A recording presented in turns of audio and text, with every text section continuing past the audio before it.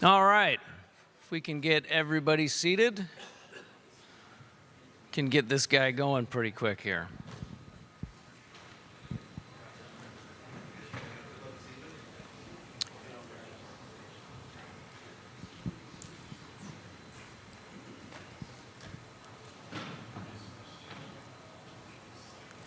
So welcome everybody to Better Discourse 3. We're very excited to have you all decided to be down here in Texas. We're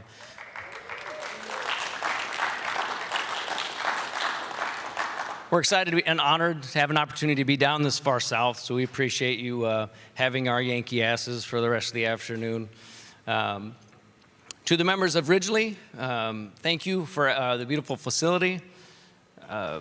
We appreciate the hospitality and can't express how impossible our events are without people like you that are hell-bent on our comfort and willingness to accommodate a diverse and exciting group of panelists who travel great lengths to share their opinions and experiences with you guys. Please enjoy everyone in the audience, and the members of the staff, and the members of the beautiful facility again, and their effort they put forward to make our event possible. Speaking of our panelists, thank you guys all for being here. Thank you guys all for being here. Back there. If you see any of them, please just make sure. They're not in the middle of a podcast or an interview or whatever they might be engaging in at the time. Please be patient and accommodating with them, and I promise they'll be patient and accommodating with you. Also, we have we're streaming today, so please help out streamers by sending links to family and friends. And if you choose, feel free to send videos and clips out on your social media platforms. So this is officially named Better Discourse 3, but we've been doing this for about almost a decade now. We've relentlessly sought a time and place where incredible people with different opinions, based on unique backgrounds and experiences, embrace the opportunity to engage in a dialogue and create a better discourse that may not have been possible before they came to our stage. For nearly 10 years, we've steadily pursued incredible opportunities to host healthy debate and encourage stress-free, open platform communication, hoping to create a mutual understanding of people's concerns while they're dealing with the propaganda that exacerbates our fears and anxieties, dealing with the propaganda of today's modern-day media. These types of events are lost art, and that's our pleasure for us to be here today. Staying true to our mission statement, we've reached out across multiple platforms for individuals from both sides of the aisle, and we're honored to put them on our stage to have an intelligent conversation with fresh perspective about today's most relevant issues. Our goal is to bolster the lifeblood of liberal society, the free exchange of information and ideas, and create something today together. Old school up here on the stage in the good old Lone Star State. So the people and the state of Texas, they're kind of dear to my heart. I went to high school here. My dad was in First Cav down at Fort Hood. He did that for 22 years. I went to basic training in San Antonio. And pretty much all of my military training has brought me back to the state of Texas. So you guys are kind of my people. You're also the types of folks that myth-informed seek out on the road or are at home in the Midwest. We value above all things our freedom of speech. We stand proudly in the face of authoritarian control, and we do not take kindly to discrimination or being told what we are and what we're not. We admire how throughout your history, Texas has strove to be a collective individual amongst the rest of the nation.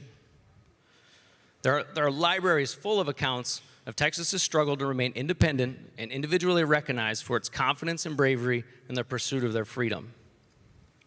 Just like any other state, historically you've made some very high profile and sometimes controversial decisions, but Texans stand by it.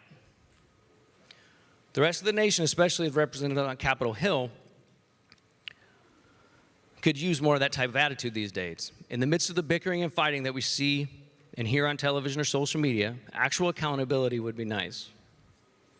We lack leadership in today's world because people tend to not be confident enough with themselves, or they don't trust each other enough to band together and take a stand for what they believe. Last but not least, a special thank you to our sponsor up in Wisconsin, Jeremy at the Quartering, whose financial support helped make this event happen. Let's give him a round of applause, please.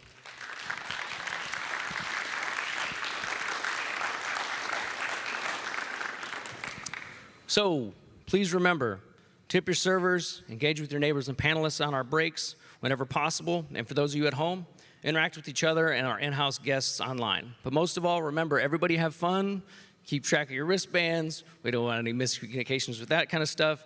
But most of all, like I said, have fun. Welcome to Better Discourse 3.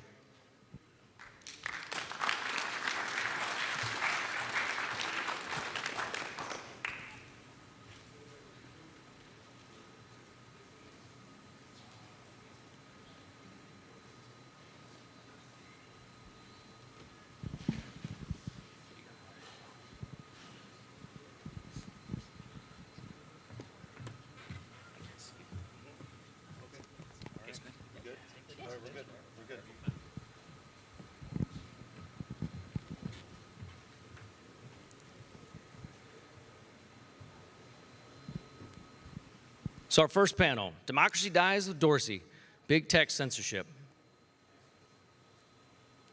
So you may have noticed an issue's developed with our various and modern platforms over the last couple of years. What was initially set up to be safeguarded and the new frontier of free speech and communication seems to have kind of not become that anymore.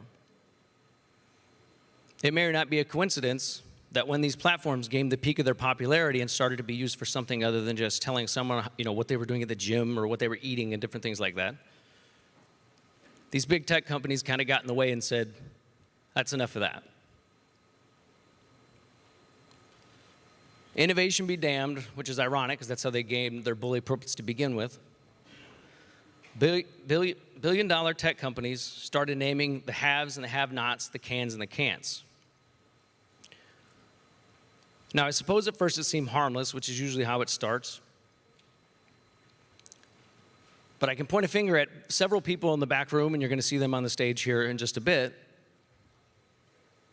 that have a valid argument of being censored and blackballed on social media outlets. Are they valid? They could be. Should any form of censorship in anyone be allowed or justified? Should the tech giants, who are just people with ideas just like you and me, be allowed to make calls and intervene on behalf of their own personal bias? Where does the line get drawn? And how long should we tolerate the ability to further restrict the foundation that we helped build their empires on?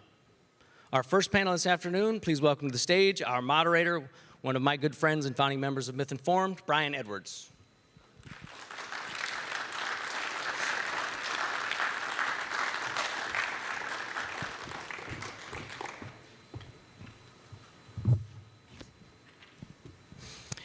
Our speakers, he's been featured in the New York Times and his famous Twitch streamer, Stephen Bonnell.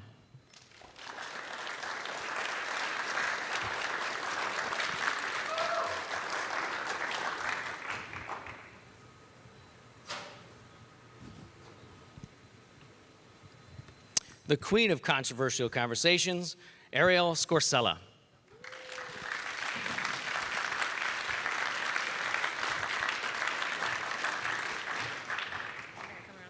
Yeah, that's fine. Or whichever, that's fine. And worldwide renowned political shit talker, Niko House.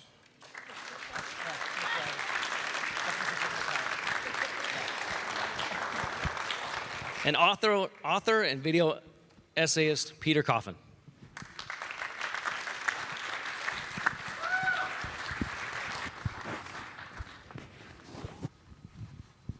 All right. Welcome to Better Discourse. I'm your moderator, Brian Edward. And today our panel is Democracy Dies with Dorsey. That's meant to be a little bit funny because some of that censorship is coming from social media. But I did hear the quote, "When you tear out a man's tongue, you're not proving him a liar. You're only telling the world that you fear what he might say." And that was said by some guy named Tyrion from some show named Game of Thrones.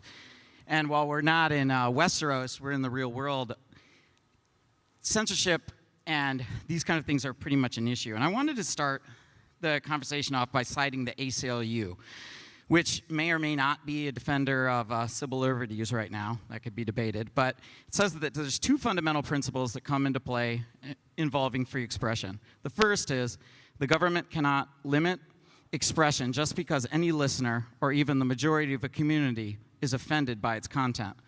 But that's balanced by a second principle, that expression may be restricted only if it clearly causes direct and imminent harm to an important social interest.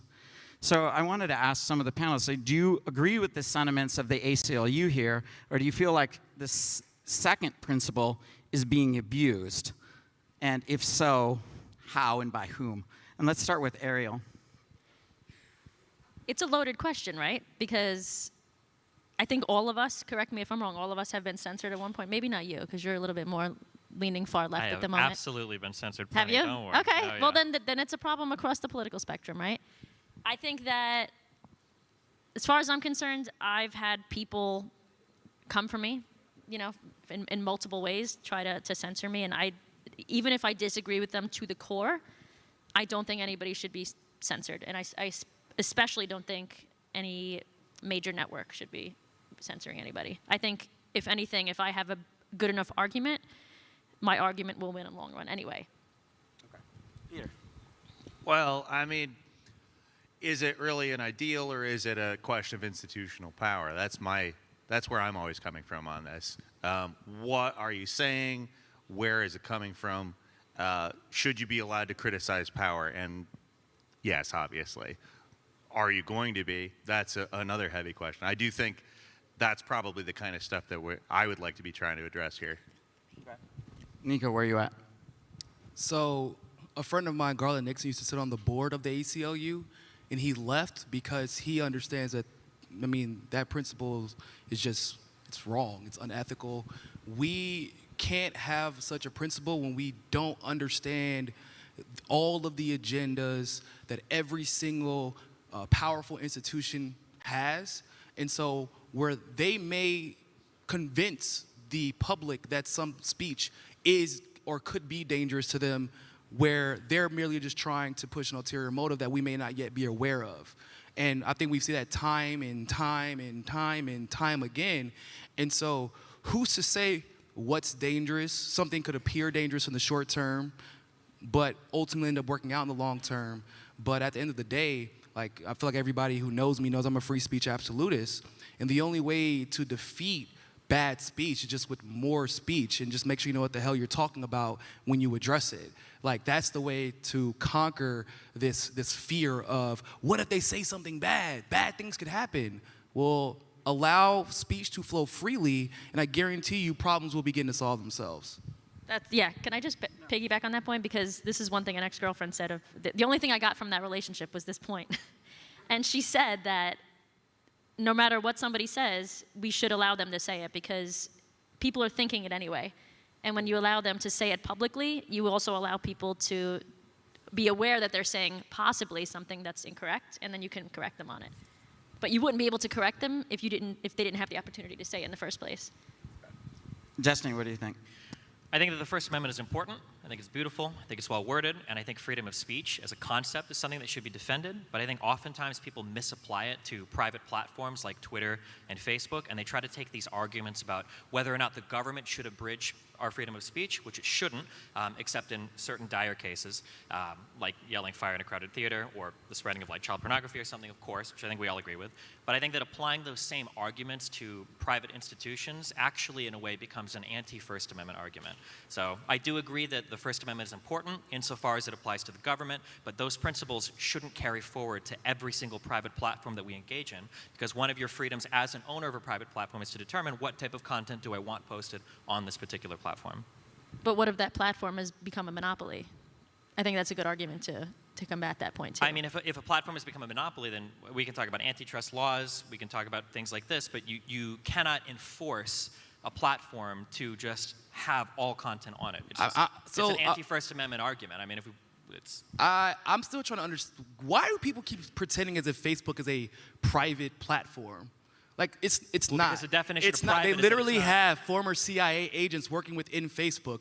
Facebook goes into Congress, comes up with a bunch of nonsense after they get accused of something, and somehow, some way, they always end up coming out on top. In fact, it is literally a law that is allowing them to act as arbiters of truthful or false information because of a law that it's protecting them. And whenever anyone goes to try and change it, they're the ones who have the money to then influence politicians. Not that they even have to, but they have the money to influence politicians to make sure that that law that they are benefiting from continues to allow them to then influence the outcome of elections in one form or another. At the end of the day, when they constantly act on behalf of the government, especially when it seems that there is a partisan agenda involved, when they go to the government and get exactly what they want, they're not being held accountable like other private institutions have been held accountable. At what point do we stop pretending that words mean, that private and public mean whatever they say it means when they're clearly acting as a public arm of the government? So, that's a conversation we get into. So private means not government, means privately owned. Facebook is a privately owned company. It's not owned by the government. If you want to have a conversation about whether or not Section 230 should be repealed, which it shouldn't be, if you want to have a conversation about whether or not platforms should be allowed to moderate their content, which they absolutely should be, if you want to have a conversation about whether or not you should be allowed to lobby the government, I think most of us agree you probably should be to some limited extent. Those are all great conversations to have, but the idea that just because a private company lobbies the government, they're somehow not Are you private. familiar with Incutel? Do you know what Incutel is? Don't need a what? The CIA's venture capitalist firm in Arlington, Virginia. Basically, I can go through the whole way they did it, but basically Peter Thiel and Incutel invested into Facebook. That's how Facebook became what it was and overtook MySpace. And this is a thing that we've seen Incutel do because they have unlimited funding sources. Another example I can give you is how Google came out of nowhere and overtook Yahoo. It's because Incutel had unlimited money to ensure that Google was able to overtake Yahoo. That's how Amazon went from being a failed business platform, a failed business model, and eBay was destroying them. And then out of nowhere, where Jeff Bezos inexplicably becomes the most wealthy man in the world. That's how Tesla was a failed business, relying only and exclusively on our subsidies. And then now, Elon Musk is the most successful man in the world. So my point is, the reason Facebook has hit the peak that it's hit is because of the government. So even though it's private, it's just once again, it's just another way to rebrand public, but they just don't call it that. Well, beyond if you want to have a conversation about whether or not some subsidy for electric vehicles should be repealed, if you want to have a conversation about whether some people should be allowed to privately invest in a company, no. I just said the government literally created the problem is that no, because you're doing Destiny. What we're not going to do today. So here's what we're not going to do today. You're not going to try to poke holes about shit that nobody's talking about. I said the government had their venture capitalist firm invest in a private company where no one else could compete. That's what we're talking about. When you say something along the lines of like, how did Jeff Bezos became a millionaire overnight? I didn't say how. Or I gave you the reason as to why. Bezos became a billionaire overnight. I didn't say how. I didn't ask how. It's because everybody in this room probably uses Amazon Prime. Everybody in this room probably buys shit off Amazon. Everybody in this room probably uses Amazon Video. Like, we know why these companies become huge because they offer products that everybody in society uses. If you want to talk about repealing an individual law, if you want to talk about repealing an individual law, please tell me one company that can compete with unlimited funding from the government. Nobody's getting unlimited funding from the government. I just told you. You're talking to me about specific subsidies that exist for these companies. If you want to argue, we got to go to the next question. We got to go to the next question. But let's hear it out. All right. 1 second. Let me cut in. Let's hear from the Marxist. Yeah. Well, see, the purpose of the state is to uphold class relations, right? Go on. Yeah. So that's it. I'm the moderator. I'm not allowed to agree. Marxist. Anyway, the purpose of the state is to uphold class relations. Fundamental difference between the two classes: owner, not owner, right? Facebook is an owner. They benefit from all the action that the state does.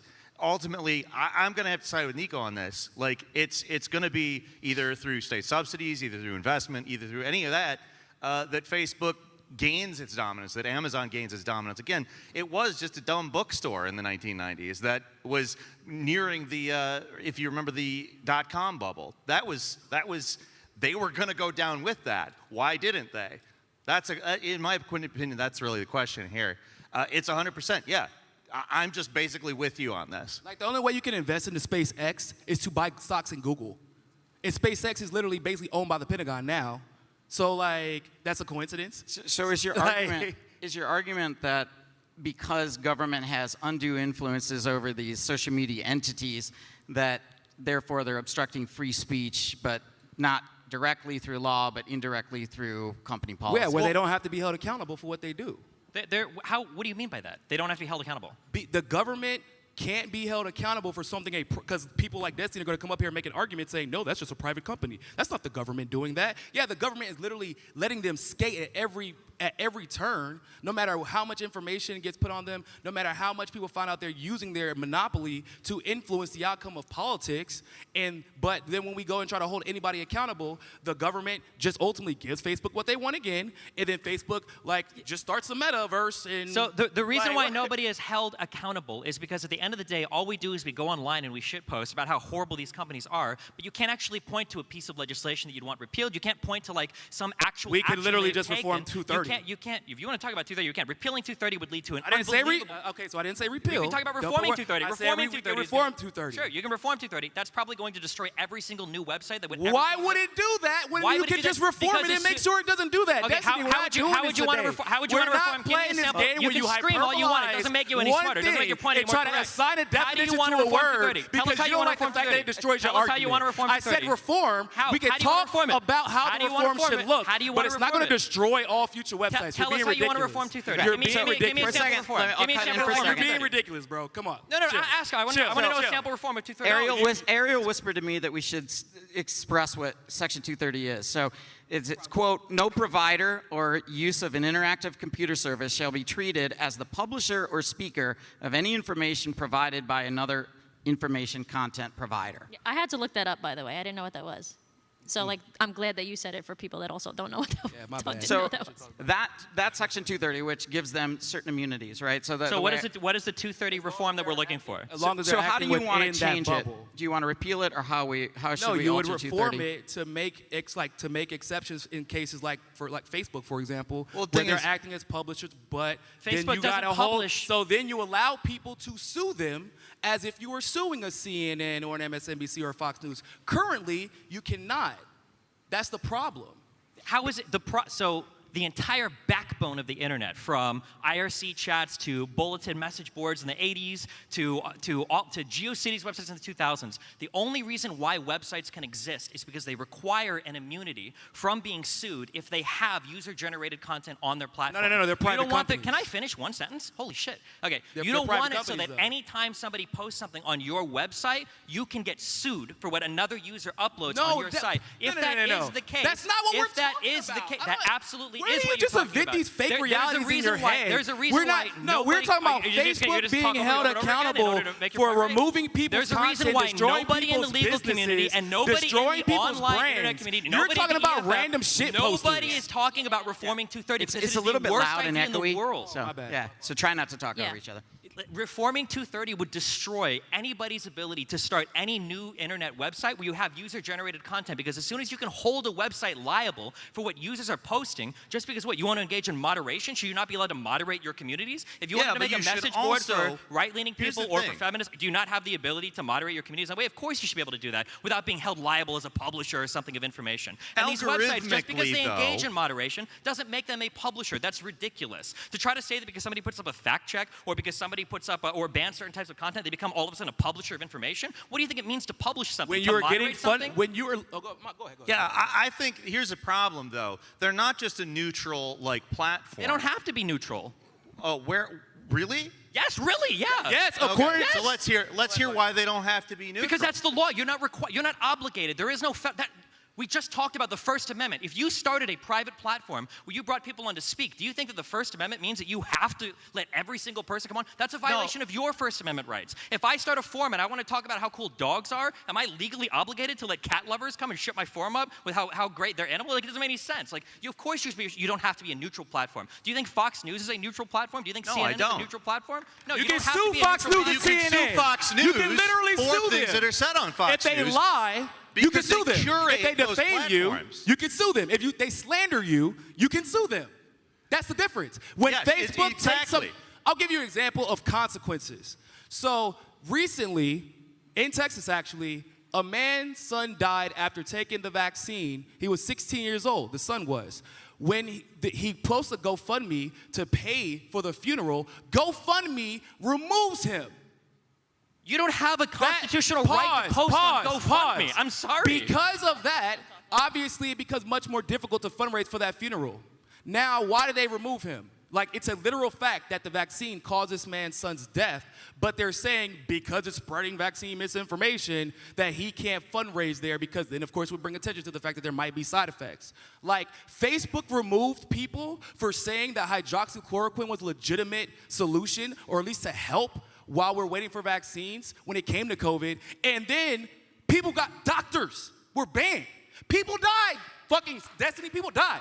Are you wait, first of all. No, what I'm telling you is that there are real consequences when you are removing people because you're pretending to be an arbiter of information when you're literally removing experts. It's one thing if you moderate the content by saying this isn't allowed, you give them a strike. But if you think that they should be removed, then you go through the fucking court of law and you hold them accountable there. And if someone has decided that you are overtly or accidentally causing problems that could lead to mass conflict or violence or whatever, then you allow the courts to settle it. But what you're suggesting is that we should allow this entity that has gotten unlimited funding from the government They don't. where That's you not can't true. to Okay, the point what's the where now rebuttal? you can no longer actually have competition against them. All right, Niko, let's hear a rebuttal now. So everything about hydroxychloroquine has been proven to be ineffective. Bullshit. So the fact See, that you they would bring rejected that up, that. can They I never finish? Wait, can I retract their finish? Can I article. finish? That's bullshit. Are you going to But go scream ahead, over me that's every bullshit. time I start categorizing the bullshit. bullshit Go you ahead. say up here? Give him a chance. I need like 10 minutes to go through every fucking stupid thing you just said. Go okay? ahead, go ahead. So number one, hydroxychloroquine is like the worst example of anything you could brought up of.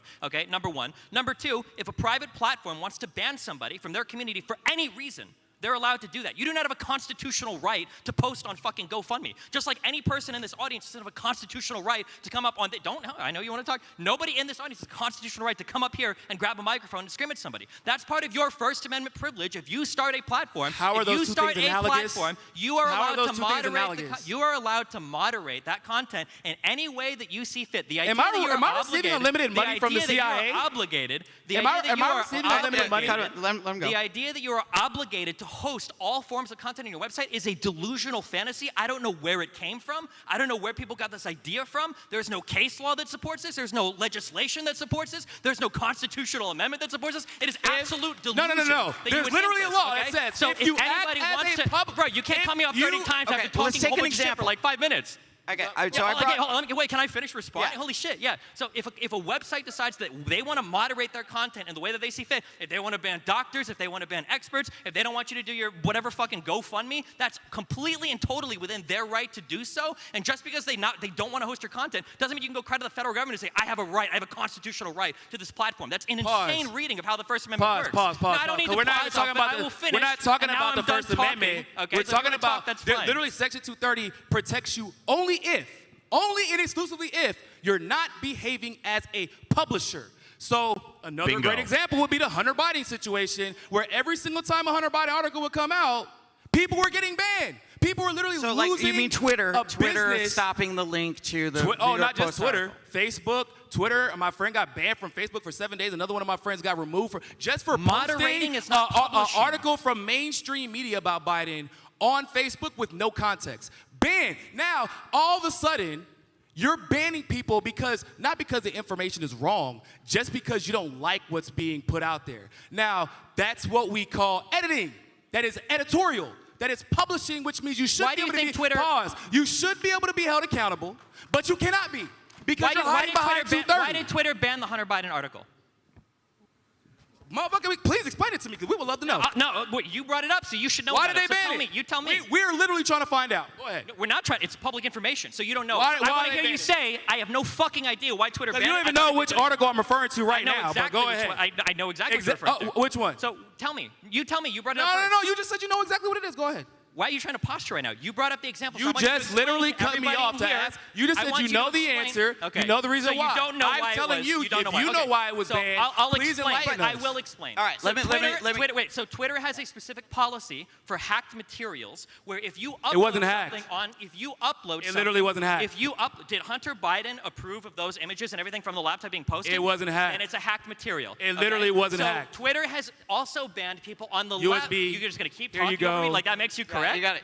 I'm right here, dude. You don't have to look at the It's a audience. USB. Hey, talk They to me. handed You don't it have to over look at the here. audience. They were like, Come on, hey, Niko. post this. Hey, New York Times is New York Times banned for posting hack Let him material? rebut, and then we're getting to the next question. I'm right here. I don't know who you're Is looking the at New there York for. Are you Times talking to banned somebody for, else right now? I'm trying to Are understand. you lost? I wasn't somebody going to answer my question. You gotta let him talk. Do we have like a monitor out there Is the somewhere New where York you can Times see a picture of me, or? banned for posting hack materials? Because last time I checked, they did it all the time. But Niko, we get the point. You got to let him respond. But that's my point. yeah, I'm is, right here. Hey, you are not understanding the lack of consistency. I understand completely. That's You the just had issue. no idea You're what telling you me brought what the rule There is, was but they won't explain why they don't consistently follow the fucking rule. Because That's one, the problem. Does if you anyone in wanted the to audience have a discuss- Xanax? If you wanted to discuss the Hunter Biden story or post the Hunter Biden story, you were absolutely allowed to, as long as you didn't link to a website that had hacked materials listed on it. Number one, and I know that because I discussed it on Twitter and I get banned. Number one, okay. Number two, there was a left-leaning group that leaked a whole bunch of like police materials, part of the big ACAB thing. I think it was like a year prior, and they got banned for doing the exact same type of thing. This particular story is not a story of political bias. It's a story where you, who has a clear political narrative, has taken one story, completely misrepresented it, and then try to pretend that it supports Is your New York side of the Times political narrative. banned That's exactly for what it posting is. hack material? Okay, so it's a yes or no question. Yes, It's yes. if you post No, hack- they're not. They post WikiLeaks leaked material. They have not been banned. What are you talking about? If you are- CNN did if it. you- Hey, Didn't Trump's Niko. taxes just get why are leaked you- and it why got are you posted? talking- I'm right Those here. are hack I'm materials, right here. correct? I'm right here. Okay, that's what I I'm thought. right here. So the problem isn't that they are taking their right to enforce their rules. What we're trying to figure out is, why are you inconsistently forcing rules? What do you do when those rules are being forced inconsistently and they're supporting a certain political agenda while undermining another? And then at that point, when does that not make you a publisher? And if it does make you a publisher, why can you not be held to the same level of Okay, hey, but accountability Niko, as an actual publisher? Let's It's very attack this. simple. Let's attack this from a slightly different angle. I'm gonna ask Arielle what she thinks of this. So in 2019, Cedric Richmond, U.S. Congressman from Louisiana, warned Facebook and Google that they had better restrict what he and his colleagues saw as harmful content or face regulation. Quote, he said, "We're going to make it swift. We're going to make it strong. We're going to hold them accountable. Figure it out because you don't want us to figure it out for you." And Jerry Nadler added to that, "Let's just see what happens if I pressure them." Is this worrying to you that the people that are governing their content moderation are influenced by congressmen? Arielle, what do you think? Is that like a skirt around the First Amendment, or what's your thoughts? I think that anybody that has power is going to try to control more. That's just the fact, right? That happens throughout history. It worries me when people use that power to silence people. Like that's like the concept of this panel, right? Yeah. I think that I do agree partially with what he's saying. I understand where he's coming from with Stephen. And I think that if you do have your own platform, yes, you can moderate content in a way because if there's like pornography or something, you don't want that, yes. But I also think people are taking that to the extreme and making it political. And just because they don't like something, they're removing feel that. that, I don't think that's a healthy way for this country to be going. Do you going. feel like the government has an undue influence on what Facebook is doing? Oh yeah, I do. I think this is just me personally, but I think that it's fairly obvious to me that Facebook has some kind of secret agreement, whatever, I don't know, with the Democratic Party, because and YouTube too. I mean, I speak from personal experience. I know that until I came out, I was posting the same content for 10 years on YouTube. Sexual education. Until I came out as leaving the left and being a non-leftist, then they started banning me and restricting me. So to me, that's my experience of what you're saying. And I don't think, obviously, I'm biased, but I don't think that's okay. What was the reason? Did they say that you were causing harm? I mean, is it the second They said it principle? was because of my sexually explicit content, but I've been posting that same content for 10 years. So to me, it's okay, they don't like what I'm saying now. Okay. What about you, Stephen? But yeah, I do think it's because that's to me, it's too obvious. It was too obvious to me that this is why it was happening. Right. So, Stephen, what do you think? If there's a link between the government, senators pushing these guys, doesn't that not apply? Isn't that the government using abridging the First Amendment in the wrong way? I mean, I think it would depend on what they're pushing for or what like the implication is. If the implication is that if this behavior is going on that leads to some sort of harm and we're going to like legislate a new law or we're going to like enforce a law in the book about it, that's probably fine. That's what Congress is there for. But if it's something like we're pressuring you to like censor certain political narratives or whatever, then that's probably not okay. I will say though, again, a platform has the right, even if they want to ban, you know, like Republicans or Democrats on their platform, it's within their right to do so as a social media platform. Yeah, now, and that pressure, I agree with you. Sure. I don't think it's good, but I think that by law they should be able to. Sure, But I don't and think, I agree 100% Yeah. with that. I don't think it's a that good thing for the censoring country, of, like, though. depending on the platform, censoring of like conservative speech or whatever online, it sucks because it makes it more boring for me because I like to shout at people and I don't have as many people shout at Do you online think anymore. 'Cause all the 230 is servers get fine banned. the What? way it is? You think 230 is fine the way it is? No changes? I don't think 230 is fine. I think 230 is essential for the internet to function the way that it does. Without 230 written as is, you lose. Like the new world going forward is every single platform would have to moderate every single comment posted, knowing that they might get in trouble for, like, the reason why 230 came about was that when certain platforms were moderating their content, the idea was that, well, hold on, if you're going to ban some stuff and not other stuff, you're basically tacitly approving of other stuff that's being posted, so we can sue you for that. And so people were starting to take websites to court for stuff that their users had posted on the site. Yeah. If I posted defamatory content of anybody on this stage, you shouldn't be able to sue the platform that I posted on. You should sue me for it, right? That's the essential protection that 230 provides so that websites can continue to exist while allowing user-generated content to flourish on their sites. Well, the difference between the two things is whether it's a provider or a publisher. And there are a lot of things that Facebook does that make it a publisher. It is not specifically just a provider. The algorithmic way that they sort content, they prioritize certain types of content, they push certain types of content, and whether it's because of a political agenda or because it's the content that makes them more money. And I understand that that's probably something that is built in. It is going to be a contradiction that you're not going to be able to get rid of anytime soon. But in a lot of cases, Facebook is acting as a publisher rather than a provider. So this is just not true. So people have tried How? to stretch.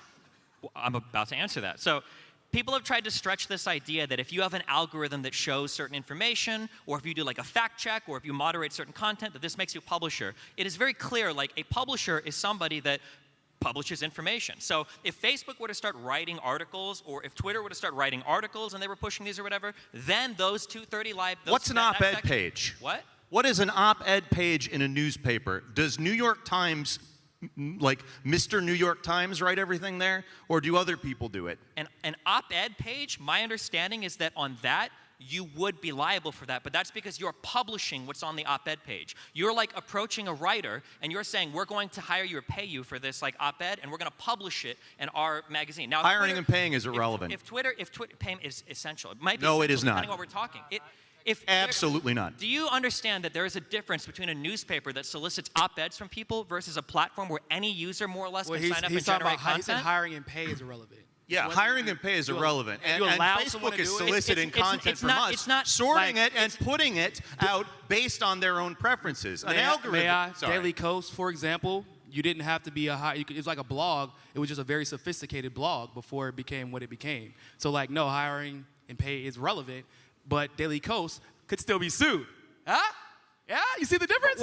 My understanding is that You if see you the have a difference, though? website where any person can just submit content willy-nilly, if it's like some WordPress site, some blog or whatever, like Medium, for instance, you can't sue Medium for somebody that writes an article on Medium because Medium is not like the publisher, it's just a distribution platform for that article. Now, Yeah, but even it if you've doesn't treat all got that an content the same. algorithm that sorts stuff, Exactly. like you might like this, you might like that, or even if you ban stuff like we don't want this, we don't like that, that still doesn't make them a publisher of the information. But see- They're just a content distribution network. Does They're it just a CDN change? that somebody uses for user-generated content to show up on their website. The content all comes from people, Is there not endemic to the company. So, well, we don't know if Medium could be sued. Maybe they could. We don't know. Like, honestly, Wait, we don't know what? I couldn't We hear don't you. know if Medium can or can't be sued. No one has ever attempted to because We they do don't know just because they're protected by arbitrarily 230. they don't arbitrarily remove people's information just because it doesn't agree with a certain political agenda. To my knowledge, I've never heard any complaints about Removing that. information that doesn't agree with the However, political agenda doesn't mean you Destiny, lose your let me Section finish 230 talking, protections. Mr. Oh my I don't God, I think you've can't let get me a word finish in. a single thing, Let so me I finish have talking. very little sympathy for you at this Look, point. bro, What do you want to say, let me Niko? finish talking. I just let you pontificate for a fucking hour as usual. Let me talk. Oh, please. yeah, Thank one you. hour, man. What do you wanna say? Anyway,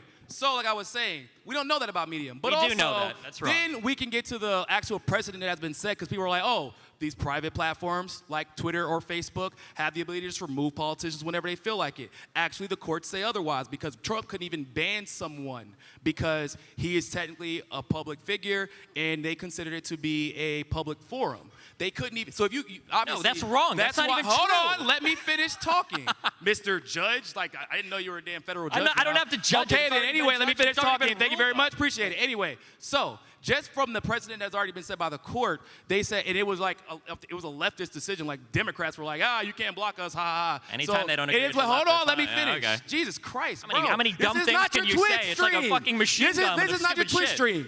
Chill. All right, we Let got to me get to talk. it. Anyway, It is his Twitch stream. when actually. Trump got banned from Twitter, that was probably the most egregious form of censorship that we had ever seen because literally the outcome of an election could or could not have been affected by it. When you are talking about I mean, because this is America, right? So if the outcome of our election is affected by, which that means you're affecting the outcome of the geopolitical arena all over the world. And there is literally no accountability, ironically, in the same country where everybody's talking about election interference all the time. But so could a movie, right? Yeah, but you could, if the movie influences it, you have a choice whether or not you want to engage with that content. Like, they don't funnel it to you. They don't force you to go there. But if I have a business, if I have like my What political forces you to opinion, use Twitter, if I don't, Facebook? Okay, so Facebook when is you rules. have a business that is reliant on Twitter and Facebook because they are, okay, we just went through this. Okay, so once again, unlimited funding. There is no There is hold no on. unlimited Let funding me from the finish government. talking. I don't think you Oh know what my funding or God. unlimited means. I don't think you know what either of those just words because mean. you don't like the logic that's about to come doesn't mean It's you can not cut it about off. logic. Okay, You just then don't. let You me don't know what a finish so publicly you can traded prove company it. is. You don't know what we're capital already is. You at- don't know what funding so means. You let don't know me what unlimited finish it. means. We're already at the unlimited funding. Like, Yeah, ask, well, like that's what I'm Facebook, saying. So when Facebook is a unlimited utility. It's funding- like roads, right? So he's saying like Facebook's not regulated like utility, if that's what you're asking. Right, but no, but he's making the argument that Facebook is essential to launch a business in the modern world. In the many ways, like roads, like to restrict a business access to roads, we all agree that's BS. You literally can't But find is competition. Facebook is it as essential as roads?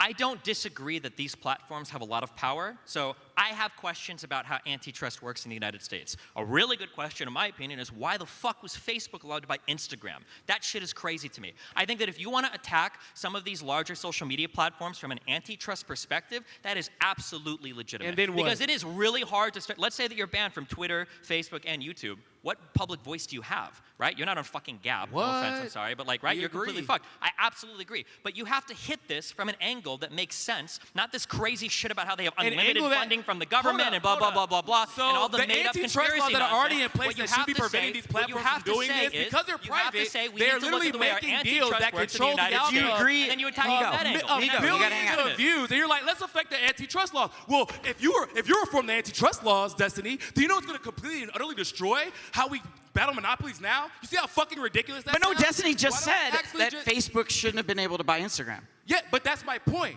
He's like, we should then refund the antitrust laws to make sure that can't happen. But if you reform it, oh my God, then we can't handle antitrust issues like we handle them now. Like, no, that sounds ridiculous. You can, I was about to You say agree something very on this. vulgar, but basically you can you can walk and chew gum at the same time. You It's can not about reform walking and chewing gum 230 at the same while time. You're pointing to while things and calling them protecting the problems when they're not things- problems. You can reform 230 while protecting the things that we Okay, what do you want? What do you What want is to do it, to what is it 230? 230 for reform you want? What Make- specifically? One, it's either one or two things. You either reform 230 or you admit that platforms like Facebook and Twitter no How longer would you fall. reform Hold 230? on, let me fucking finish. Oh my Every God. time shut they the ramble, fuck it's up. because they don't Bro, have shit to say. shut up. Every fucking Jesus time. Christ. It's the same Dog, script. Holy if shit. You like, okay, you know what? But one at a time. No, we have to dissect the 430. Use your pen.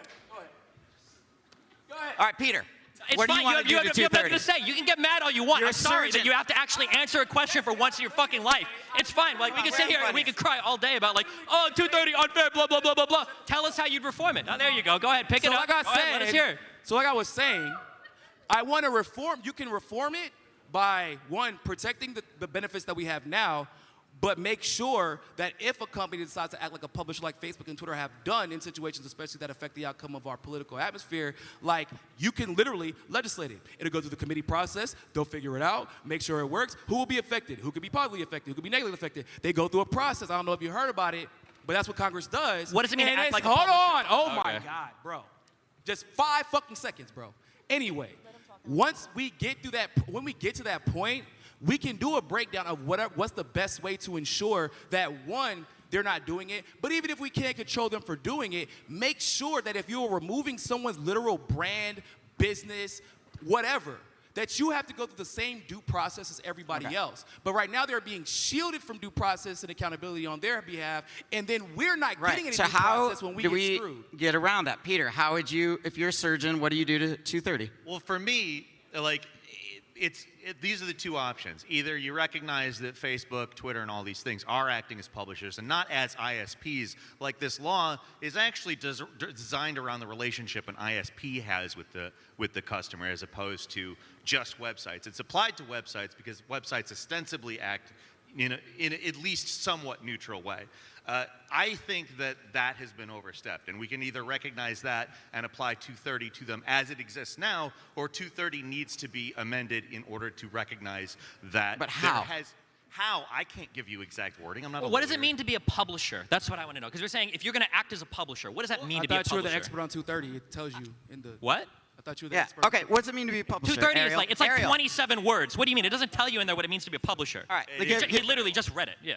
Arielle, what's it mean to be a publisher? I think that's the issue that this debate is having. I think both people are explaining it differently. No. Now, is being a publisher simply posting something online, or is it also? Yeah, I agree with you. I agree with you. Or is it controlling what's being seen in the world? I think there's a case for both. I think both are equally as important because what about- you could post things like just. I mean, it happens with the algorithm with YouTube all the time. If they don't like what we're saying, they restrict us. Sure. And I think that is, in essence, also being a publisher because you are controlling what is being seen. Sure, like Stephen points out that like the New York Times op-ed's clearly like that's publishing practice, right? But what about on your content if you say something like trans women aren't women, or you said something different about COVID and they said this article is misleading? Like, is that publishing? I don't think that's publishing. I think it's. It's editorial content, I think it's I think it's editing. I think it's editing, and I think people can interpret that as publishing. I think it's all interpretation. I think everyone's going to interpret it differently. That's the issue. That's why we have debates about this, right? What do you think, Stephen? Is that I think this is one of those things that seems plainly obvious unless you're taking a hardcore political bend to it. If you have a platform and users are supplying all of the content to that platform, you have a right to moderate it as you see fit. If you want to like force people or attach like a not safe for work or not safe for life link, if you want to say warning, like we think this contains bad bit or whatever, or you want to say that like this violates whatever rule or whatever, you have the right to do that. That doesn't mean that you are suddenly like creating and publishing content on your platform. I think there's case law to support this. The EFF has a huge write-up on how they feel about 230, and a whole bunch of other institutions have signed on. People like Medium have signed on to support 230, written as is well. I mean, like the idea that just because you engage in some moderation, or if you want a front page like the cutest dog pic of the day, you've become an editor or a publisher. If we were to take that point of view, what we're essentially restricting is every single platform has to just show all of their content in a straight line with like no other like flourishes or whatever. Otherwise, you're engaging in publishing or editorializing. don't you have to weigh the benefits and Yeah, like? so yeah, we want that. Where's think the no. line then? I think he makes a lot of sense in that with that Well, point where's the because line? Go ahead. you are also a business and you want to make sure your business is doing the best that it can, and if that means putting certain content first because that's going to get the best, the more clicks or keep people on the site for longer, that makes sense, and I get why YouTube does that as well. I just think it's reached a point where, to me, it would be considered censorship and I not think and it's not beyond no the longer. line, too. I think just for me, the line has been crossed, but I understand. I understand what you're saying. I just don't like the word censorship because like. Come up with a better word then. Well, the problem And is then I'll that use that word, The but I problem don't is that contextually these mean very different things, right? If I'm not allowed to call my dad the F word, if I'm a 9-year-old at my house, I'm being censored by my parents. That is true. Is it good or bad? It's probably okay. If you're not allowed to say crazy stuff in a classroom, if you're like in 5th grade, you're not allowed to scream swear. That's censorship, right? If I'm on a private company, if I were to start screaming at you really big obscenities, eventually I imagine you'd have me removed from the stage, right? That's a form of censorship. Now, if the government were to craft legislation that was abridging my right to freedom of speech, that's also censorship. One of these is really, really, really bad, and the other 3 examples are probably okay things that ought to be protected in society. So the main issue I feel like is that we're losing the context of is like the consequences of the inconsistent application of punishment and censorship and removal of people. It's one thing if I saw like CNN or MSNBC getting the same type of treatment as maybe an Alex Jones, for example, probably wouldn't be all that concerned. I'm like, well, shit, man, that's just the way it happens sometimes. I would still have a problem with it because I'm a free speech absolutist, but it would be hard for me to find an argument that says they're treating people unfairly and it seems to be based on a political agenda. We all sat through Russiagate. I think everybody was there for that, where they lied, not once, not twice, but for years. It cost people jobs, friendships, breakdowns in relationships, and it turned out to all be complete and total bullshit. And then if you go and look up, and you see some of the articles that came out, they were like, they had the CNN employees that got caught saying, yeah, this is BS. Nobody actually believes this. They were doing it for money. That's what their claim was. And the moment that became an issue, that was everybody's moment to step back, wow, so hold up. Not only were they lying, not only were they full of it, but it was for money, and they weren't punished for it. There is no incentive for them to then tell the truth at any point because they know that they will always be able to benefit from Twitter, from Facebook, and from the government as long as the right people are in power and they're doing what the government wants. So you now have this vicious cycle of fuckery that no one is being held accounted for because they know whatever applies to you doesn't apply to me as long as I keep playing the people who are in power, as long as I keep playing their game. That's how we're in the shit we're in right now because of the selective accountability. If I can be held more accountable what's than the a accountability? that's like, a Peter, problem. What would you want? What would you want, if there's accountability for these people, what is that, what's that look like? I mean, you can see, if you think that one of these companies has engaged in behavior that is illegal or malicious, and you can prove that in a court of law, you can take them to court and sue them. Oh, word, CNN has gotten to. Oh my God! I'm sorry. Did I just interrupt your interruption with my answer to his question? I'm sorry. Go ahead. Go ahead, Steve. Oh, thank you. Okay. Yeah, so you can take CNN to court if you feel like they've published a story that's wrong. There was a really popular story 4 or 5 years ago. I'm sure everybody in here saw it. It was some white high school kids that were outside, and there were, I think, Nation of Islam people. Yeah, I'm pretty sure that family took CNN to court, and they got a decent settlement out of it, which they should have because that whole story was bullshit. And the way that it was edited what does that have to do with absolutely. Facebook? What is that? I can walk you through it. No, that's fine. If we want to spend the time. He's talking about accountability. So you said there was no accountability. No. What I said was, showing to you is that if you take somebody into court and sue them, some people would call that accountability. Facebook cannot. What are you talking about? We're not having the same conversation. The only ones winning when we're talking over each other is the echo. So go ahead. You were gonna summarize. No, I was just gonna say he's talking about accountability. I think that is one way of people being held accountable. I don't think necessarily it needs to. I don't think we need to start suing people to be held accountable, though. We're talking about have those people be we're held talking about accountable. social media platforms in the inconsistent application of accountability. Yes.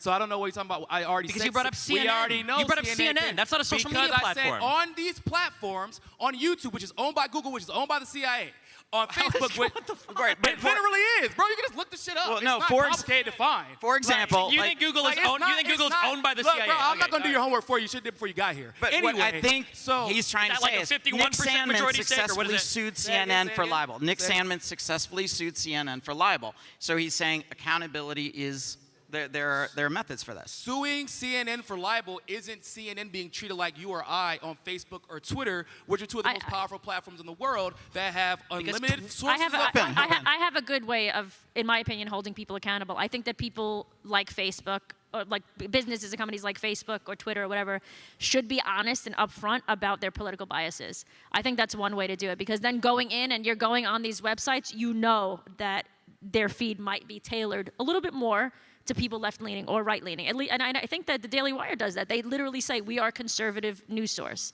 So people know going in that they're going to be... But those are all publishers, right? And they all can be held accountable to a degree, Facebook and Twitter. Everything that you're saying is true, but then Facebook will turn around and say, we're not publishers. What are you talking about? All right, so take an example. Yeah. So on Section 230, to modify that, I haven't gotten a ton of specifics, but Vivek Ramashay, I maybe butchered his name, the guy that wrote Woke Inc. What he says to do on Section 30 or 230 is to guide it by the First Amendment. So they would not get liability anytime they're outside of the bounds of the First Amendment. So they can censor content, for example, that the First Amendment doesn't protect, which would be your child pornography, threats of violence, libel, and all of that. But everything else, they would have to do in the spirit. Or they could choose to be a publisher and lose the liability. What do you think about that? It seems weird. It's paradoxical. enforcing that a business follows the First Amendment is contrary to the purpose of the First Amendment. This is the reason why anytime you participate in any private business, if you go into any restaurant, if you go into any private anything, there's always that line on the bottom of we reserve the right to remove you for whatever reason we see fit.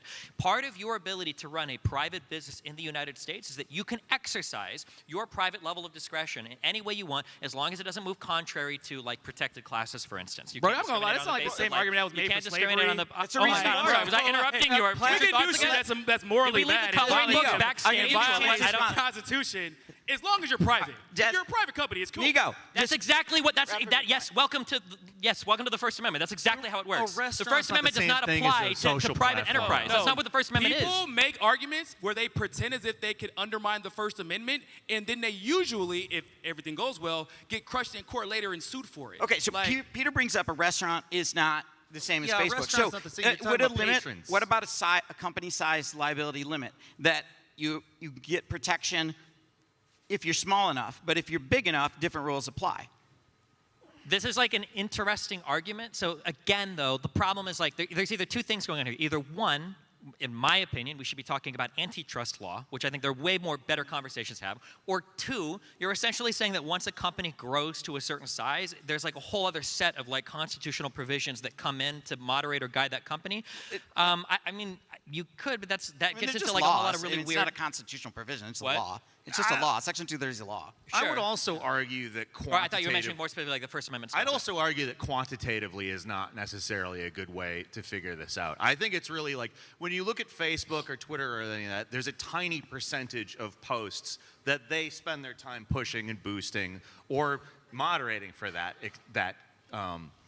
matter. I think it's really, are they acting in a manner that like they are very, very heavily curating their site in terms of what they boost? That makes them a publisher. I have a very possibly, I don't know if this makes complete sense, but to me, I think the argument can like be summed up in like as book burning. Like people are allowed to publish, but then people are denying those publishings to be seen, right? Is that kind of where we're at?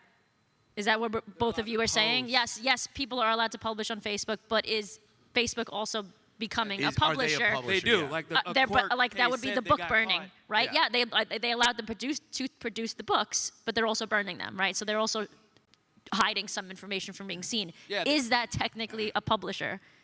I don't know how to answer that. I don't think if any. you I don't know if are- any of us do.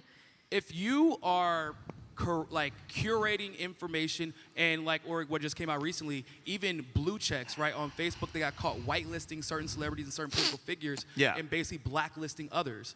Like, when, once again, in the grand scheme, what is that actually doing? That is influencing not only political narratives, but social narratives as well. And it is disallowing open discourse, which is fine if you're CNN or MSNBC or Fox News. Because once again, if somebody is allowed to lie, like outright lie about me on CNN and MSNBC, if somebody They're not. does that, I can sue them and I have a pretty good chance of winning.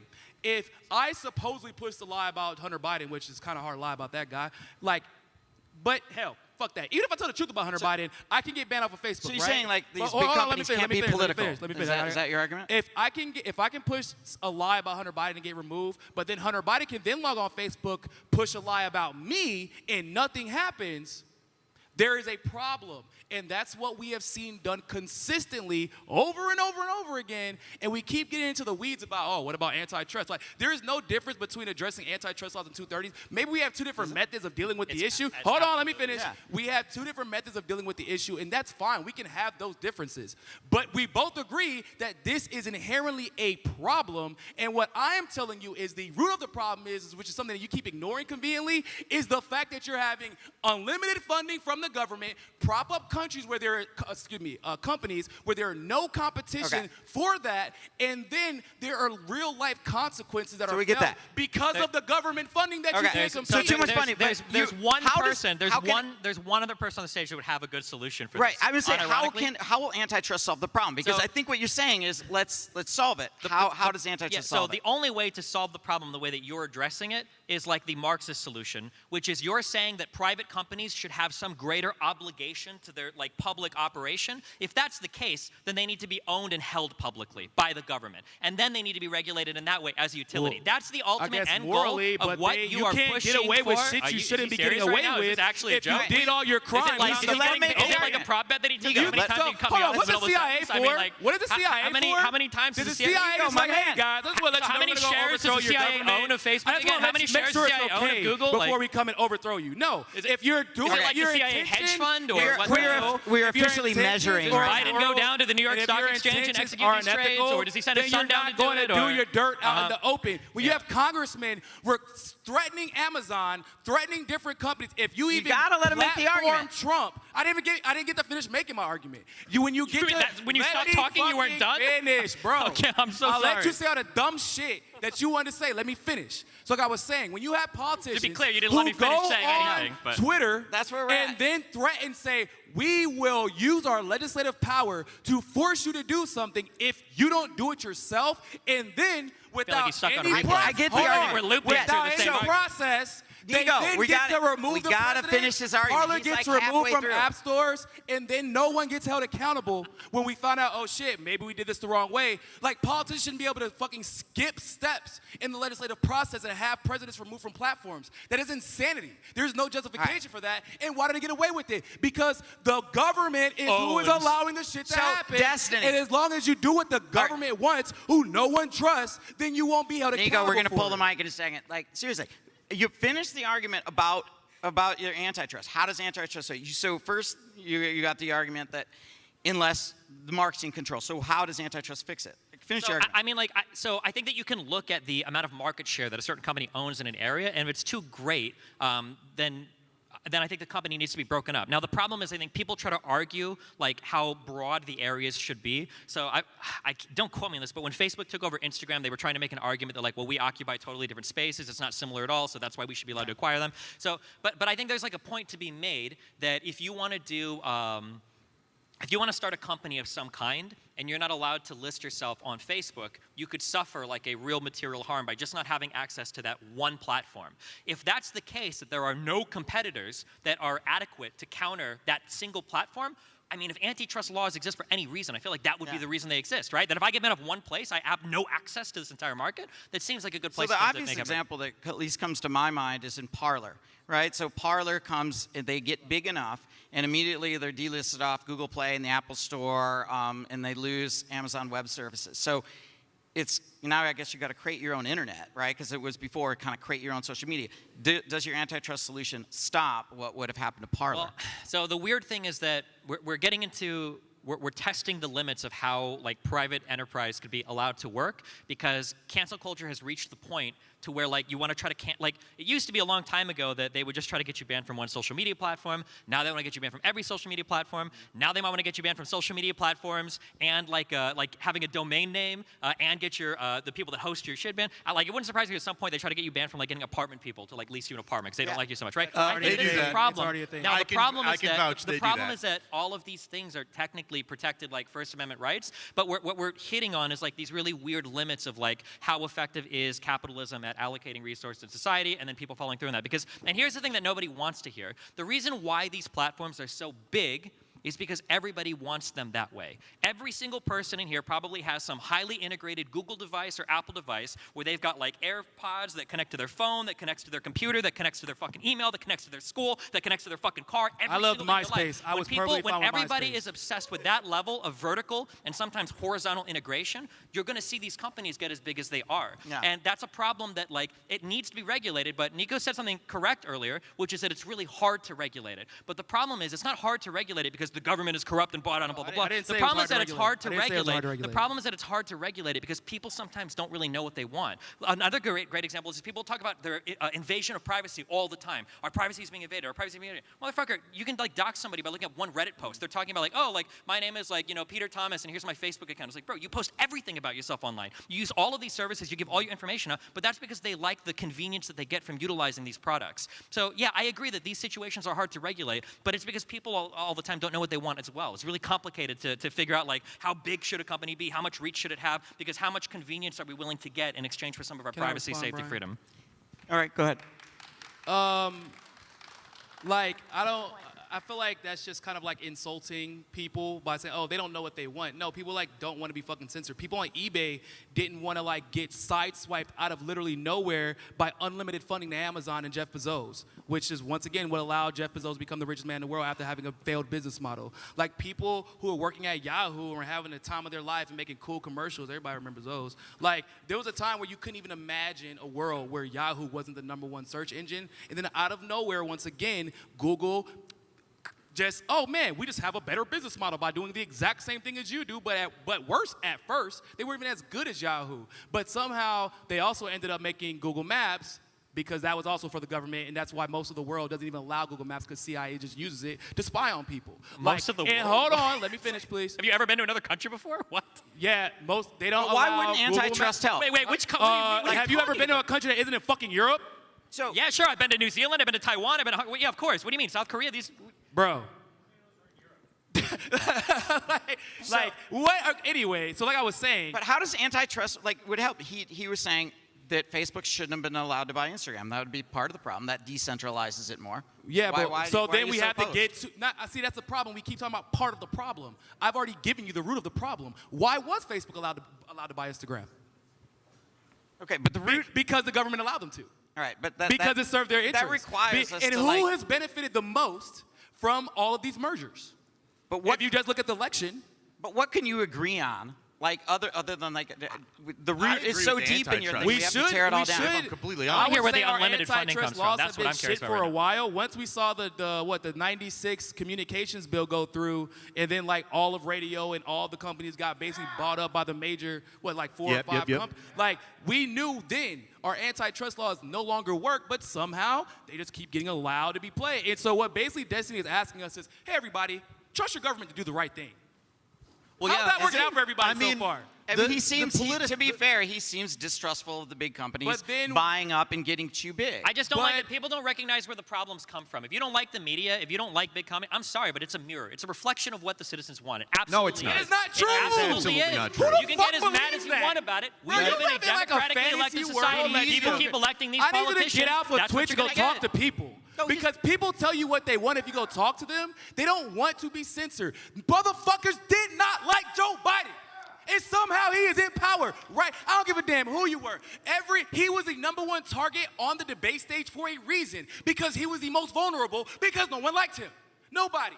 But somehow, some way, he becomes the president anyway. Or everybody by the end of the George Bush So wait, administration are we didn't like doing like George election Bush. was linked And to- then are you- somehow, some way, he gets paraded back in front of us. Is- And is everybody's there like, like a- oh is my there a- God. is there a single- Actually, conspiracy I do you kind don't of like believe in? George Bush Like- now. We get told what we wanted through You propaganda. gotta We let know him- this. Well, you gotta let me You can't finish the play damn tennis thought. with one person, man. Like you gotta I let just him. want You to gotta finish let him my back thought. I in. let them finish their thoughts. I wanna love be able to that finish my thoughts. Biden won and stole the election with a Republican I'm not government, talking about with stealing Republican the federal election. That's judges, not what I'm talking with about. Republicans looking at every step of the way. Somehow he was You're able to get through you're it, like the tennis guy that's running and hitting your own balls. Well, shit, Like, I can you do gotta- that. I'm not good.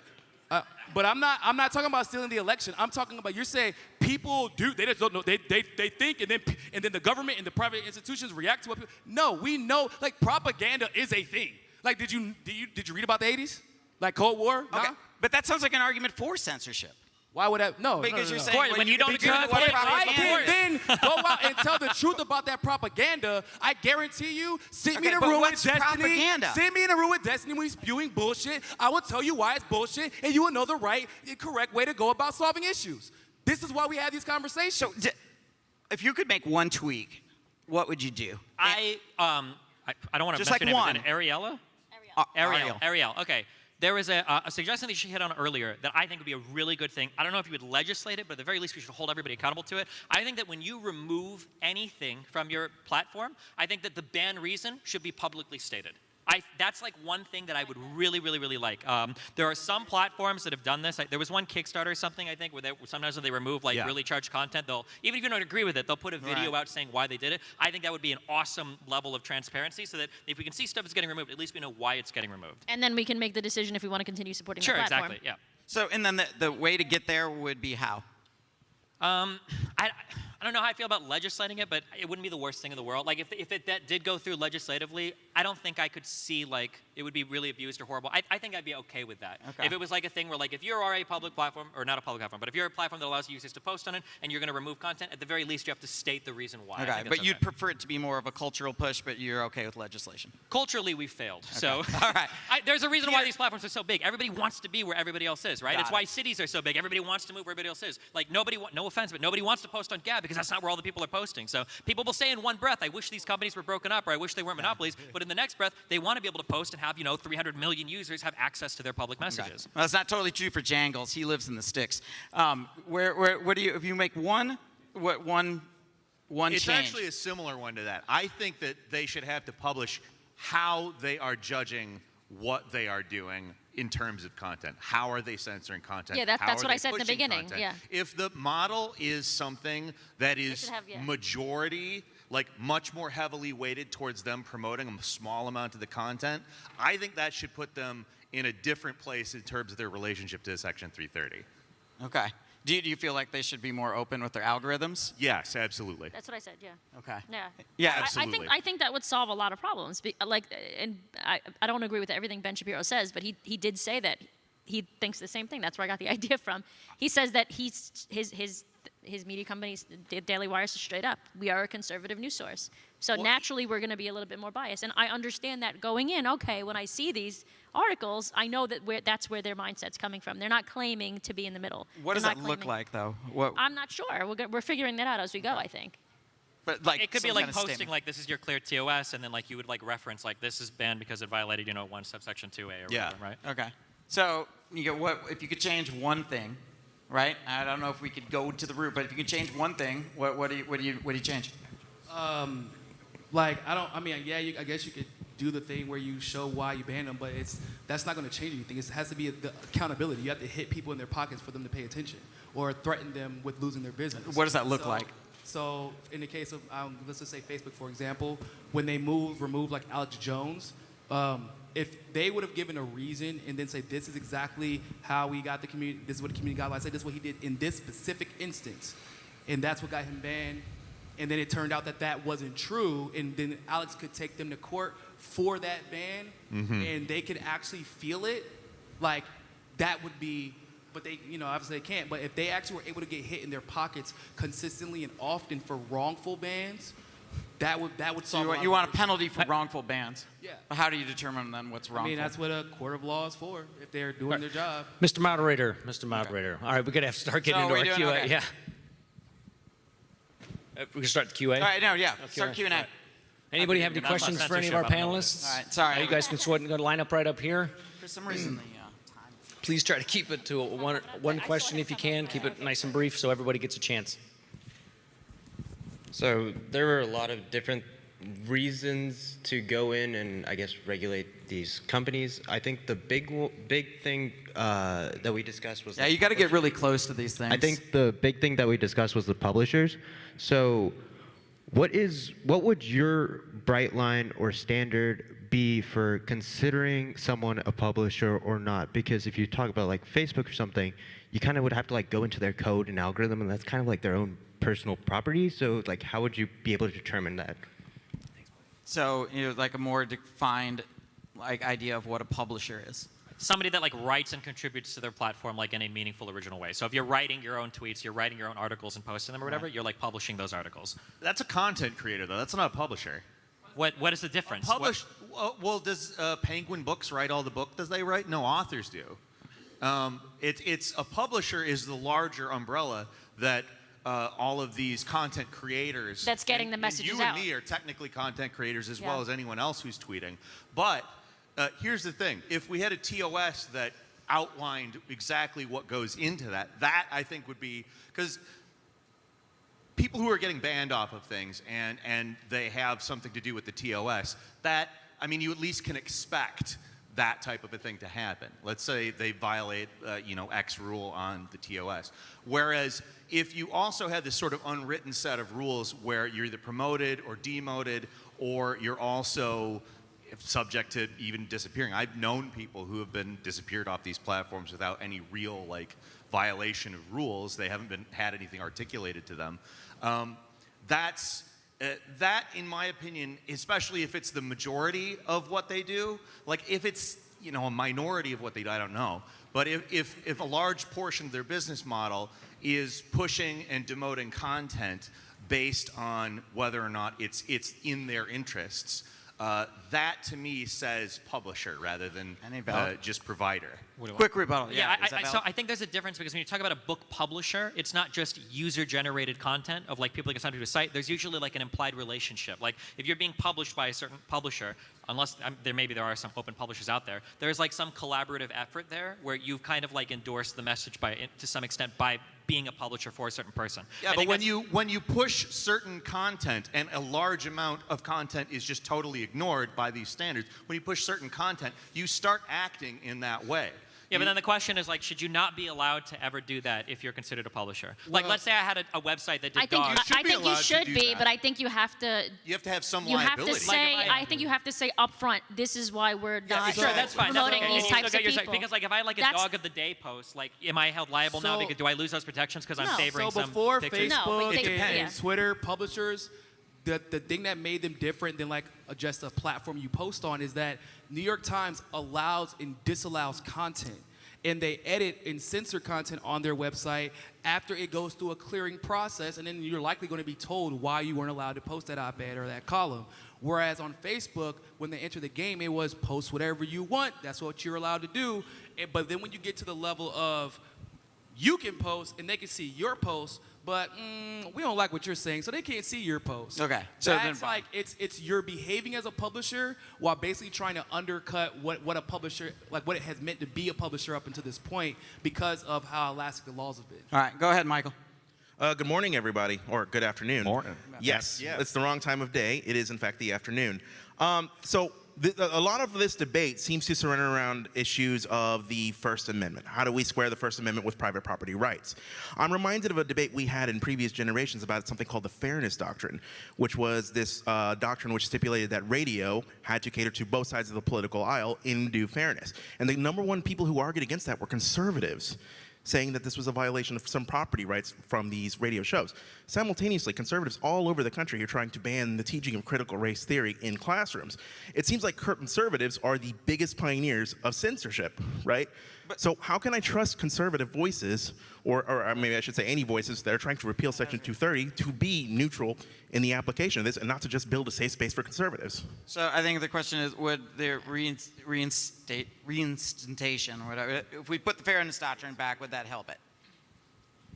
Well, the fairness doctrine isn't explicitly they're required to show both sides of an issue.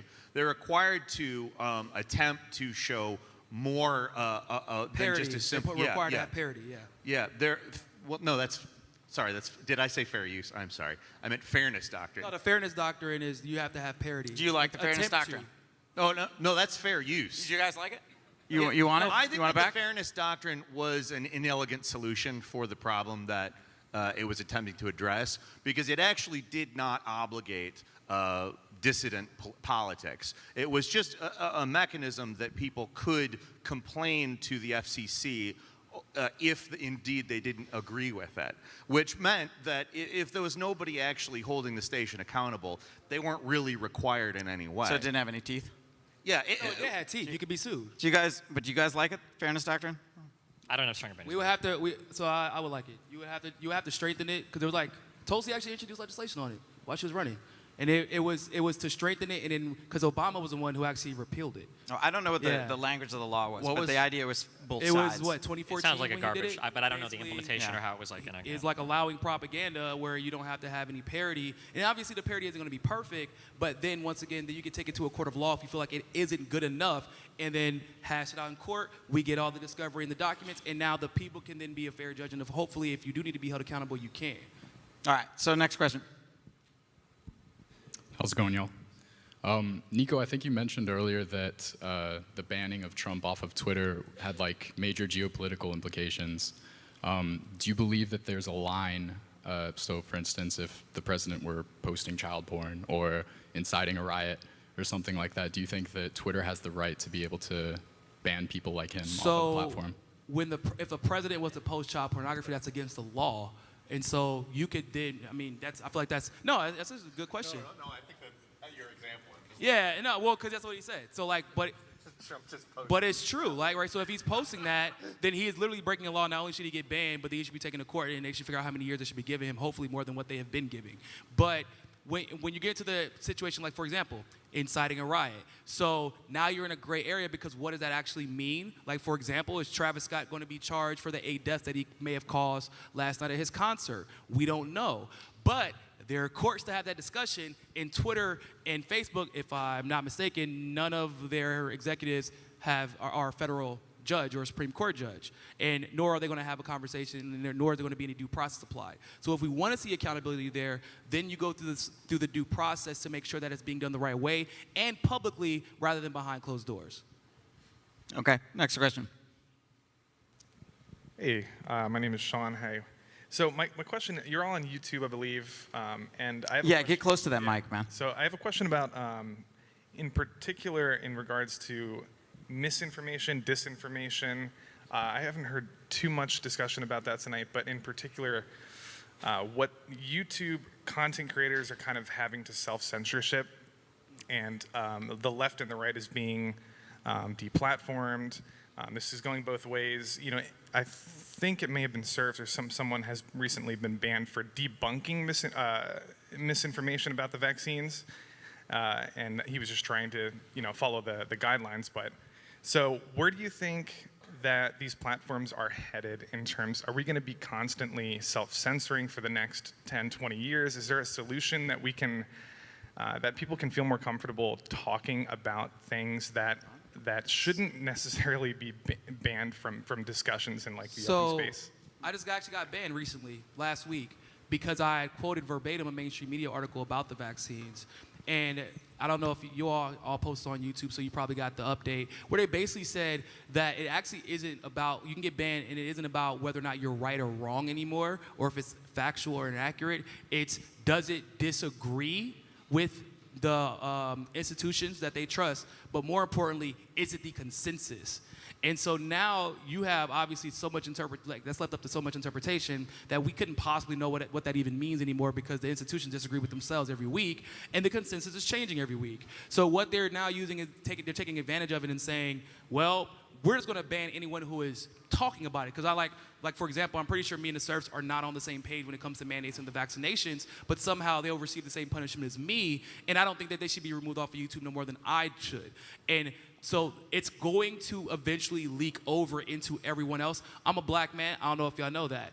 But we have this saying. Yeah, no, man, it's crazy. I'm we totally have this saying, colorblind. We have this saying in the black community that we're just the test subjects. Whatever happens to us will absolutely happen to everyone else eventually. And that's what happens.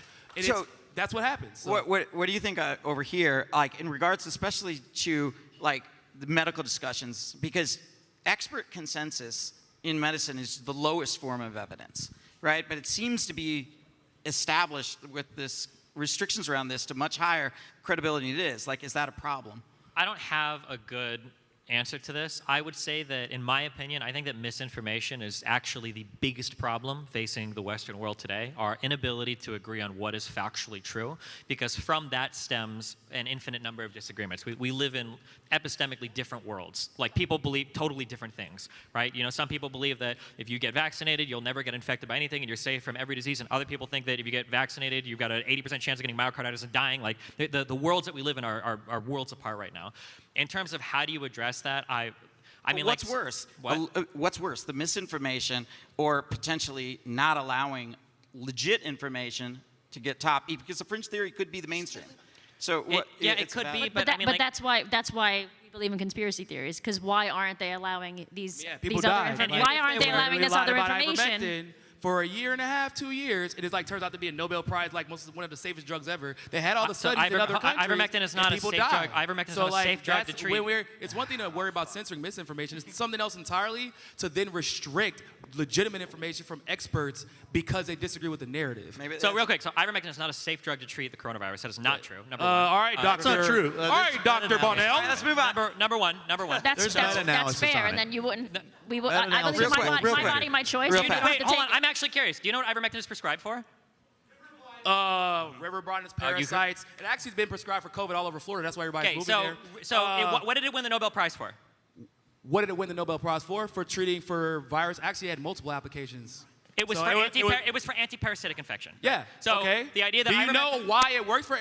I'm not having. No, I do. Actually, I'm not go gonna ahead. have No, a we can talk debate about this with all you you about want. this. My point is that there are certain studies, just like there's some studies that support the vaccines that also supported that ivermectin. Yeah, even if it had minimal positive effect, it was far more safe and proven and tested over time, and people did not have that option where there wasn't a vaccine. And so if it could have saved someone's life, it didn't, because it was being banned based off of information being put out. so and ivermectin- We gotta go to the next fringe question. We gotta go to the next and the question. information okay. that was considered to be on the fringe that I'm like not gonna in get the into this. Lancet. We're gonna argue Ivermectin over is not banned. the Also, science of that's this. not true, but Beyond yeah. that, My lunch. point is, are the consequences from suppressing potentially legitimate information could cost lives. That's my The problem is this misunderstanding that like we're gonna find truth on fucking YouTube when it comes to like medical information. Like that's chances There are are that literally there's going to be- doctors on chances YouTube. are- What are you chances talking are- about? Chances are Why not? doctors There are are not multiple doctors on YouTube. a doctor Like or multiple, actual doctors, not like who are fake you Twitch talk- doctors. Who is he talking real to? doctors. Wait, who is he talking to right now? I'm talking Okay, so there, to the let's multiple go to- doctors, who multiple has a doctors does not brain make and research. watches YouTube. Multiple Jangles, doctors does not Jangles. make scientific Give him the mic. consensus. Maybe YouTube should be held Next to publisher question. standards Next so they're question. Next accountable for question. it. Next question. Go. I swear to God, this was my question before all that started. All right, so it's mostly to Niko, but it's for anyone else on the panel. Let's say in a hypothetical scenario, there was some sort of global pandemic. And let's say that hypothetically, misinformation was being spread on social media platforms that, if followed, would reasonably result in bodily harm or death. Should social media platforms do anything about that? And what would that look like if they should? So I don't think it should be social media platforms that get to decide whether or not information is or isn't legitimate. Because once again, everyone believed, for example, like that hydroxychloroquine and zinc was a problem, and then CNN had to retract their article. The Lancet, which is supposed to be the super prestigious medical journal, had to remove their study because it turned out to be BS after a Harvard MD who works in the emergency room called them out, and then no one could replicate their study. But policies were crafted because of it. Social media reacted to it and then never backtracked their reaction. There's some doubling down since. And people have once again died because they didn't have the potential to have access while they were waiting for a vaccine. So the social media generally, one, I don't believe they have the heads of these social media companies. They have the best interests of the powerful who pay them off and who they can pay in Congress at their heart. That's who they're worried about. They're not worried about us. Okay.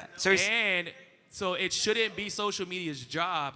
It should be everyone gets to put information out there, and then you have these groups, and you choose, based off the information available, what is the correct solution. But what we've seen historically, like with marijuana, for example, the same people who have pushed lies about hydroxychloroquine, or ivermectin, or interferon alpha 2B, were also telling us marijuana was going to fucking kill us. Remember? So, and they were wrong. But why did they do it? Because of the agenda. So if the same agenda that may be disallowing things to come out also could be the agenda that is why they're purporting lies about things that they're saying is good for you or good or not good for you. So the answer is no, they should never be in charge of that. They should allow the information to flow Do you think freely. like those bias narratives are curtailing the truth? That the what scenario? The bias narratives, the Yes. idea, like an agenda. I do. I do. I have friends that work in the medical industry, and I know what goes on behind the scenes. Well, and Capital I've had, has. Sorry. No, it's fine. I've worked in the medical industry. I used to work in pharmaceutical advertising before I was a YouTuber, and I know what people will say to sell drugs. So I know that there are narratives, and the narrative is money in this case, and we Pfizer just have just to sued? be aware of it. Pfizer was Does just it worry sued, you, right? Stephen? Does it worry you, Stephen? So I think that, I don't know if I would say that legislatively it should be a law, but at the very least there should be like a moral and then enforced culturally, like an obligation for these private social media companies to try to do some sort of fact checking on their platform, because like the rampant misinformation is just so unbelievably societally and physically destructive. We in terms definitely of how it agree works. on that. I think fact checking would be a great thing. Sorry. Definitely agree. Fact checking, no, I think everybody agrees fact checking would be a great thing. It's just we don't trust the fact checkers. Yeah, I think that's the there's- argument on this side. There's influence. There's money in that. Right. Like in terms of like even with medical studies, there's Capital who is able to write grants to these people and not to these people based on their agenda. That's just how self-interest works. Isn't Go ahead. 80% of the FDA funded by pharmaceutical companies, right? Roughly right? And then Pfizer was the #1 donator of, they were #1 lobbying.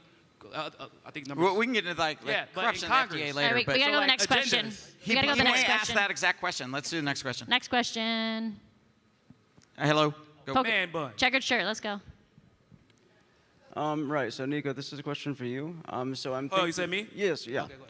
So like the board of directors at most companies, they're going to have like a fiduciary responsibility to like seek profit for their shareholders, and they usually get. Say that to- again. Can you speak a little bit? So the board of directors at every company is going to have a fiduciary responsibility, like legally, to the shareholders to seek profit.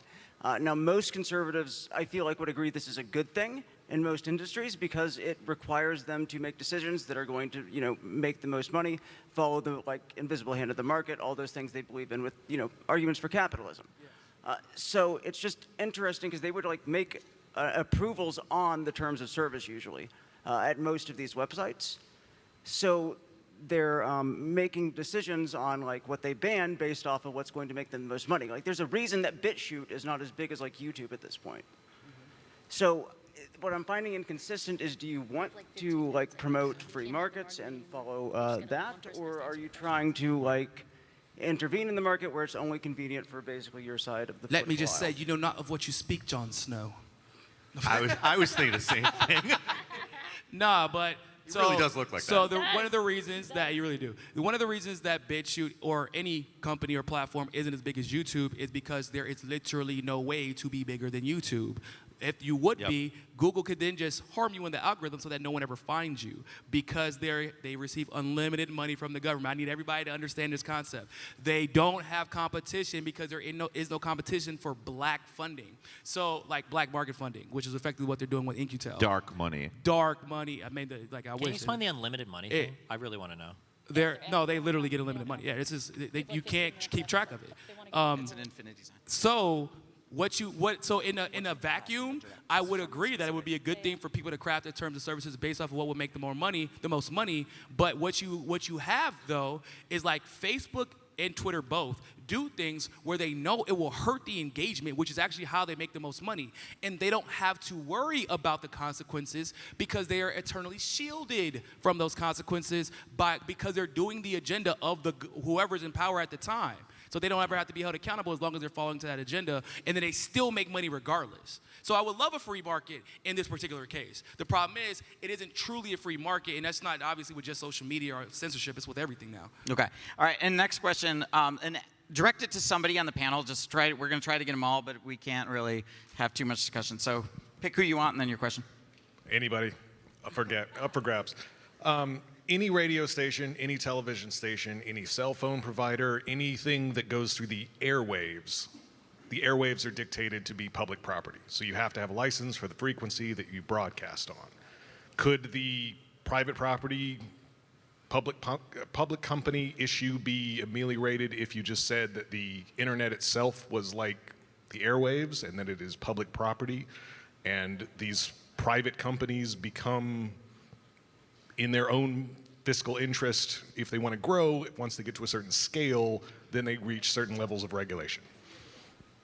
I think or what you're saying is like kind of switch the technology to go to airwaves so you don't have this like yeah, but how would you store content though? Like you still need Amazon Web Services and Their stuff. broadcast towers for radio stations are privately owned. I guess, but servers for DirecTV, Wait, so satellites. what is the question privately whether or not owned. it should all be regulated like the airwaves are? Then, Yeah. or- It's just Regulated a like the hypothetical. It's a airwaves are question. actually broadcast through the airwaves. What? Regulated through the airwaves are actually broadcast through the airwaves. I don't understand what you mean. He's asking you. Like, the question you're asking, should it be regulated like airways have been, or should it be, you're saying that the internet should be broadcast through airways? I guess that's what. Just regulated, because obviously it's not broadcast through it. The communications bill kind of killed the way that they were regulated before. Yeah, that's They're not not- regulated anymore effectively. So, But yeah, it's kind of weird too in a different industry. I don't know so much I don't about want like all of the internet to have to like be like no profanity, no obscenities, no pornography. Like that sounds like a pretty boring place. Yeah, you'd be screwed. But you're talking about like as a public, like basically this is a public sphere, and like everything can be regulated as if you I mean, I don't know what you. I don't. That's I how do it was believe in it's the a public 90s. good. All right, I think we next should question. We censor got it, it. We're ticking here.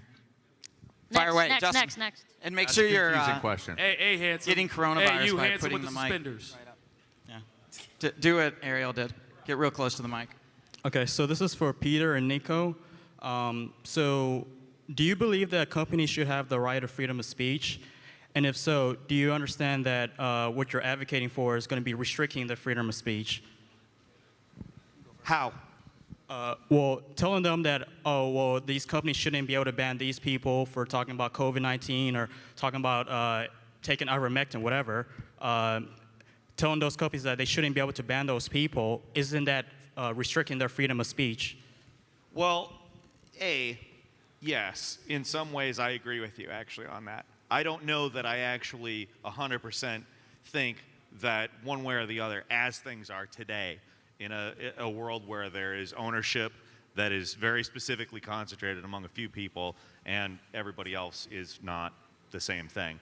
I don't know that there is like an explicit, simple solution for it. So what I'm advocating for isn't necessarily just totally like, hey, you can censor whatever you want. I don't want that. I want the decisions to be made based on these sort of rational rules, which Section 230 ultimately is a rational rule. The problem is that I don't think that these companies are acting explicitly as just platforms. I think illegal stuff, like threatening stuff, that stuff, if like they have in their terms of service, you're not supposed to do this. I think that they're within their right not to have that there. I just think that if we're in the more like political freedom of speech area, and we have companies that are basing much more of their model on boosting or de-emphasizing certain content, then they should be looked at closer, not necessarily exactly the same, but closer to like a newspaper or a New York Times or somebody who solicits content and publishes it, as opposed to somebody who is just allowing people to say whatever they want on their platform. And I would say that saying that you don't want people to restrict free speech is in violation of the First Amendment. It's upholding it. Like if for example, I'm a journalist. I work for RT News. If I get banned, then my First Amendment rights, and this is what we're seeing over and over again, journalists, verified accounts getting banned for doing their job. Like, you're literally violating freedom of the press. And it's like, if I say I don't want that to happen, then I'm actually against the First Amendment. That doesn't really follow. Say that again? Well, then once again, then when that corporation stops getting unlimited funding from the government, then I guess we can have a different conversation. But he's saying they're too intertwined. All right, next question. This one is directly for Stephen. Stephen, you've said before that one of the issues with our consumption is that viewers demand the type of content that enriches companies. Given that they also use algorithms to make their content much more engaging and addictive, would you be in favor of a Pigovian tax or a tax on negative externalities on excess viewer engagement? And do you think that would be an effective way to curb the excess influence of big tech and content companies? I'm rephrasing this because it's hard to hear sometimes. So are you saying that if companies are motivated to get you as hooked or engaged as possible into their content, are there negative externalities related to that that should be curbed with some sort of federal legislation? Yes, specifically a tax of some sort. That's a really good question. I feel like the answer almost has to be yes. I feel like we've got so much literature now on how social media is negatively affecting everybody's life. I'm 32.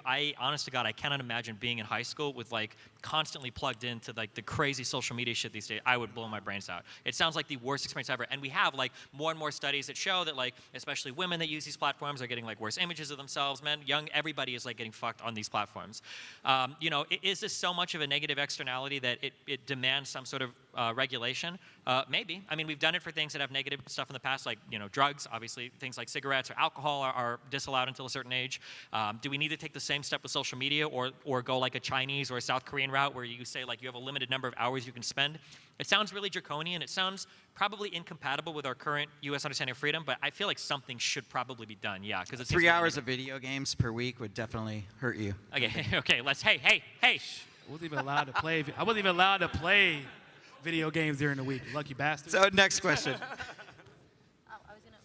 Sorry. Real quick, 15 seconds. Go for it. No, I was just going to say, I think that also can have a negative effect because we might be banning people from positive experience as well. So it really depends on how that person wants to live their life, and they have to make the decision for themselves, unfortunately. And I agree with you. I think that too many teenage women, I've made videos about this, are massively coming across more depression symptoms and anxiety symptoms. Yeah, and I think, but at the same time, some of those things can alleviate the pain, some of those internet, experiences. But it goes back and forth. All right. Niko, you were talking earlier about how basically our government, including the CIA, has overtaken some private businesses. I truly believe that DARPA and Lifespan was turned over the same day that Lifespan ended because it was deemed illegal and unconstitutional. Is the same day Facebook went live. Okay, so I believe these platforms are being controlled by our government, and therefore our government is using the phrase private to get away with things because they know that they could never get away with it if they went and said they were government. Yes. As a 21-year retired Iraq war veteran, I'm repulsed.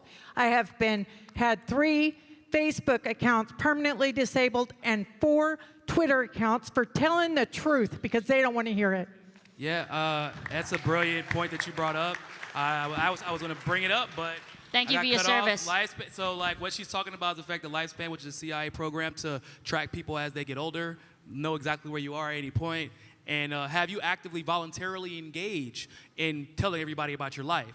That stopped the day of Facebook going live, which was like February 2004, if I'm not mistaken.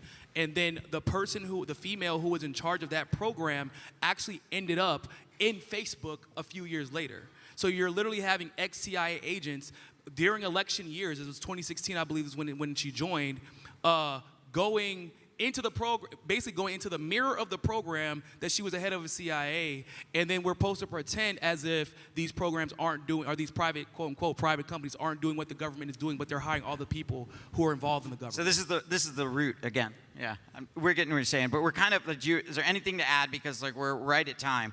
And go ahead. The thing that I have to add about just this conference in general, I think that nobody knows the exact truth because I think truth is hidden from us for personal biases, and I think that we just need to calm down a little bit.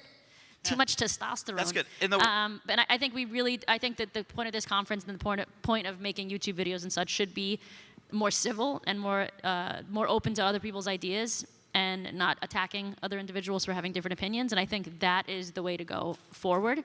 I concur. And I think, yeah, and I mean, that's coming from a moderate, which makes a lot of sense, right? So. That's cool. Yeah. And the one thing I think I can say is everybody here, it seems at least, slightly favor the fact of transparency of why you would get banned. And even Stephen said he'd probably vote for that law. So, I mean, that seems to be shared. So, And the antitrust laws are not strict enough. I agree. If anybody that used to work for the government wants to sign up for my company, my email is open. I need some of that unlimited funding, so yeah, jump right on that. That's awesome. All right, we're going to take a break. right. Thanks so much. All right, so we are going to do a 10-minute sharp. So we're talking about 2:56. Please be back in your seats, and we'll get the next panel started. So 2:56. I'm sorry, 2:57. Thank you. That was intense. That was a lot of energy for me. I need a nap, yeah.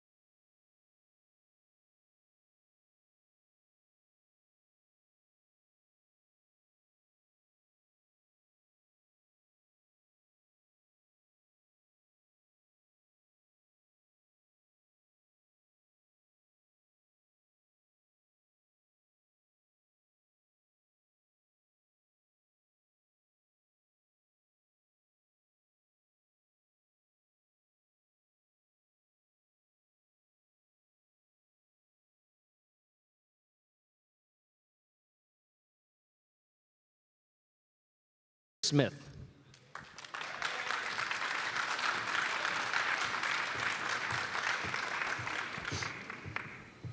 Our speakers for the panel, former Navy officer, host of Human Events Daily, Jack Posobiec.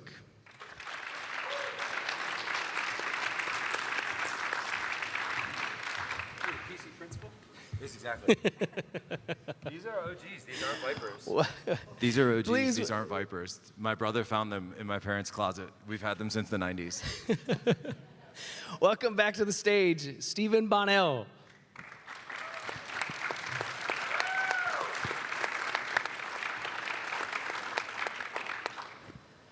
And my man who just hit 150,000 subscribers, the Sean Fitzgerald.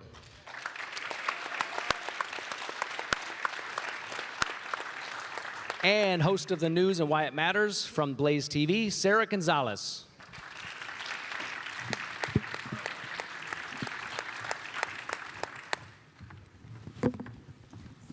Sara, I feel like your shoes need their own introduction. I was hoping that NASA could see them from space when I was walking here. That was my goal. I think you're giving Niko a run for his money. You know, someone's got to do it, so. Well, thank you guys for being with us here today. I wanted to start off by saying something that I think is probably obvious to anyone who's at this conference. America is in the midst of an identity crisis. Vanity Fair recently described the controversy surrounding the 1619 Project, for example, as, quote, a fight over who will tell the story of this country and how we think of its identity. It seems as if we are to find any common ground, we might first start by seeing if we can even agree on what is our national story, what does it mean to be an American, what are our country's founding principles, and should they be seen as a source of unity or a source of division?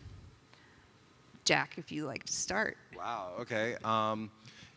You know, it's weird kind of thinking about this sort of like national identity stuff and national narrative, because it feels like every day when, you know, you're sort of in the front lines of, you know, news or breaking news or, you know, cases like Sean covers, you know, so many criminal cases that are going on, that because we've sort of merged the essence really of what our national ideas are, what our conceptions are, what we think of as important, versus just this sort of like dissembling of identity, right, in America. And I think that's the real crisis, is that we've lost the national identity. And somewhere along the line, through, you know, a lot of deconstructivist thinking, and really also through commercialization and, you know, hyper-commercialization, hyper-individualism, where, you know, have people that instead of identifying as maybe, you know, in the past they might have said, well, you know, I'm an American, but I'm also, you know, we were just talking backstage, a Bostonian, you know, or a New Yorker, or, you know, I'm originally from the Philly area, so like you're an Eagles fan, right? You know, and it just is what it is. And of course I'm saying that in Dallas, and my dad said that's that brave. My dad, of course, said he would give me $20 if I said that while I was in Dallas, so Dad, you owe me. But, right, we had these sort of identities, or, you know, maybe a religious identity, you know, you're Catholic and all this, but somewhere along the line, we started adding identities, and we added more and more and more and more, and now it seems like those new identities, you know, oh, you know, what shows do you watch? Are you a Marvel fan? Are you a Disney fan? Are you this? Are you that? What political team are you on? Well, I'm this, I'm that. And so you then start to identify as this label that you put yourself on. And it used to be that some of those identities were at least rooted under the, you know, sort of like umbrella identity of being an American, being an American citizen, what that meant. But it somewhere along the line, probably since the 90s, I feel like it's actually changed, and we're taking the newer identities and sort of forgetting about the older stuff. Yeah, to double up on what he's saying, the phenomenon that you're referring to is actually called neo-medievalism. And it was like first written about in a book, or I first heard about it in a book called The Modern Mercenary. And it was talking about the impact of this on the battlefield, because we're relying more and more on contractors. And if you guys know your medieval history, like you would, as a member of society, you would swear allegiance to a lord, a king, and you would also have a faith. And it's like, what happens when your lord is in conflict with your king or in conflict with your faith? This would produce problems and contradictions that can rip societies apart. And we're seeing that not only overseas with our contractors, where we have people who are loyal to companies, their own nation state, their own faith, but we're also seeing that in the United States. Like all this like over-identifying and identifying with things that are in conflict with one another is bound to create these negative consequences. Because again, if you're identifying as something that is in conflict with like an American vision or in conflict with somebody else, or you have multiple contradicting identities, what happens when those conflicts are brought to the forefront? And I think that's what we're seeing in our society right now. If I could, I would also just like to add too, I think just as people, as humans, we are tribalistic, right? Like if we look at our ancestors, we were all tribal. And so we have to have this common purpose, this common sense of identity, this common goal. And I think I would agree that we've completely lost sight of what that goal is. And I just think even if you look at in society, even if you look at a smaller subset of people, you look at a family, what happens to a family, a husband and a wife and children who disagree on what their common principles are, who disagree on what their common goals are? Does that family stay together? Absolutely not. And so I think that when you're looking at, how America has really shifted, and we've got these new ideas now, which isn't a surprise because of the indoctrination that's happening in all of these institutions that are teaching our children, teaching these people who are exiting college, when you're looking at that, it's no surprise that we've lost our sense of identity, but certainly if you are on the train that America needs to come back together, which I recognize there are two thought processes here, and one of them is we just need a national divorce because we're too far gone, and one of them is we need to come back together, and this is how we're going to have to do it. But I would say if you are on the team of coming back together in America, there is absolutely no way we can do it with no sense of common purpose.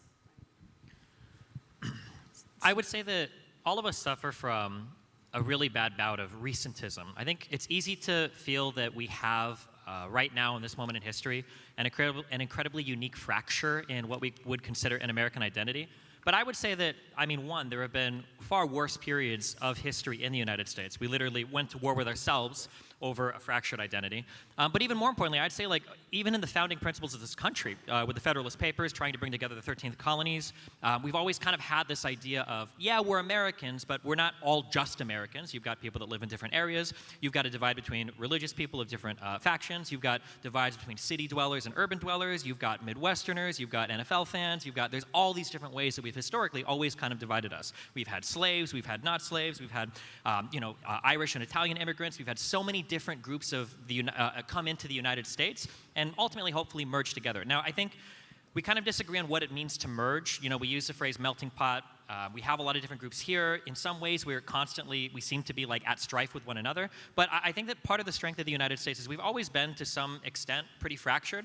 And I think that it's easy to feel, because of all of the unique problems we have lately, especially with social media, that we're in some unique point in history where our identity is fractured. And aside from the Civil War, aside from internment camps in World War II, aside from crazy college kids that were indoctrinated in the 60s protesting against things like the Vietnam War and civil rights, I think that we've always had a healthy amount of conflict in the U.S. identity.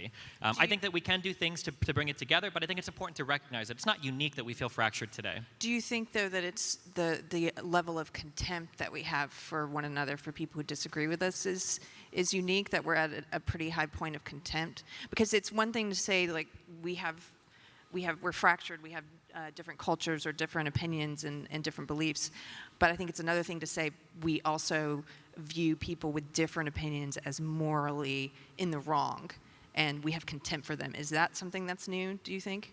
I don't think so. I think that historically, there have been huge conflicts between different groups of people in the United States, where we've seen, Irish and Italian immigrants were enemies of the U.S. or couldn't find employment in places.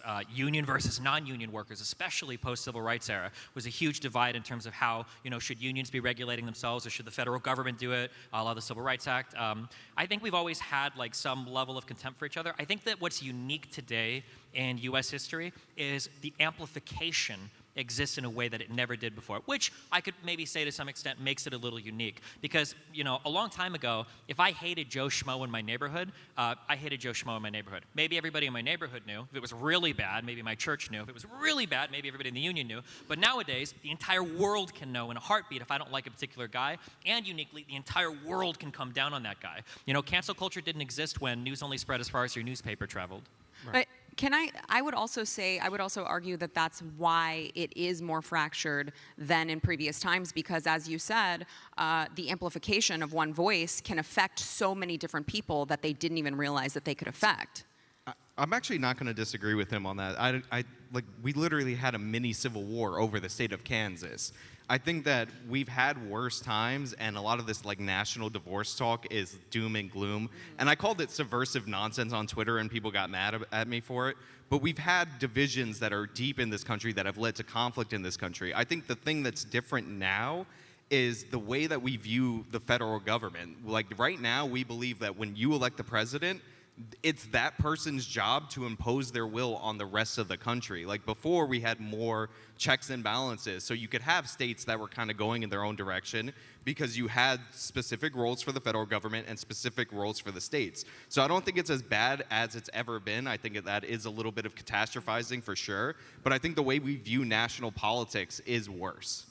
I think also to piggyback on the back of that real quick too, I think that a lot of it becomes a numbers game with the amplification as well. Let's say, for instance, I could show you every single day a new story of a horrific black on white hate crime or white on black hate crime. If I could show you one story every single day, would that even necessarily be a bad thing? In a nation of 330 million people, you're never going to have zero problems. You're never going to have zero crime.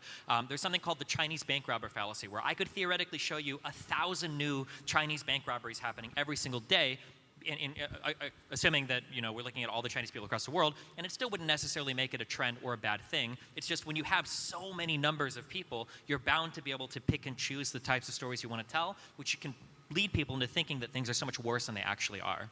So the biggest division today isn't necessarily even political in the sense of conservative, liberal, or Republican, Democrat. The biggest thing is that we're living now in the United States through an era of regime politics.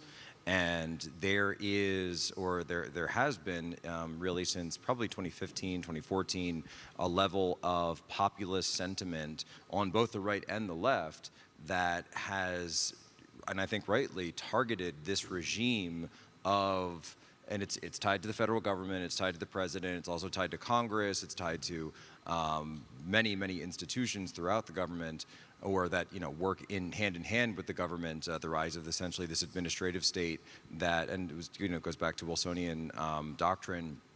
This idea that universities and the academy would essentially borrow some of the sovereignty from our government and then be used to control, the decisions of the government itself, even though they're, of course, not elected officials. This was part of the German idea that the regime should exist separate from elected government, and that science and enlightenment and reason should be separated from the muddy, grubby world of politics. And so that regime has become more and more powerful. It has also been amplified by many of these factors, but because so many people have decided that it is not serving the people well, they're turning to candidates then, and again, this is both on the right and the left, that are actually in opposition to that regime. If you look at what happened in 2016, and then after that, you can see that the regime feels very threatened. This is one of the reasons that even though we had the social media amplification system, which arguably is still in place, they're doing everything they can to put these shackles and hammer down on anybody that really speaks out across these narratives when it comes to this, because the regime has the line of the regime, the inner party sets the truth, and that anything that stands in opposition to this must be rooted out, and any people, if they become rooted out because of this, must also be taken down. This, of course, leads to the arrest of Julian Assange, it leads to the current investigation on James O'Keefe, it leads to the demonization of Tulsi Gabbard when she ran for president, many of these other voices out there, and the entire anti-war movement, by the way, any of these voices, Chelsea Manning, great example, any of these voices, right, that come out that say, I don't like what the regime is doing, are then destroyed, and they must thusly be destroyed because we're living through that era. So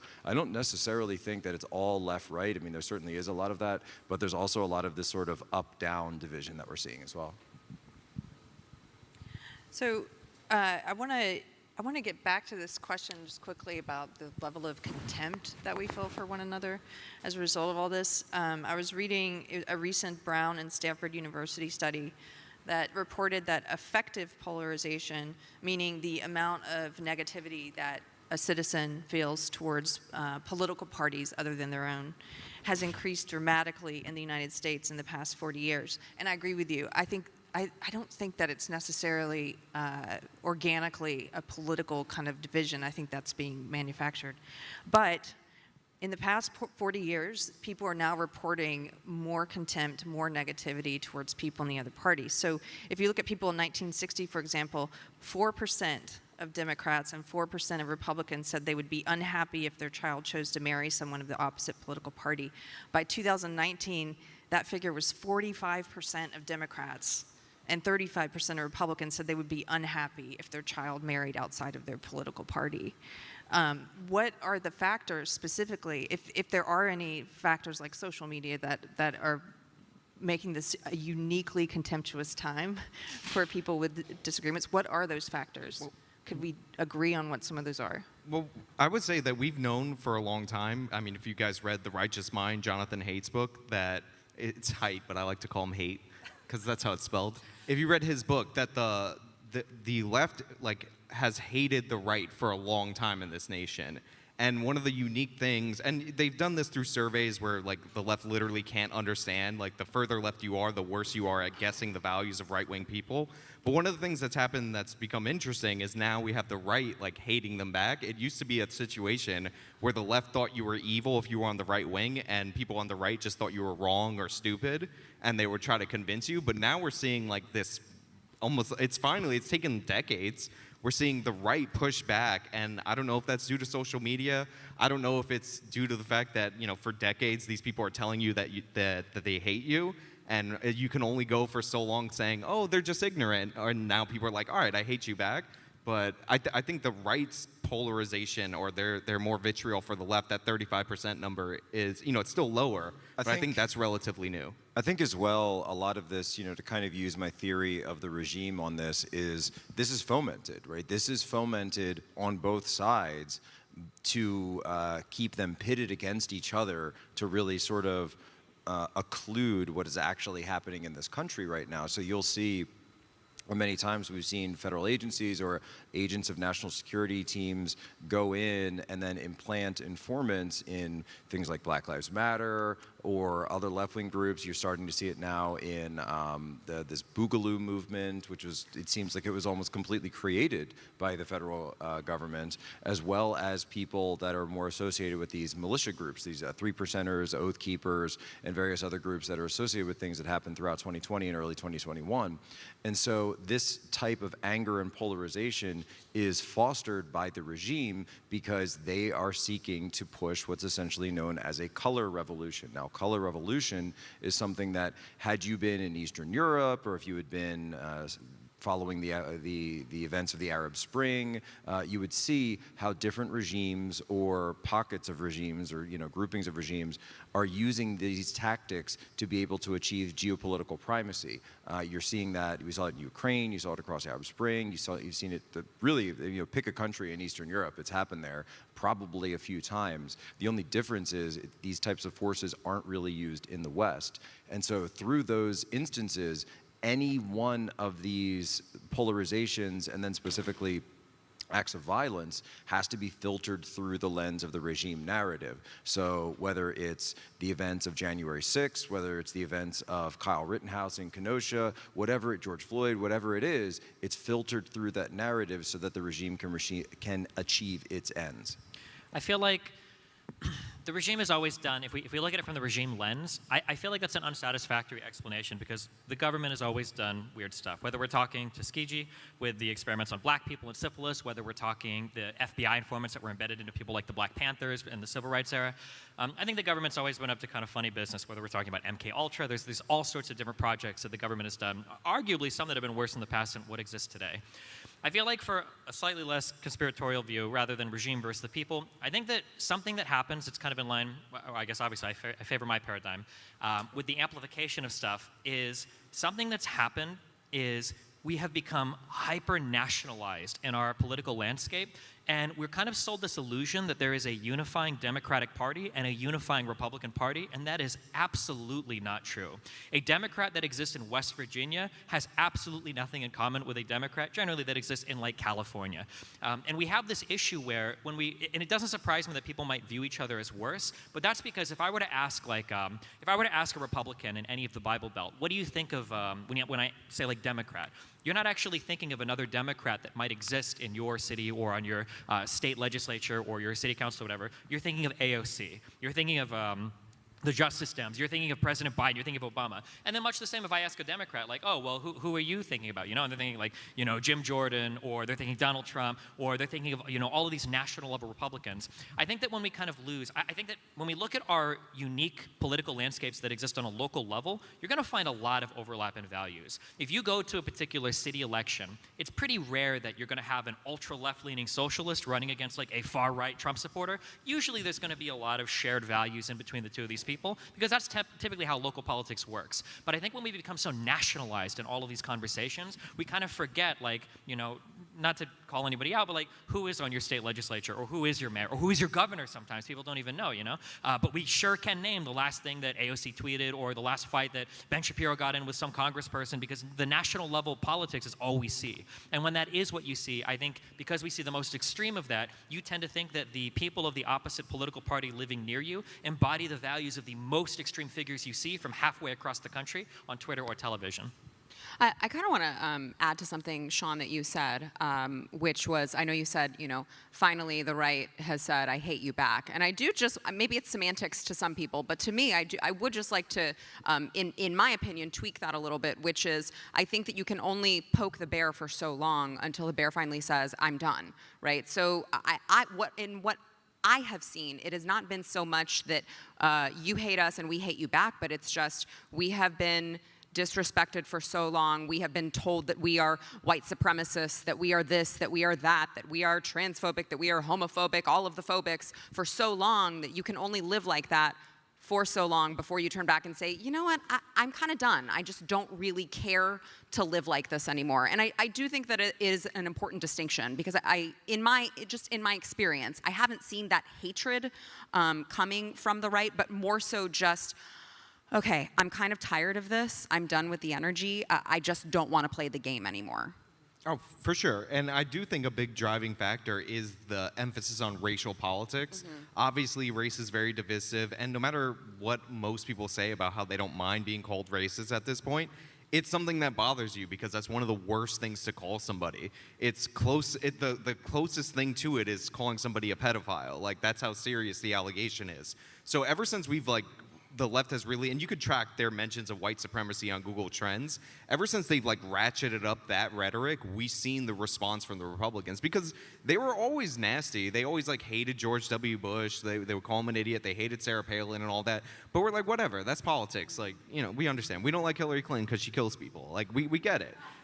But once everybody became deplorable white supremacists and all that, and you just see this everywhere, and it's not the full left, progressives make up 7% of the population, and these are the people most likely to be ratcheting it up, but people just fall in line and they comply with that loud 7%, and I think that's led to the right seeing the left as that and realizing that even if I know intellectually you don't hate me on the left, you're willing to stand idle while my name gets dragged through the mud, or my family's members' names gets dragged through the mud, because you're not willing to call it out because we've glorified the allegations of racism in this country. So I do think that has led to, that is the poking of the bear, and that's where we went too far, or they went too far.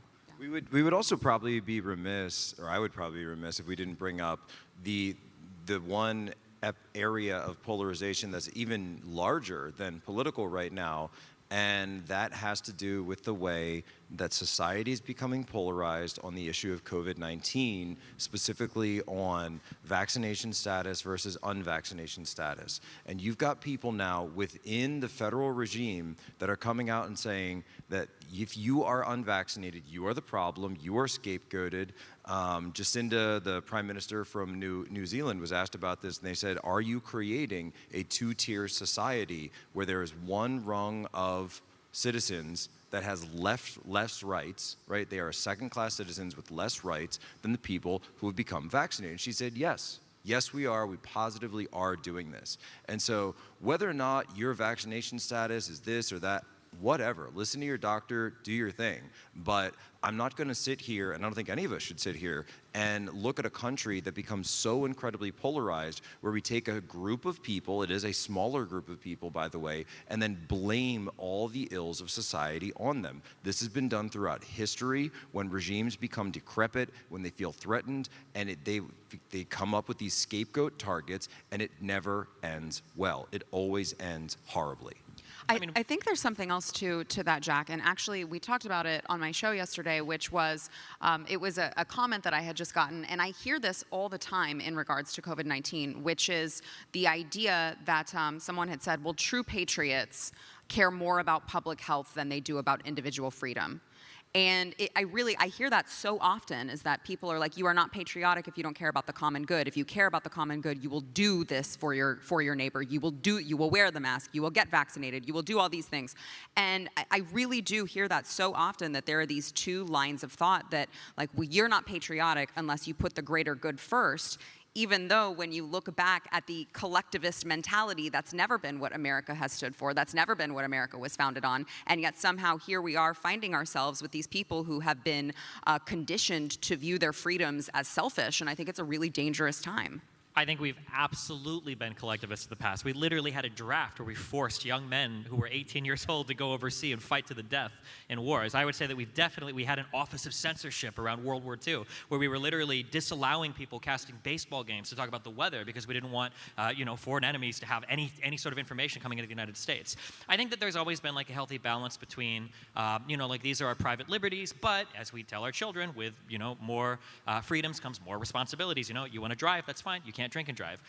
If you want to, stay out late, that's fine, but you've got to call and check in. Like, it's always been historically, whether we're talking to our children or our fellow countrymen, that with additional freedoms is always necessarily going to come additional responsibilities, because you just can't have an anarchist society with everybody running around doing as they will and saying, we have freedom, because freedom is really only as good as the people around you ensure it is, Like, you can have an ultimately free society that, at the end of the day, you don't have the ability to do anything inside. So whether that's a pandemic and you're immunocompromised and now you can't go anywhere because nobody wants to do anything to, take care of themselves or take care of you to make sure that you don't get sick, or, whether that's, driving on the road and other people are drunk driving because we decide, well, they can drunk drive, but if they get in an accident, that's where we're going to punish them. I think that we always accept some level of limits on our freedom. If we want to say also that there's like a two-tier system being created between the vaccinated and the non-vaccinated, I mean, I guess we can say that, but that system was created a long time ago. We've had that for a long time. In order to go to public schools, and most That's private not schools true. That's completely not true. Wait, do you require vaccinations to attend most schools?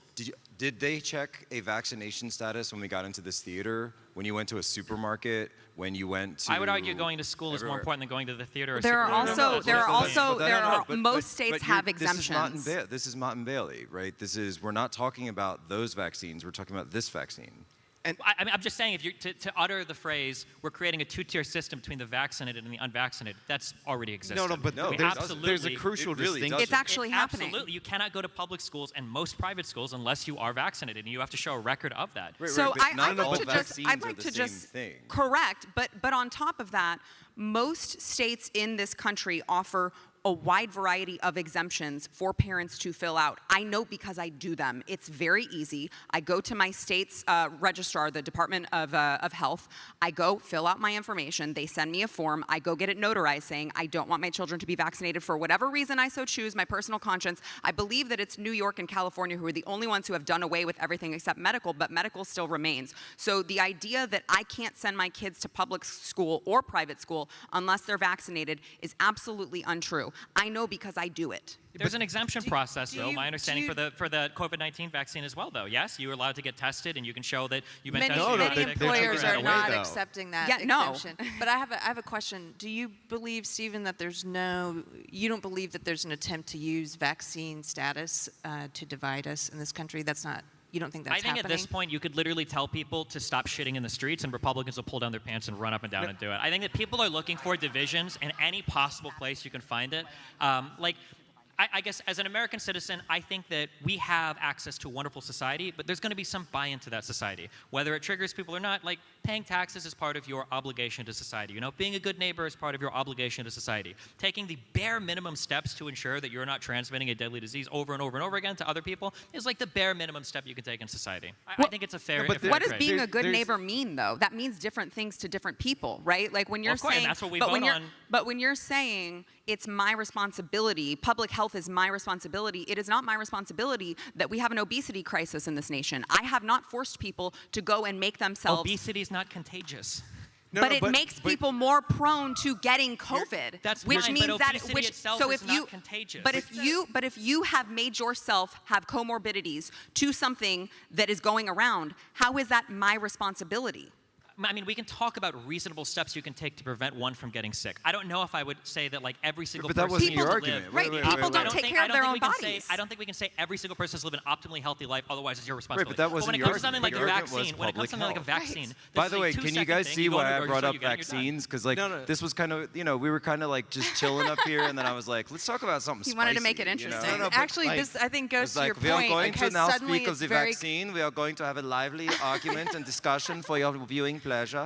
suddenly it's very contentious. Yeah, okay? I do have a point about that because you brought up the in order to go to public schools, and true, we require most kids. There are exceptions to get vaccinated for public schools, but what do we require them to get vaccinated for? Diseases that are either more contagious than COVID and diseases that are more deadly for children than COVID. Like, we don't require flu shots every year for kids to go to public schools, and COVID for kids in that age is about as dangerous as the flu. Nor like, did if you we want to require compare masks. this to a smallpox vaccine, smallpox's fatality rate was 30%. It was a worldwide pandemic, or a worldwide plague on humanity. These two things are not comparable. So I agree that we don't require flu shots, but if the flu was killing, 500,000 people in the a flu year, kills more children than. Wait, hold on. The flu fatality rates are nowhere near the SARS-CoV-2. He's talking about for We're children. talking about children because you brought up schools. But you don't get vaccinated just for children. I don't know why conservatives are so short-sighted when it comes to public health. You don't get shot just for the children. You get shot to protect their families, to protect their teachers, to protect other people in society. This is how vaccinations work. Vaccinations are not an individual protection measure. It is a societal epidemiological health prescription. Just to get us back on subject for a second. I'm curious, because we all seem to be, at least I thought we were in agreement on several things until we got to this very divisive issue of vaccines. But I'm just curious, do you believe that there's a concerted effort in this country to divide the populace along issues like race, for example, using race, for example, to divide us, using the vaccine to divide us, using partisanship, I think the division is a byproduct of other goals. I don't think the goal is explicitly like we're going to divide with this issue and focus on it. I think that people have issues that they care about a lot, and then people end up being divided on it. So whether we're talking about people on the left dividing people with the coronavirus or Republicans dividing people with abortion, I don't think anybody's goal is to divide somebody with a topic. It's just you have things you care a lot about, and then you push it, and those topics end up becoming divisive because people disagree with them. Look, I think people's uninformed nature leads to bad policy and authoritarian policy. We've seen the polling that a bunch of people in this country think that the hospitalization rate for COVID-19 is over 50%, over 30%. So, people think that COVID sends you to the hospital like smallpox. I understand why they're pressuring their governments to pass regulations to treat it like smallpox. Russ Dohat had a column in the New York Times where he was saying that what if COVID was 10 times more deadly? And my response was like, well, yeah, then I'd be there with you, right? That I would understand some of this stuff and we could take those steps, right? If it was as deadly as smallpox, then yes, certainly we would be using much more drastic measures.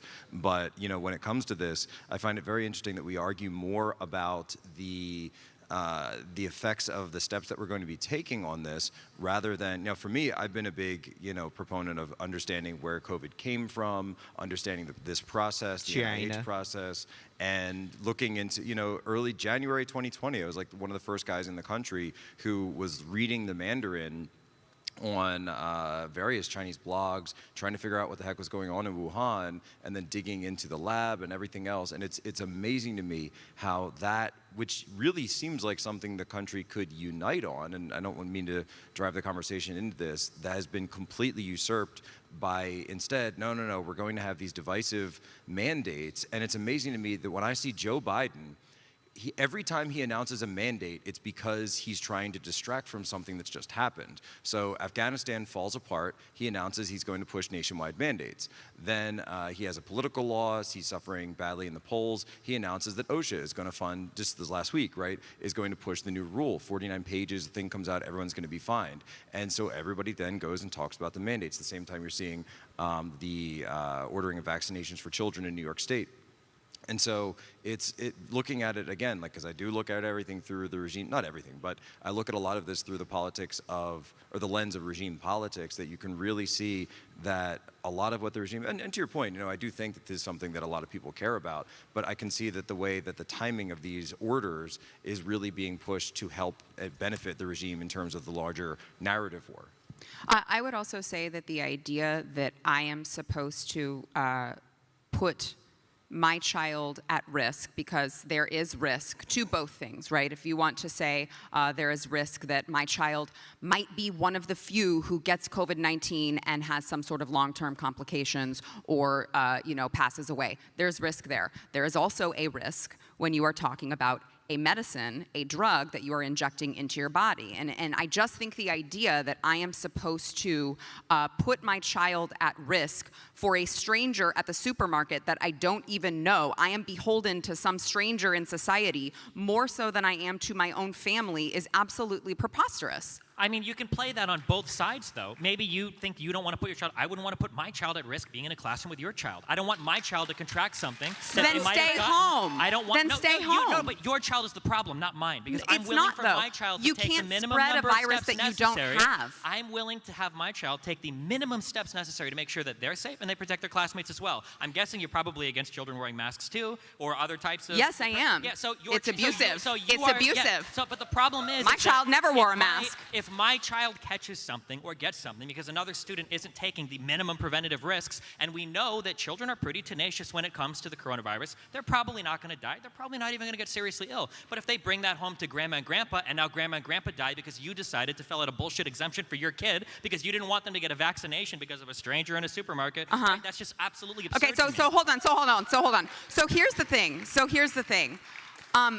It's if your mask works, if your vaccine works, if your child's vaccine works, you shouldn't have to worry about my child. My child is not a threat to you. I don't. If you believe in your science, then believe in your science. You're fine. And if you don't and you're worried about my child, what does that say? I cannot understand how conservatives are so bad with probability. Absolutely blows my mind. If your seatbelt works, why do you have an airbag? If your airbag works, why does your car crumple? If this all works, why do you care about other drunk drivers? Like, you can make the dumbest face one in the world, but this every single That's thing not that at you all do, it a great absolutely analogy. is completely one-to-one in comparison. The things that you do epidemiologically is not we're going to do this one thing and 100% prevent the virus, and if we don't, it's a failure. It's all the little steps that you take on the way. If everybody social distance and mask, you prevent the spread this much. If everybody did that and then got vaccinated, you prevent it this much. If everybody stays home, this is how it works. All of it is probabilistic. This idea that, well, you've got something that increases your probability by this %, so now nobody has anything. It's the dumbest look at. So if you are living in a free society, if you choose to live in a free society and you choose to go into society, you are accepting the risk that you will get a transmissible disease every time you exit your home. That is how a free society works. You will never vaccinate every virus out of the population. You will always have sickness, and we will always transmit diseases because that's just the way a free society works. So if you are worried about what everyone else is transmitting, you are the one who should stay at home. Because we've always lived, we've always transmitted flu at the supermarket. No one's been worried about that. We've always transmitted diseases. No one's been worried about it. We don't live in a free society. We live in a democratically elected representative government. So if most of the public decides that these mandates are indeed necessary for you to participate in society, then you are the one that is going to have to abide by what the public So what if the works. majority That is doesn't how believe our that? government works. That's how our Let me system ask works. a We're in a question. democratically elected republic. That's how it works. How do you define rights? I'd like to know how you define rights. Like this will actually get us back on topic a little bit. Where do rights come from? Because it sounds to me there's a whole other conversation on, do we believe rights come from God? Do we believe they come from government? Do we talk about positive rights? But it sounds to me like you're saying it's within your right for the majority to dictate force against others. So, for example, if the majority of people say we should enslave people, then we should enslave people. So Is we that can what you're have, saying? we have edged out in our Constitution. There are going to be minimums, or there are going to be certain inalienable rights that we cannot take from other people, and that's up to the courts to decide, Bodily or us autonomy? to change the Constitution. Otherwise, right? You can say bodily autonomy you want, but vaccinations are required for children going to public schools, Yeah, right? what we But we the discussed point that. is that rights exist on paper. Okay, it doesn't matter what right we talk about if we can't leave our house because we're worried about something, or if we can't go. Now, I'm not saying that the coronavirus is so bad that you can never leave the house. I'm just saying that in order for society to function, we don't all work in this ultimately free way. We have a responsibility to other people around us. Conservatives should understand this the best, because conservatives are the most local people that tend to participate locally in their churches, in their charities. They give more than liberals do. You guys should know this better than anyone else, and that in order for society to function, to be well lubricated, to not have a lot of friction, you have to have some minimum level of buy-in in terms of how you treat the people around you. One of the ways you treat people nice is by not volunteering as a bioterrorism weapon because you don't want to get vaccinated because of something that fucking Anderson Cooper said on CNN. For someone who claims that conservatives have a hard time believing in science, you seem to not understand the idea that no one can spread a virus that they don't have. And also, my rights aren't. I'm not a bioterrorist weapon by going to the grocery store if I don't have a virus. Your assumption that everyone else you come into contact with, if they are not vaccinated, must have COVID is ridiculous. There's an increased probability. No, but my rights are not subject to your inability to assess risk properly. You're talking about people afraid to leave their homes because of the coronavirus. I literally You're talking said I about didn't children being afraid to go to school, or parents afraid for their children to go to school. The risk is near zero. Also, when Biden was announcing the vaccine mandates and what he was proposing, he said breakthrough cases were 1 in 5,000. Breakthrough hospitalizations, again from the president, were 1 in 160,000. I think 1 in 160,000 is not enough to infringe on other people's rights. Jack said it earlier. If COVID was 10 times, 20 times more deadly and more deadly for children, we'd be having a different conversation. But we need to assess the risk. You also wouldn't have to mandate it. The answer to this is simple. You wouldn't have to mandate it. People would go get it. You vaccinate, everyone vaccinate, then you will plug into Zuckerverse, and in Zuckerverse we will all vaccinate each other multiple times a day. You'll be taking every new vaccine, then the pill comes out, the injections will continue until compliance has been achieved. So, just to attempt to get us back on topic. But there is there is a bigger question here, right? And I think we should separate the two over, like, are vaccines good versus should vaccines be mandated, right? Isn't that I mean, that's like two separate things, right? Correct. I think it boils down to, do you believe, we'll have time for questions in just 1 second, but do you believe that the government, Be very some quiet, people audience. phrase We it don't this want way, to hear from do you. you believe that the government owns individuals or individuals own themselves? And is this a part of our American narrative that we've lost? Like, what did the founders intend when they talk about liberty? When I asked the first question on this panel, like, how do you define the founding principles if you were to explain them to a child? Like, what is America? What does it mean to be an American? Does anybody have an answer for that? How do you define There are no rights. Rights come from me if I give them to you. You're not allowed to have these silly things. You're silly people. There are no rights. The government has rights, and you are children who will obey what we tell you. We might make you think you have the right to vote for this approved candidate or that approved candidate, or have arguments from this approved source and that approved source asking this approved question or that approved question, but at the end of the day, you have nothing. This is silly. Jack has the weirdest filibusters. I was gonna say, I think fundamentally, like, the American identity, like, we should all have an understanding of what, like, the principles of America mean. Like, I want to move past that. I think fundamentally what separates Americans from other peoples in other nations around the world is that we have, like, an optimistic mindset, and this is in part due to our structure of government. Like, people always say we're the first nation to put freedom of religion in the Constitution. We're also the first nation to put intellectual property rights in the Constitution, because the idea of America is that if you invent it, you own it, you take it as far as you can take it, because it's your adventure. And we see the American optimism in different aspects of our lives. Go watch the ending of a British sitcom. The joke is always on the main character. American sitcoms always uplift the main character. This is because fundamentally we're an optimistic people, and we shouldn't lose the fact that we're an optimistic people. The Hollywood ending, when Hollywood used to reflect our values more, is a thing because that is reflective of our American values, that we want the hero to win. We want, like, we're rooting for good over evil, not to make it so dramatic like that. That's not the same in other nations, and I see us becoming more cynical, less optimistic, talking about subversive things like national divorce, just giving up, packing it in, dividing up the country as if that's not going to lead to a civil war. So we got to hold on to that optimistic ideal because that's what America is. It's the adventure, not the result. There's a great kind of like it's one of those memes that's out there, and it's it's talking about the differences in literature. So for different societies, and so the stereotypical American, it's it's like, I will die for liberty, right? And then it's got the British, British literature, I will die for honor, and then the French, of course, I will die for love, and then the Russian is like, I will die. And it's sort of this like very cynical, very Eastern, kind of thinking. And, I do feel though that we have lost kind of that American sort of sense of, if I have liberty, it's not just liberty for, the sake of being able to do whatever I feel like. It's liberty, it's what you say, to achieve those optimistic goals, to achieve those optimistic ends, because we don't want to be stuck in the pod eating the bugs. We want to be adventurous and take risks. If everyone here, right, unless you're native, your parents came, or if you are native, if you go back, that your parents came or your ancestors came on a dangerous and arduous voyage to get here. So we were self-selected to be part of this experiment, over time.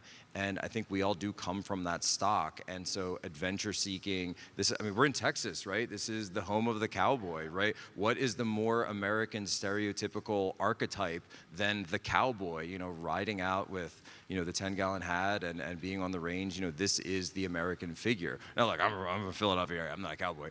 But, that there is, a huge part of the American mythos that's tied up in that. And it's a figure that people strive to kind of emulate. And I think that we have lost, getting back to the original question, we have lost that as a country, totally lost that as a country.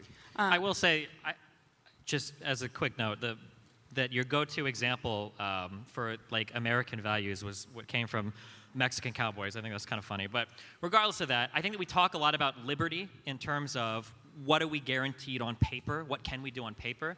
I wish that the conversation would move past that, because it is so unbelievably boring to hear about how much opportunity you have on paper if you don't actually have the opportunity in real life. Like, it's when you can go to so many different countries across Europe and people have access to education, they have access to healthcare, they might have to wait in line for it, but they get it. When they have access to like actual opportunity, and then we brag, well, in the United States, you could go from selling crack to, being the CEO of a major company. I find those conversations wholly unsatisfying. I wish that we would talk more about how do we actually ensure that people have actual real access to opportunity, rather than jerking ourselves off about like, words on paper that don't mean much for a lot of the American public right now. We talk about how the public is like, in the United States, generally optimistic, and then, we try to use like British cynicism to say they want evil to win over good. I don't know if I agree with that. But if you want to look for optimism, look at like the millennial crowd that came up after one of the worst recessions in U.S. history. Or look at people right now that can't afford to move to another city to get a job. Or look at people that can't afford to go to college. Or look at people that feel like they have to live with their parents till they're 30 years old. I think that we have problems in this country that go past just the wording in the Constitution, and it seems like we're unwilling to come together to acknowledge that reality from the left and right and actually like work to fix those problems. I would say I think that we would acknowledge that there are problems that exist. I think that we would just disagree on the reason for the problem. Is I think the issue. I agree. I think when my kids get that old, I sure as hell don't want them living with me, right? Like, I understand the problem of millennials having to live with their parents, but why is that? I would argue that we have a generation of people growing up who are entitled, who don't understand how to spend money, who spend themselves into debt, who don't understand financial responsibility, and that those are the reasons driving what you just mentioned, right? Where do they get those values Well, from? I'm not done, but as you're about to do, you would argue that it's something different, right? But what I'm saying is, I don't think that we disagree that there's a problem. We disagree on the root cause of the problem. I just want to point out that one person clapped for, there is no opportunity, and I found that hilarious. No, I think you're right though when you say that it's a knock on conservatives, and I think it's a good one. Like, I give you credit for saying it. That conservatives will just kind of like be in this sort of like you're stuck in one of those C++ routines, if you know anything about coding, where you're just like the Constitution, the Constitution, the Constitution over and over. Whereas for huge swaths of the country, they're saying, look, my job went overseas and my town died because the factory closed, and I don't know what I'm going to do to feed my family, and this town is like falling apart. And so, you telling me, hey, the Constitution, bro, right? It doesn't really do much to help me and help my family. Or, if you're younger, it doesn't really help my prospects. And you talked about millennials as well. And I think that, as someone, I was born in '84, so we're sort of like the elder millennial, centennial kind of thing. And, you look at, if you came of age during, the financial crisis, like you were in debt, you were not getting a job. Basically, a lot of people then went back to school. They continued to get more into debt. And a lot of this stuff was driven by insane speculation on Wall Street, which was, of course, provided for them by the government. Nobody went to jail for any of this stuff. And the way that people decided to fix the system was to take away, strip ownership away from, millennials, Zoomers, and the rest of it, and to say, well, maybe home ownership isn't something. No, home ownership, of course, was what was the traditional. We talked about the American archetype being the cowboy, but what is the American dream? Right? The American dream used to be owning your own home. This was like the synonymous thing everyone was told, and that the path was laid out.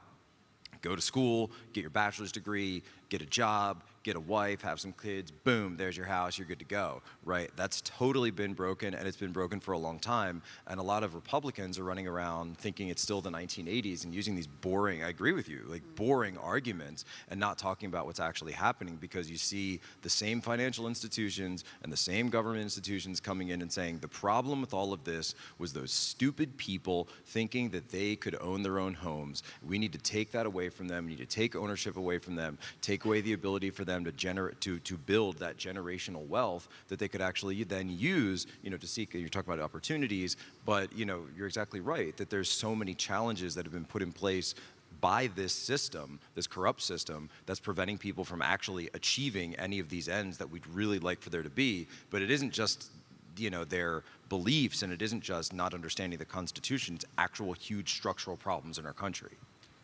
Look, I would agree that there are problems in the country, but the reason I'm emphasizing that America is about the adventure, and I didn't say Constitution, bro.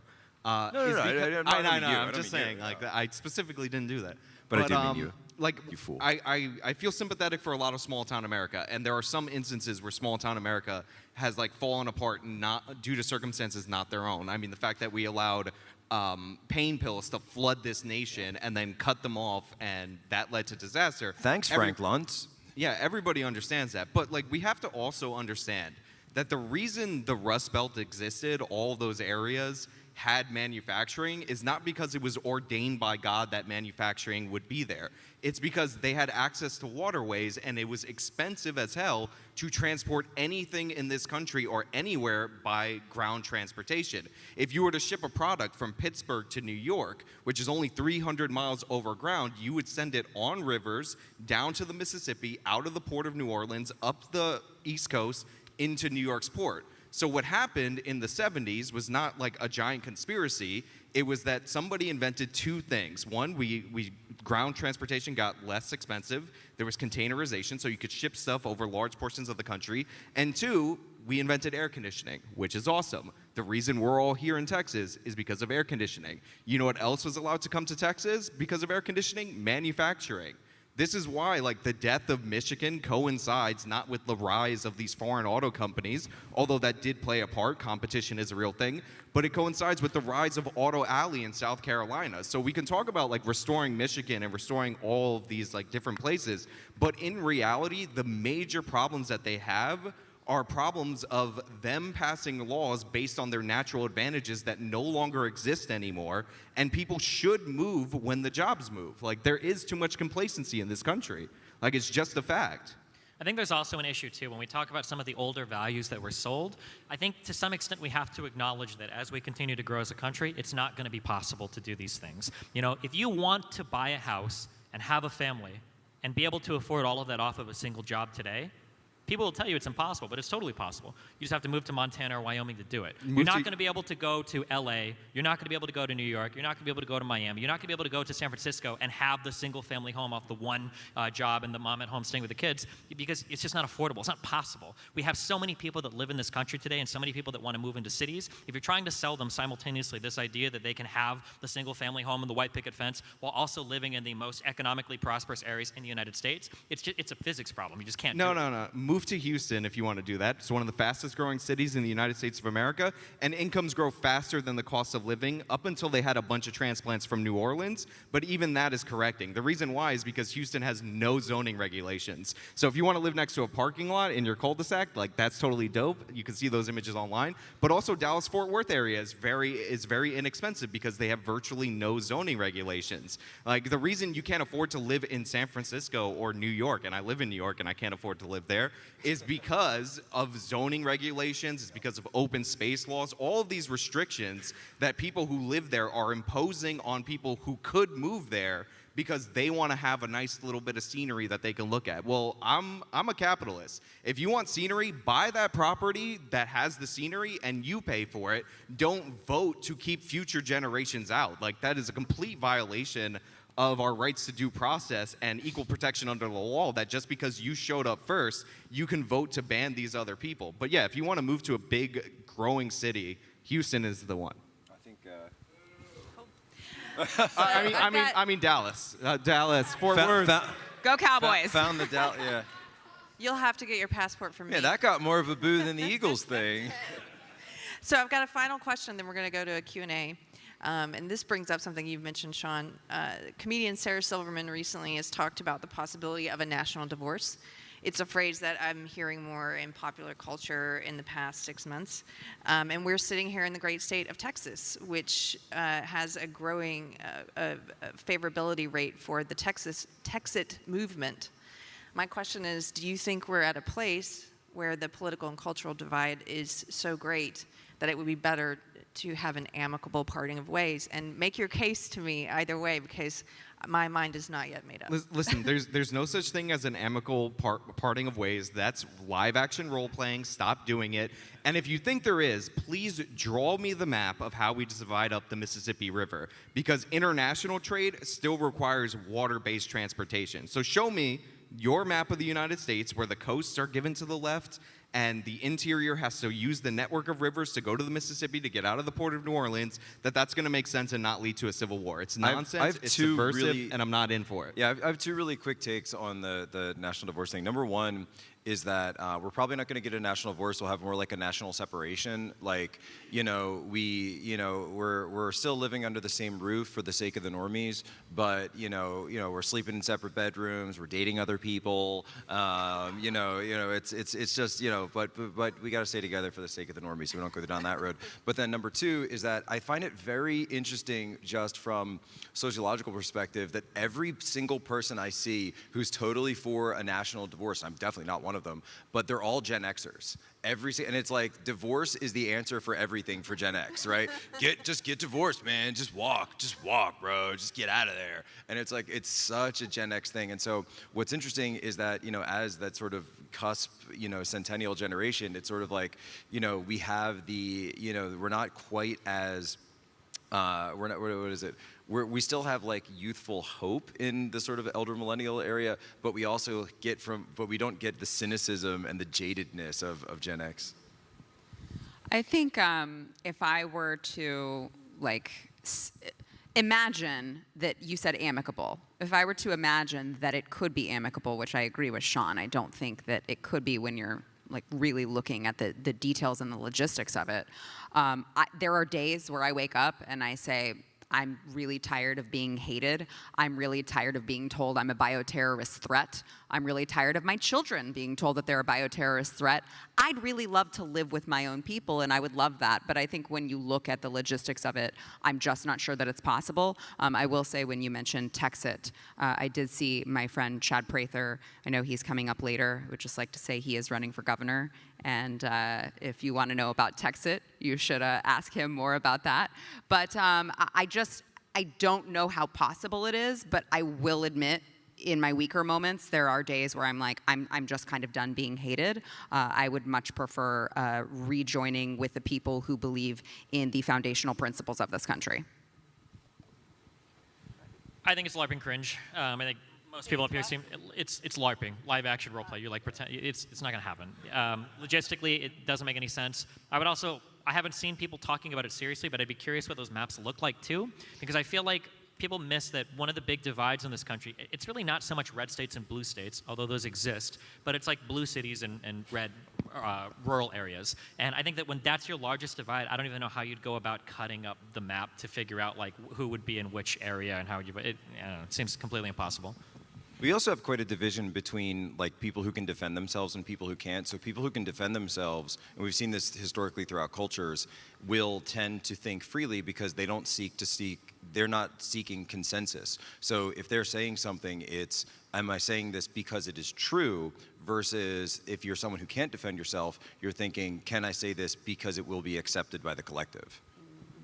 And if you want to wrestle more local control, I know you have to go to questions, then put that energy into repealing the 17th Amendment. Most of the problems in our country that we're all concerned about like power drifting to the federal government, are due to the fact that we directly elect our senators and their federal entities. There's a reason all these court nominees were confirmed by the state's representative senates, because the state legislatures used to send the senators. It's because the courts are meant to adjudicate disputes between the states and the federal government. So you have the president, an agent of the federal government, appoint and confirmed by the senators who are agents of the states. We don't have that, and we wonder why power keeps trickling up to the federal government. We removed a major check and balance in our federal government, and we pretend like, I wonder why things are going that way. I mean, that's really what I mean by national separation. Empower the states. National separation, it also used to be called federalism, which is something we had in this country. We're going to go to Q&A, but I'm going to ask one quick question. You have 10 seconds, Stephen. What is the what is the unifying narrative for this country if we are going to stay together? I have no idea. I don't think there is a unified narrative for the United States. Yeah. Let's start with questions. Well, on behalf of all the Gen Xers, I am not jaded, very excited to be here. I have a Built Bar wrapper. I wanted to give it to you, Sarah, but I ate it. Sorry about that. Just to get back to the most contentious thing, because I really see it in Dallas, and I'm from California, dividing us is how can you, Sara, and Steve, is it Steve? Be together, live together, commune together when you do not want to get the vax and will not get the vax, and your children won't, and they won't wear the masks, and you seriously believe that it's a major health issue and that you're a bioterrorist. How do you get that to work? Yeah, I mean, I'm sure Stephen would have a different answer than I would, but I would argue that that's just how we've been living in society this whole time, and it should work no differently than we've been living in society this entire time. We all make different choices for our own bodies. We all can make those choices. We all have the ability to make those choices, and I'm not going to judge someone for getting the vaccine.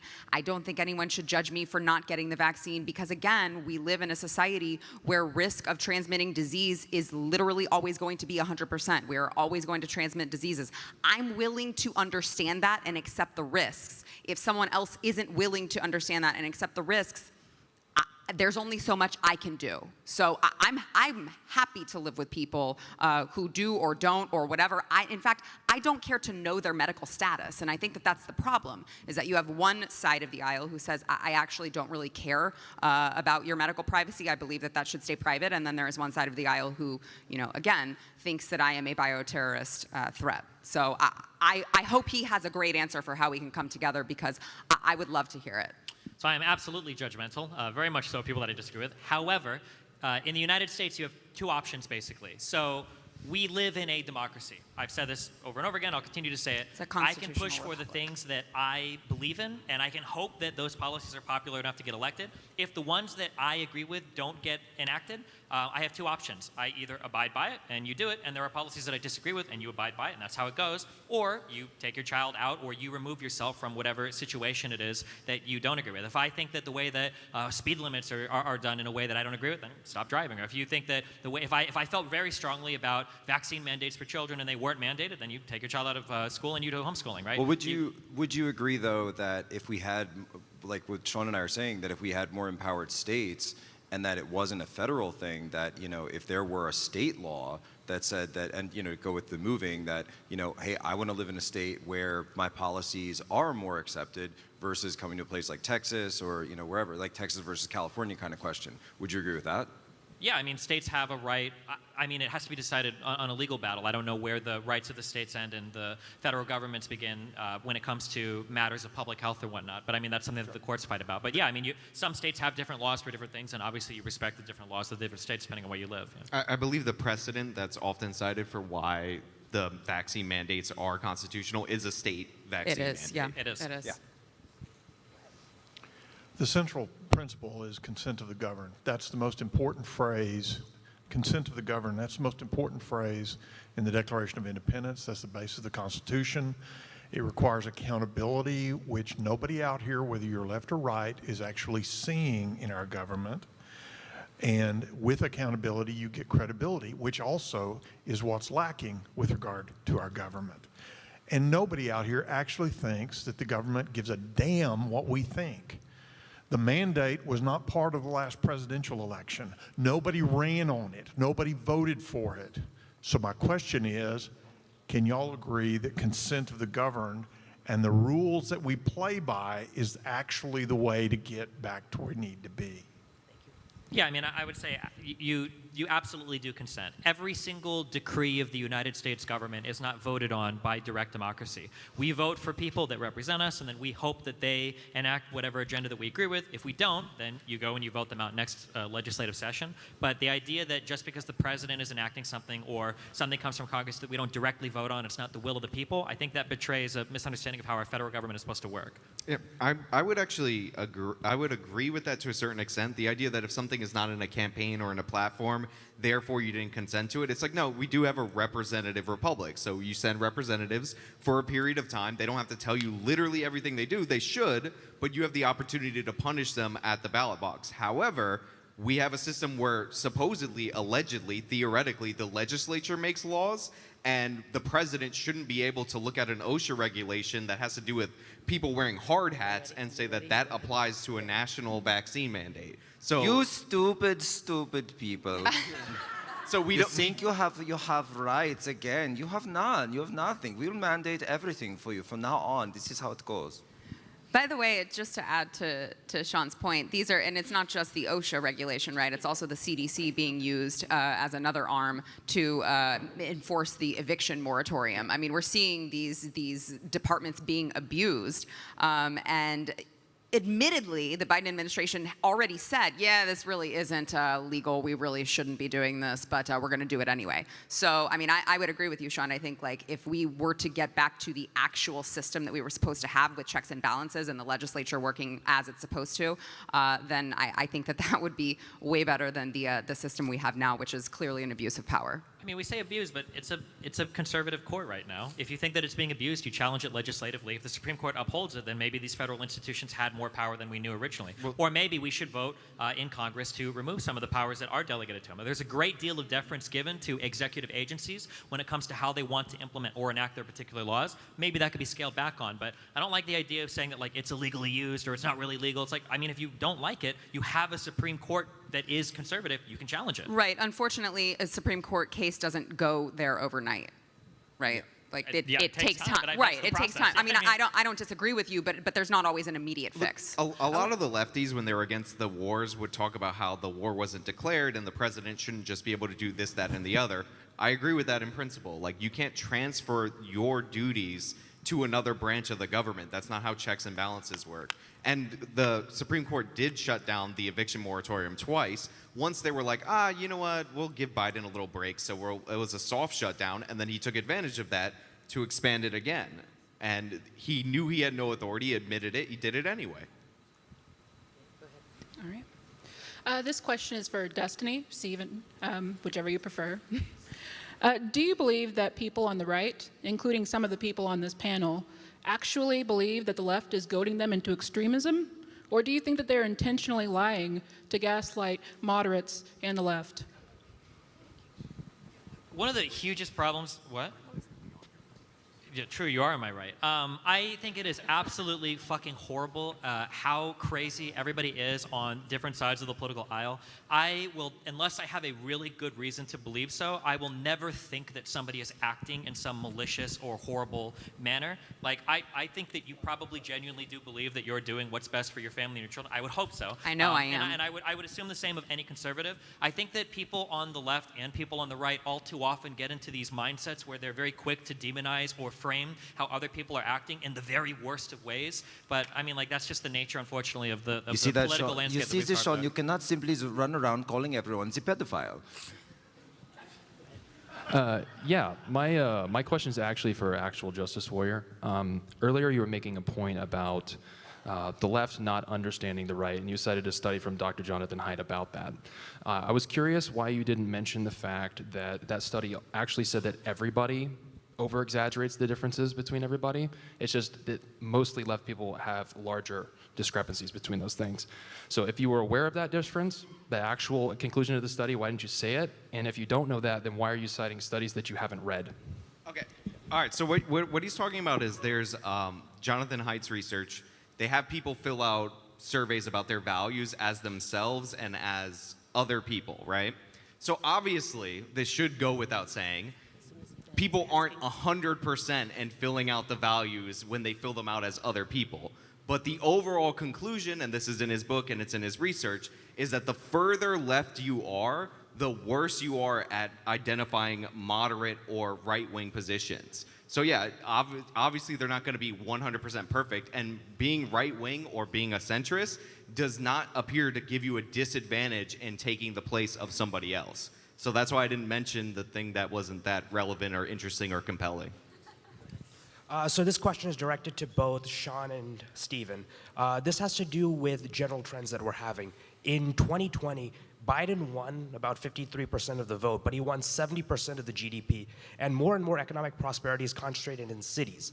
And if we're seeing such a huge rural and urban divide, is the issue with the struggle with national discourse and national unity going to increase? And how are ways that we can fix that going forward? There's an echo for us on the stage in hearing the question. Yeah, when you guys speak into your mics, you have to speak directly in, because it's really hard to hear it if it's not directly in. Maybe step a little closer, actually. I think we could even hear you better. All right, so the question has to do with more and more cities being concentrated centers for wealth, and those cities also being places for political polarization versus the rural area. Given the trends in our economy, this problem seems to be getting worse and worse. So how would we restructure maybe zoning laws, as AJW pointed out, or the way that we structure our country to kind of bring people together and increase political unity? So I think it's basically, we're talking about how you're getting a greater concentration of people in cities, and how do you account for that, like in the way that your legislative body is made up? Was that that was kind of his question? I thought he said concentrations of wealth are leading to polarization.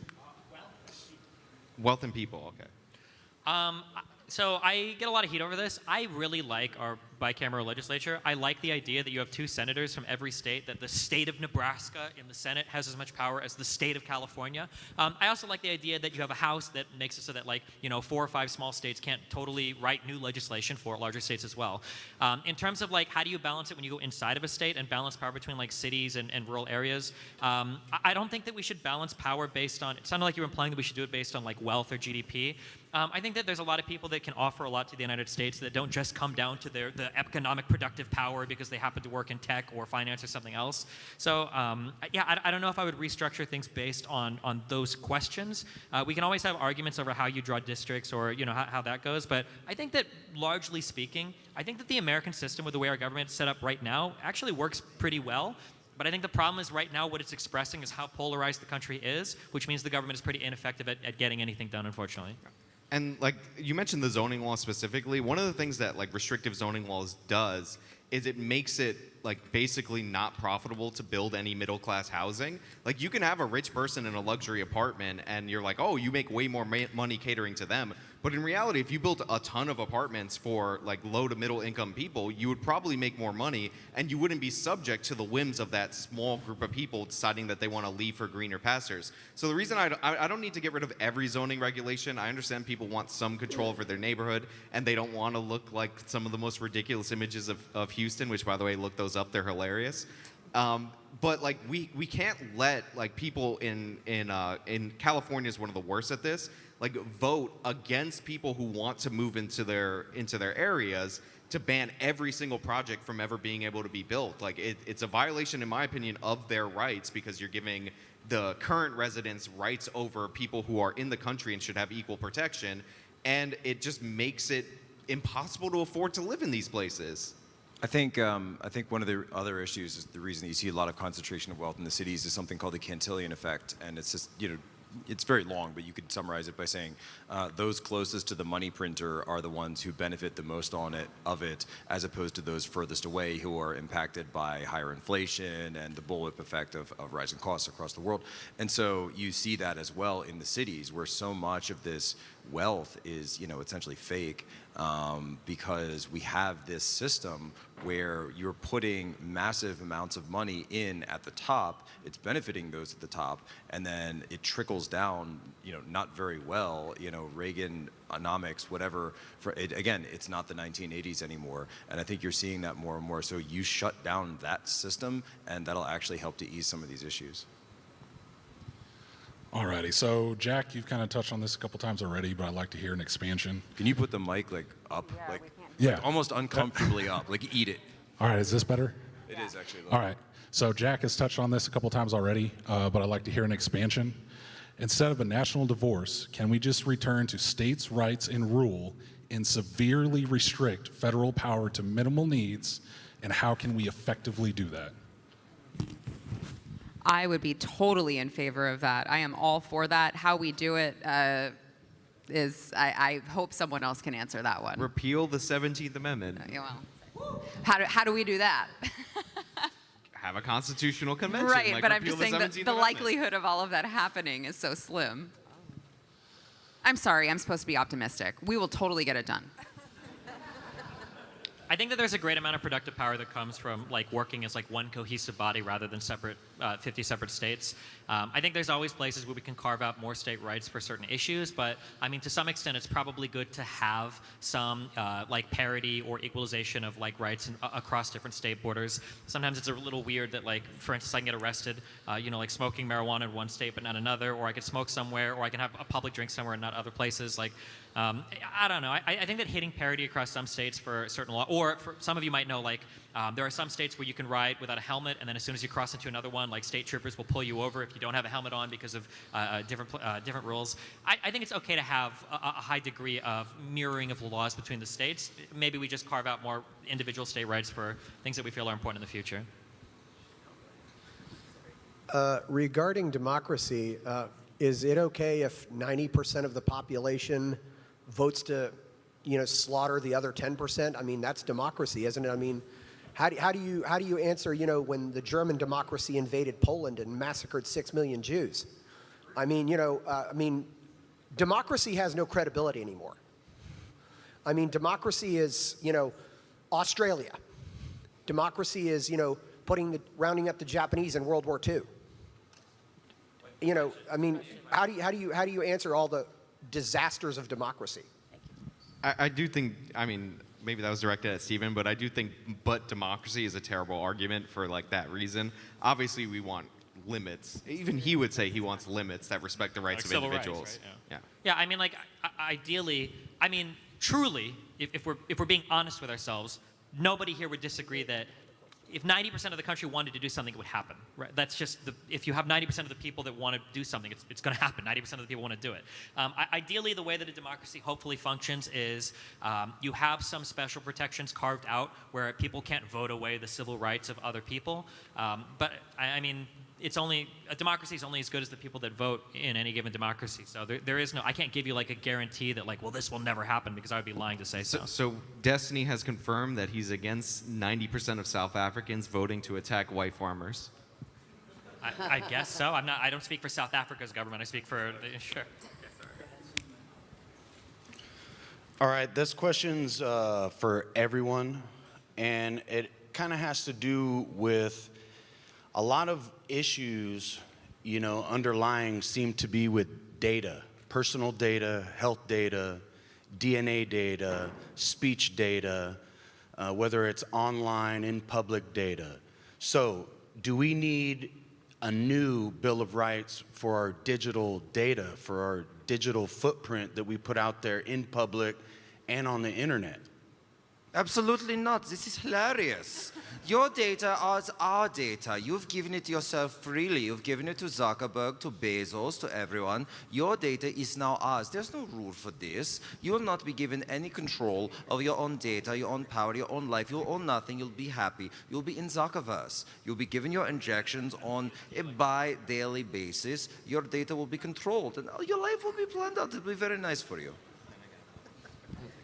We had surprise panelists on this one. I mean, I don't know that that would take a brand new Bill of Rights, but I do agree with you that there is a lot of data that is going around that, you know, a lot of people are making money off of, and it needs to be addressed. How that is addressed, I think, is, you know, I don't know that we could get that done, but certainly something needs to be done. I mean, I could see one written that I would support. I think the GDPR took good steps towards ensuring that you could keep track of what data a company has about you and have a right to have your data deleted after some period of time. So there's probably some legislation that we could come to an agreement on for like an Internet Bill of Rights. I don't know if I want like the median age 75-year-old congressperson figuring out like what Facebook memes should be banned or not. I don't know how I'd feel about that, but yeah, it probably would be a good idea to move in that direction. If they can't log on to the computer by themselves, we don't want them making the rules, right?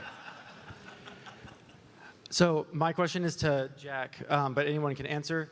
At the very, very beginning, it might have been in your opening statement, you either alluded to or directly said that the Boogaloo Boys were created by the feds in order to create some sort of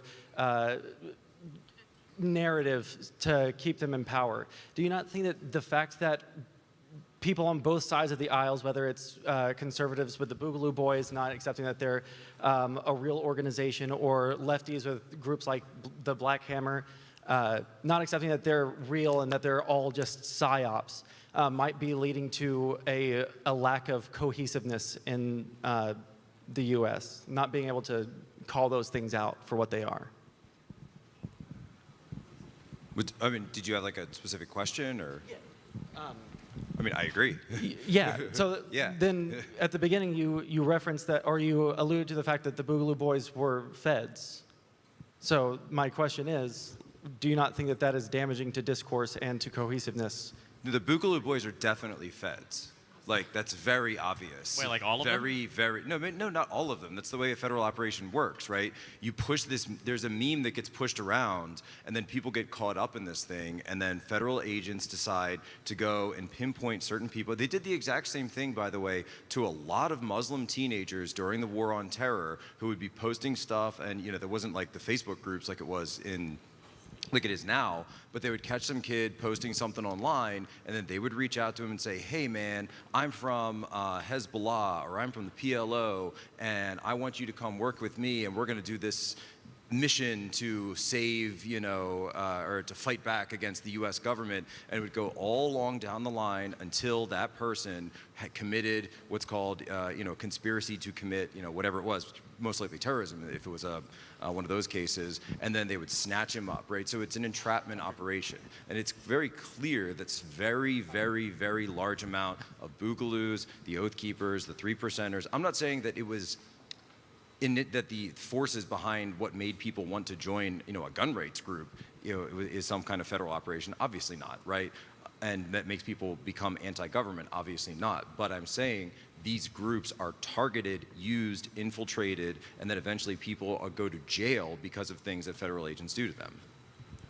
Just to be clear on what entrapment is, because we use this term a lot.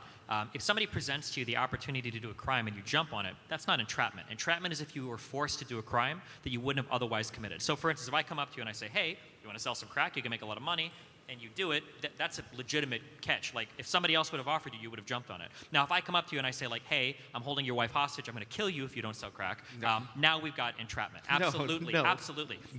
Offering somebody, presenting somebody the opportunity to commit a crime and then them committing it does not rise to the level of entrapment. Absolutely not. No, you're right about that, but your example of what is entrapment is way overboard. Well, if you threaten somebody, if you make somebody, I'm not saying it has to go that far. You have to present circumstances that would make like it's a weird way the law is written, but to make present them circumstances that would make somebody who would not normally commit this crime commit the crime. Like you're literally entrapping them. But you don't kidnapping their family and taking them hostage. That has nothing to do with I'm giving the most extreme example. No, I'm just that's saying that, literally like a different crime, though. Sure, okay, like, but I'm saying that if it's you like present not an somebody, if you example present of it. somebody the opportunity to commit a crime and they do the crime, that's not entrapment. That doesn't count as entrapment. Like, if somebody held a gun to your wife's head and made you do something, don't go to court and be like, I was entrapped, bro. Okay, we only have 5 minutes left, and we have far more than 5 people. So, quick question directed at one person, one answer. Yes, my question's for Stephen over here. So you said earlier that part of the justification for vaccinating children is to protect others. You gave the example of Timmy spreading it to Jimmy, giving it to Grandma, right? Now, are you familiar with the study that came out of Barnstable County, Massachusetts about 2 or 3 months ago where they found that the viral load in vaccinated people was very similar to the viral load in unvaccinated people that had, well, I guess the vaccinated people have had breakthrough cases.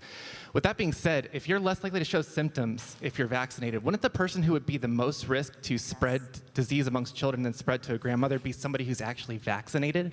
So I know there's been a study. I know there's at least Yes. one that came out that said that I think at the peak time of symptoms, viral load for vaccinated people, I think was similar to unvaccinated people. I don't remember if that was a preprint or if this is like published, peer-reviewed and everything. But even if that was the case, to figure out who's more likely to transmit, at the end of the day, we still have to gather the data on that and publish the research. Just because there might be a mechanism by which we can guess there might be more transmission, for instance, being asymptomatic, doesn't necessarily mean we can say there was more transmission, because there might be other confounding factors that make it so that's not the case. So, for instance, if a vaccinated person has a high viral load but is less likely to get infected in the first place, that might be a confound that would reduce the likelihood of transmission, even if they might do it asymptomatically without being aware of it. So doesn't that sound like a bunch of stuff we should probably figure out before we push national mandates? Yes. I guess, Steve, what I would say is, I mean, this is what the CDC studies. You can go and read the site. You can read the study if right, you want to look it up. this is off the CDC's agree, website. but, like, Highest also- vaccinated, highest cases in the highest vaccinated places. You work for Israel. Pfizer now.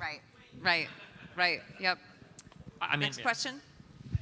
I just want to know. Based and Pfizer pilled.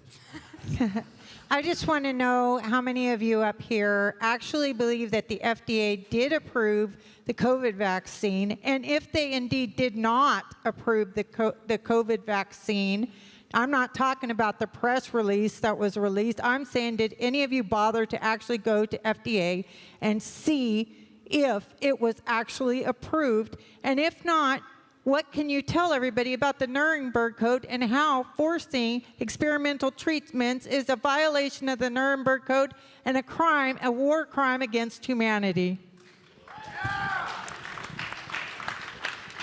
Did we walk to the FDA building? Was that the question? Or I didn't, so. Did you go online and actually look at FDA and see the FDA document and what was actually approved? Are you referring to the fact that it was approved for a later date? Or I think the only vaccine that's approved right now, I think it's called the. Yeah. So I believe it was the Pfizer. The only one that's gotten past the EUA, I believe, is the Pfizer. I think it's called Community or something. Like the actual name of the Pfizer one is the one that's been approved, I believe. And it's only done overseas, not in America. What's only done overseas? The one that's being. But the FDA doesn't approve drugs for overseas. For Europe, it'd be the EMA that approves the drug. The FDA has approved Pfizer's version of the vaccine. We have to move on to our next question. Next question, yeah. The FDA sucks. I was kind of hoping that I was going to have a little bit more time, but this will go out to any righty that wants to take it on stage, all right? So, I can't hear anything. Say again? Speak up. Speak Okay. up. Do you want to try it without the mic? Yeah, let's try it without. Can you say it without the mic? As loud as you can. Okay. So you said, and this goes to the conservatives, so you said that you're simply hated by your political opponents on the left, and you compared yourselves to a bear who was simply being poked, and that these feelings that the left has for you is not deserved. Forgetting political parties, that self-described conservatives have been seen throughout time to be supporting things like obscenity laws, anti-gay laws that bans them from being able to have legal marriage, Jim Crow laws, white backlash towards anti-segregation, and blasphemy laws and more. do you really feel like none of these feelings that the left has for the right are deserved at all? Yeah, but see, you're doing the exact same thing that you just said you were against, right? You're taking things from throughout history that none of us up here that I recall have said that we espouse, and just applying it with a broad brush to a group of people that you don't like. You're doing the exact same thing. Yeah, I'm Northern scum, so I don't know what you're talking about, Jim Crow laws, and I didn't do none of that. Also, Jim Crow laws and a lot of segregation wasn't a response to anti-segregation legislation. Segregation kind of comes before the anti-segregation movement. A lot of segregationist laws actually came due in the northern parts of the country, in the Midwest, due to the great migration of blacks from the South, because a lot of the blacks that were already in the North and in the West were already integrated. We have this like comical view of America and race relations, that it's like this linear path of improvement, but that is not the case. It's actually like fits and starts in this country. And that's like not only true for black people, but it's true for like Jewish acceptance in the country, for Asians, etc. So guys, we have to wrap it up. I just want you to give a warm round of applause to Stephen, Sara, Sean, and Jack. And thank you guys for being here with us today. Thank you, ladies and gentlemen. And a round of applause for Keri, the host. Yes. Congratulations, we have left Pfizer pills on all of the chairs. You have now all been vaccinated by the latest Pfizer pill. Thank you very much. All right, so it is 4:30. We're looking at coming back butts in seats at 5:30 for panel number 3, Learn Your ABCRTs, Education or Indoctrination. Don't forget to visit the U.S. Trump store in the back. You can see Sani. Also, don't forget we have our Myth-Informed MKE. You can go on there. We're live streaming, so you can share that to all your friends and whatnot. So please enjoy your lunch. We'll see you back in an hour.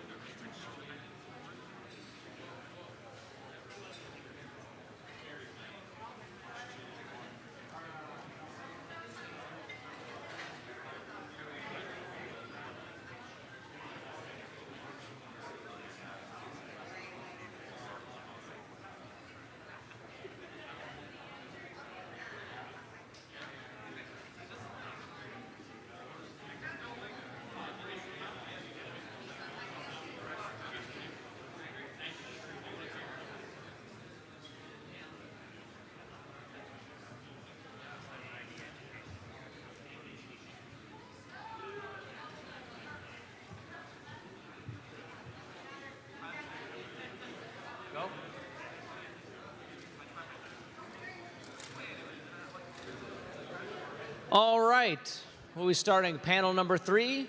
Learn your ABCRTs, education or indoctrination. I think most of us here today have at least one simple thing in common. We don't like to be bullshitted. We try our best not to tolerate revisionist versions of history, and we want to be given only what sounds the best about who, what, and why things are the way that they are. Enter the critical race theory debate. I think the argument really hits home because we, and I'm assuming there are parents in the crowd and some people that will be parents eventually, but we aren't necessarily the ones at the table being wrapped up in this debate that rages around about CRT. It's our kids. I have a couple kids, and I'll be damned if I'm not as vigilant as I possibly can be to protecting my children. And obviously, my children's physical well-being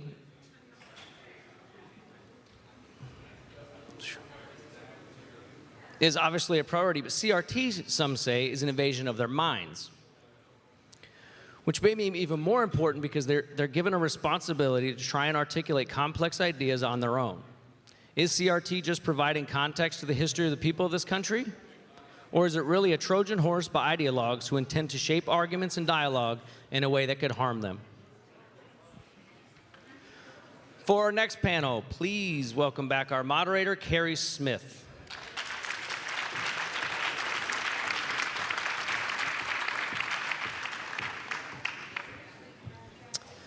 And our speakers, he's a math PhD and founder of New Discourses, James Lindsay.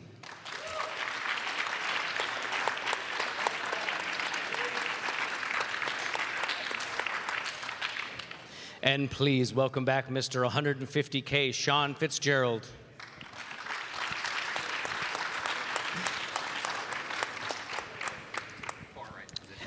We have a social justice warrior science dude who has an MS in biomechanics, Justin Jangles Gibson.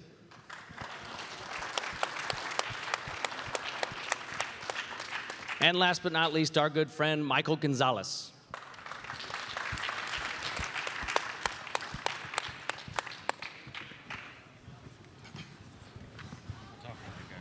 So thank you guys for being here. Critical race theory has become one of the most contentious issues this past year, with many crediting it for the recent gubernatorial election results in Virginia. I'm going to start off with a hard question, one the media has told me that no one can answer. I would like for each of you to attempt to tell me, what is critical race theory? In your own words, how would you describe it to a friend? Well, I mean, there's two answers with this, and I would hope that we would get past level 0 of the conversation where people stop talking about the obscure, legal theory that's taught in high-end academic institutions. That's not what we're generally going to be talking about today. What we're going to talk about is how some of the, ideas on how to educate future generations from critical race theorists have trickled their way into education. And I believe people have different terms for it. They'll call it woke studies or whatever. But this idea, the idea that we'll have white privilege, I forgot what the word is, mixed in with the curriculum, or we'll teach kids about we'll have kids obsess about oppression versus oppressor dynamics and all that. In terms of the legal theory, I just want to agree right off the bat that we all agree that the legal theory is not what we're going to be talking about and what is being taught in the K through 12 schools. Do we all agree with that? That the legal theory of critical race theory is not what the debate is about? Yeah, and it's also a weird way to frame the debate. It's so we're going to talk about critical race theory, but we're not actually going to talk about critical race theory. We're going to talk about everything we associate with critical race theory without actually talking about critical race theory, because we're not talking about critical race theory because that's not being taught in schools. But it is being taught in schools, but we're not talking about it. You see how it's so hard?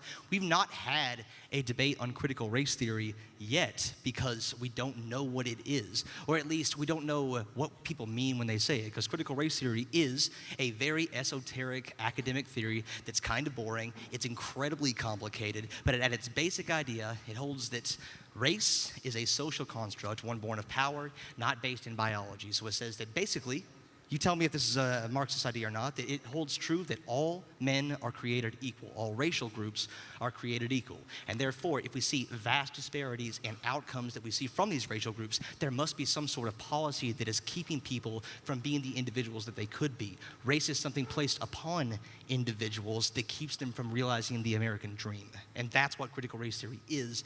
But we have to get bogged down into like all these things that people associate with it, because it's been associated with basically any weird race stuff that you see in school is now critical race theory. So it's a hard topic to talk about because we're never talking about the same thing. So it is very important to like define these concepts that we're talking about. James, do you have any disagreement with his definition, his proposed definition? Sort of. I disagree that it's complicated. It's extraordinarily simple, as a matter of fact. It looks like Lake Superior, but it's about as deep as a mud puddle. If you want a definition for critical race theory, I'll give it to you in 2 words. It's race Marxism. That's all it is. It is the division of society into a stratified situation where race is taken as the central construct for understanding inequality. That's a direct quote from Gloria Ladstone-Billings and William Tate IV in their paper Toward a Critical Race Theory of Education from 1995. So it is a study of the stratification of society through a Marxian lens. I will prove that to you in just a second.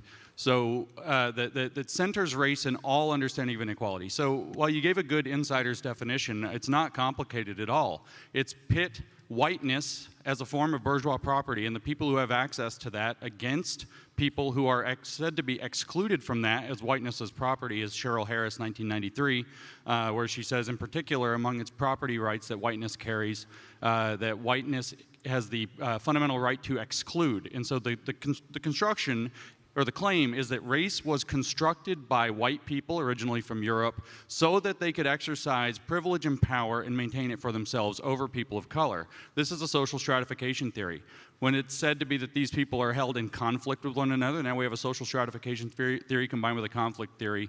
And when it's said to be done in order to figure out fundamental inequalities or to understand inequalities so that those can be redressed through redistribution of resources and access, which we call racial equity in this case, then you actually have a Marxian theory of race. That's what critical race theory is. But let's not belabor the point. Let's just read their definition from their own book, Critical Race Theory and Introduction, by Richard Delgado, one of the founders of critical race theory, who, by the way, at the founding conference in Madison, Wisconsin in 1989, said that they were a bunch of Marxists meeting to discuss if they had anything in common to talk about regarding race and law. But they were Marxists. And they wrote this book with his partner, Gene Stefanchik, in 2001. What is critical race theory? On page 2, the critical race theory movement is a collection of activists and scholars interested in studying and transforming the relationship among race, racism, and power. The movement considers many of the same issues that conventional civil rights and ethnic studies discourses takes up, but places them in a broader perspective that includes economics, history, context, group and self-interest. There's your false consciousness part, by the way. That's a neo-Marxist idea. And even feelings and the unconscious. That's why they read your mind. Unlike traditional civil rights, because it's not like traditional civil rights, unlike traditional civil rights, which embraces incrementalism and step-by-step progress, which if it rejects those, it must be revolutionary, which is what all Marxian theories are. Critical race theory questions the very foundation of the liberal order, including equality theory, because it prefers equity, legal reasoning, because it sees the law as a construct to maintain whiteness and to exclude access to equal protection under the law for certain races. Enlightenment rationalism, because it sees that as a white way of knowing, as opposed to the kind of structurally determined ways of knowing from people of color that are determined by their position, called social position or positionality, against these social constructs of power relevant to race that were created by white people in order to maintain their power and privilege over other people. And also the neutral principles of constitutional law.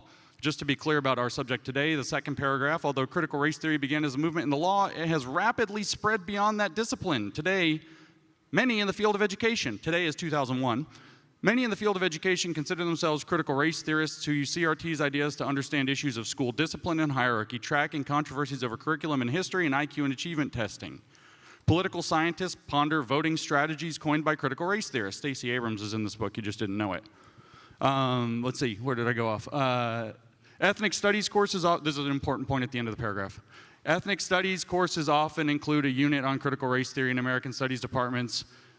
teach material on critical whiteness studies developed by critical race theory writers. And here's the key. Unlike some academic disciplines, critical race theory contains an activist dimension. It not only tries to understand our social situation, but to change it. In other words, it directly in the second paragraph of the book on page 3 paraphrases Karl Marx's dictum for a social theory. It's race Marxism. It's as deep as a mud puddle, as broad as Lake Superior, because all it does is use a bunch of rhetorical garbage to make people think it's complicated, so you'll pay attention to it.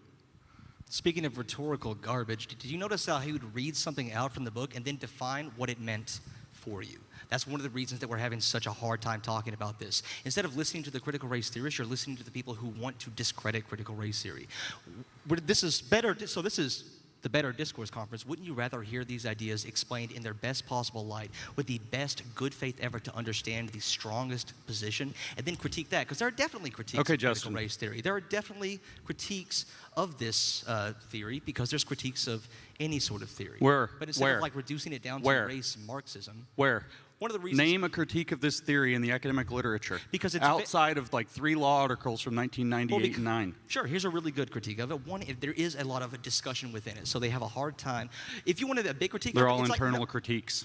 They all take on the fundamental assumptions that race must be the fundamental construct for understanding all inequality. So he's doing the thing where he's trying to tell you what I'm saying, to do it, he's interrupting me. So and you are talking to the audience and not to me. Yeah, and then you interrupted me to let them know what I was actually saying. Mike didn't get to give his definition. Can I finish I read that one from point? their book. So one of the biggest critiques is because he's going to actually speak at some point.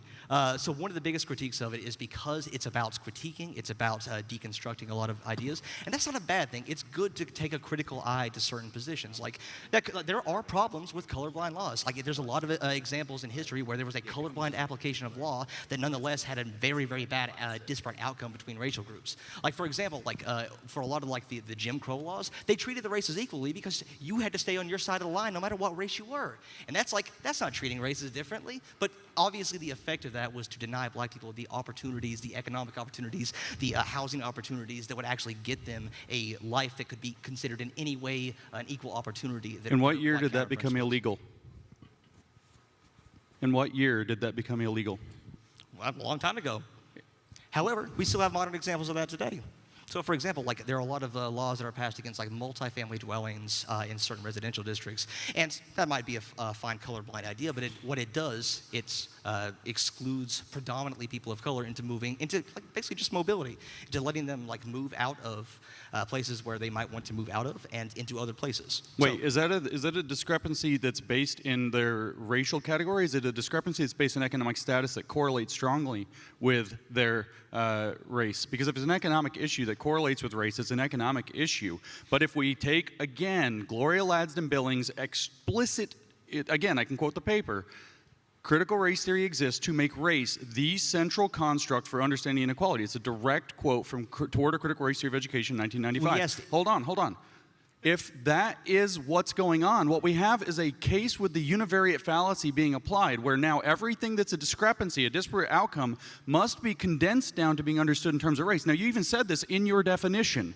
When you gave your definition, so let me use your definition against Critical you now. race theory looks at race. Who would have thought? Of course it's going to play No. because it's the variable we're looking at. No, it makes race the central construct for understanding inequality. That's a very different thing than to say it uses race. It uses race because that's what the variable that we're looking at. It uses race as the determinant variable to all inequality, which is a bogus analysis. That's the kind of thing a child would do. Of course it's a bogus analysis. On what basis is that a bogus analysis?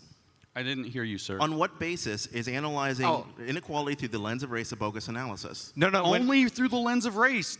Because if there's any other variable, you've ignored every single possible other explanation. That's why. What he's calling bogus is it's basically a reappropriation of the God of the gaps argument, except it's a racism of the gaps argument. That's exactly Essentially, right. you see a gap, you fill it with racism, much as in the atheist versus creationist debates. God was filled in whenever there was a gap, something that couldn't be explained, or even if it could be explained. Like one of the things that was brought up is children's discipline and the disparities in outcome between children in K through 12 education and their suspensions. And it's like, oh, look, black kids are disproportionately suspended more in K through 12 education.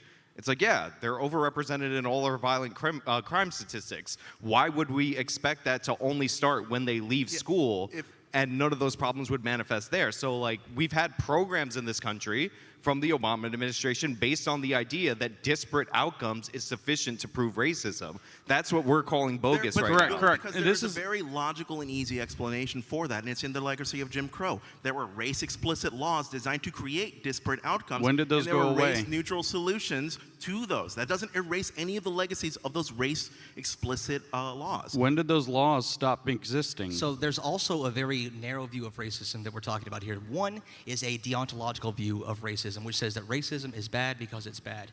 And that's good. I hope we all agree with that. Racism is bad, kind of intrinsically. But there's also a consequentialist view of racism. Racism isn't just bad because it's bad because it causes It's disparate structurally outcomes. determined. It causes What did I say? people to have a lack of opportunity to pursue life, liberty, and happiness. That isn't a very American concept. A lot of people think Yeah, but we're CRT is conflating- anti-American, Justin, but it's a fundamentally Justin. American idea. It is taking those American ideas seriously. Primarily that all men are created equal, You're that these jangling, racial boundaries are being Justin. placed on people Yeah, by these power ideas are structures. called You racial are Marxism, jangling. by the way. That's what the construction Lindsay proposed, is that the idea that any of this Let me equality- just read another freaking critical race theorist to you, and this is your In that definition. long filibuster, please, you had a giant filibuster where you read Richard Delgado's entire just so book. we are We on don't the need same another page. Richard Delgado book. I want to understand what it is you Honk. disagree with about his definition, because he read Delgado's definition. I don't disagree with that definition. He's framing it like it's a bad thing. He puts it under the guise of Marxism, and he makes Marxism sound pretty damn good if you actually listen to what he says. He's coming in with a framing, and that framing is dishonest. That's what I disagree with. No, the first question was a definition. He literally brought a definition. literally Like, read that's- their You definition. can't be And I more didn't disagree genuine with the than that. definition. Well, I had the definition out in front of me too, and you added a lot to it. That's my critique of what your definition was. Okay, is that let every me- other thing he said, you would interpret what it I actually will meant. concede that writing things down, either on paper or on your phone, is for nerds. That is true. I didn't use my no, I used their book. I actually have their book on my phone. Yeah. But I've read it like 8 times. Reading is also for nerds. But I will also say, you brought up that Jim Crow is the reason, like the legacy of Jim Crow is the reason for disparate outcomes between racial groups, which is a little bit odd because we have certain indicators, like the homicide rate in the 1950s going into the 1960s, when Jim Crow was in effect, being lower than the homicide rate post the Civil Rights Act. If Jim Crow were the cause of all these negative outcomes, then how come the negative outcomes appear to have no correlation with Jim Crow? So do you think racial attitudes ended? They were fixed. They were fixed with Jim Crow. You keep asking like when these things were I didn't say they were fixed, but if you're going to say Jim Crow laws cause a disparity and that produced all laws these are a negative byproduct outcomes. of a culture which Example was produces these specifically attitudes. violent crime. Well, then because we these would laws- expect Jim Crow, if it caused a disparity in violent crime, to cause that disparity before it's repealed rather than after it's repealed. These laws are a byproduct of a culture which produces this idea. People can self-racialize. People can have a conception of race that might be negative, even reinforced by society onto their own race. It's no mystery that people who are treated badly, who have an entire legacy, a generation, a history of negative treatment by people in this country, would persist in carrying on those negative attributes even when the barriers of the law are removed. So this is what I call the racism of the gaps argument. So he said this was causing this. I disputed that because obviously Jim Crow laws, if they were causing something, You're not would cause it disputing when what they're I in said. effect. You're not And then he's disputing like, what I said, listen, so let's out in try the this. abstract, there's some racism that is causing Sean, this you're not disparity. disputing what I said, so let's try this. So this is where we... Okay, here I'm going to jump in here as moderator. Thank you. I have a question about this. I think this gets boiled down to a lot of the time.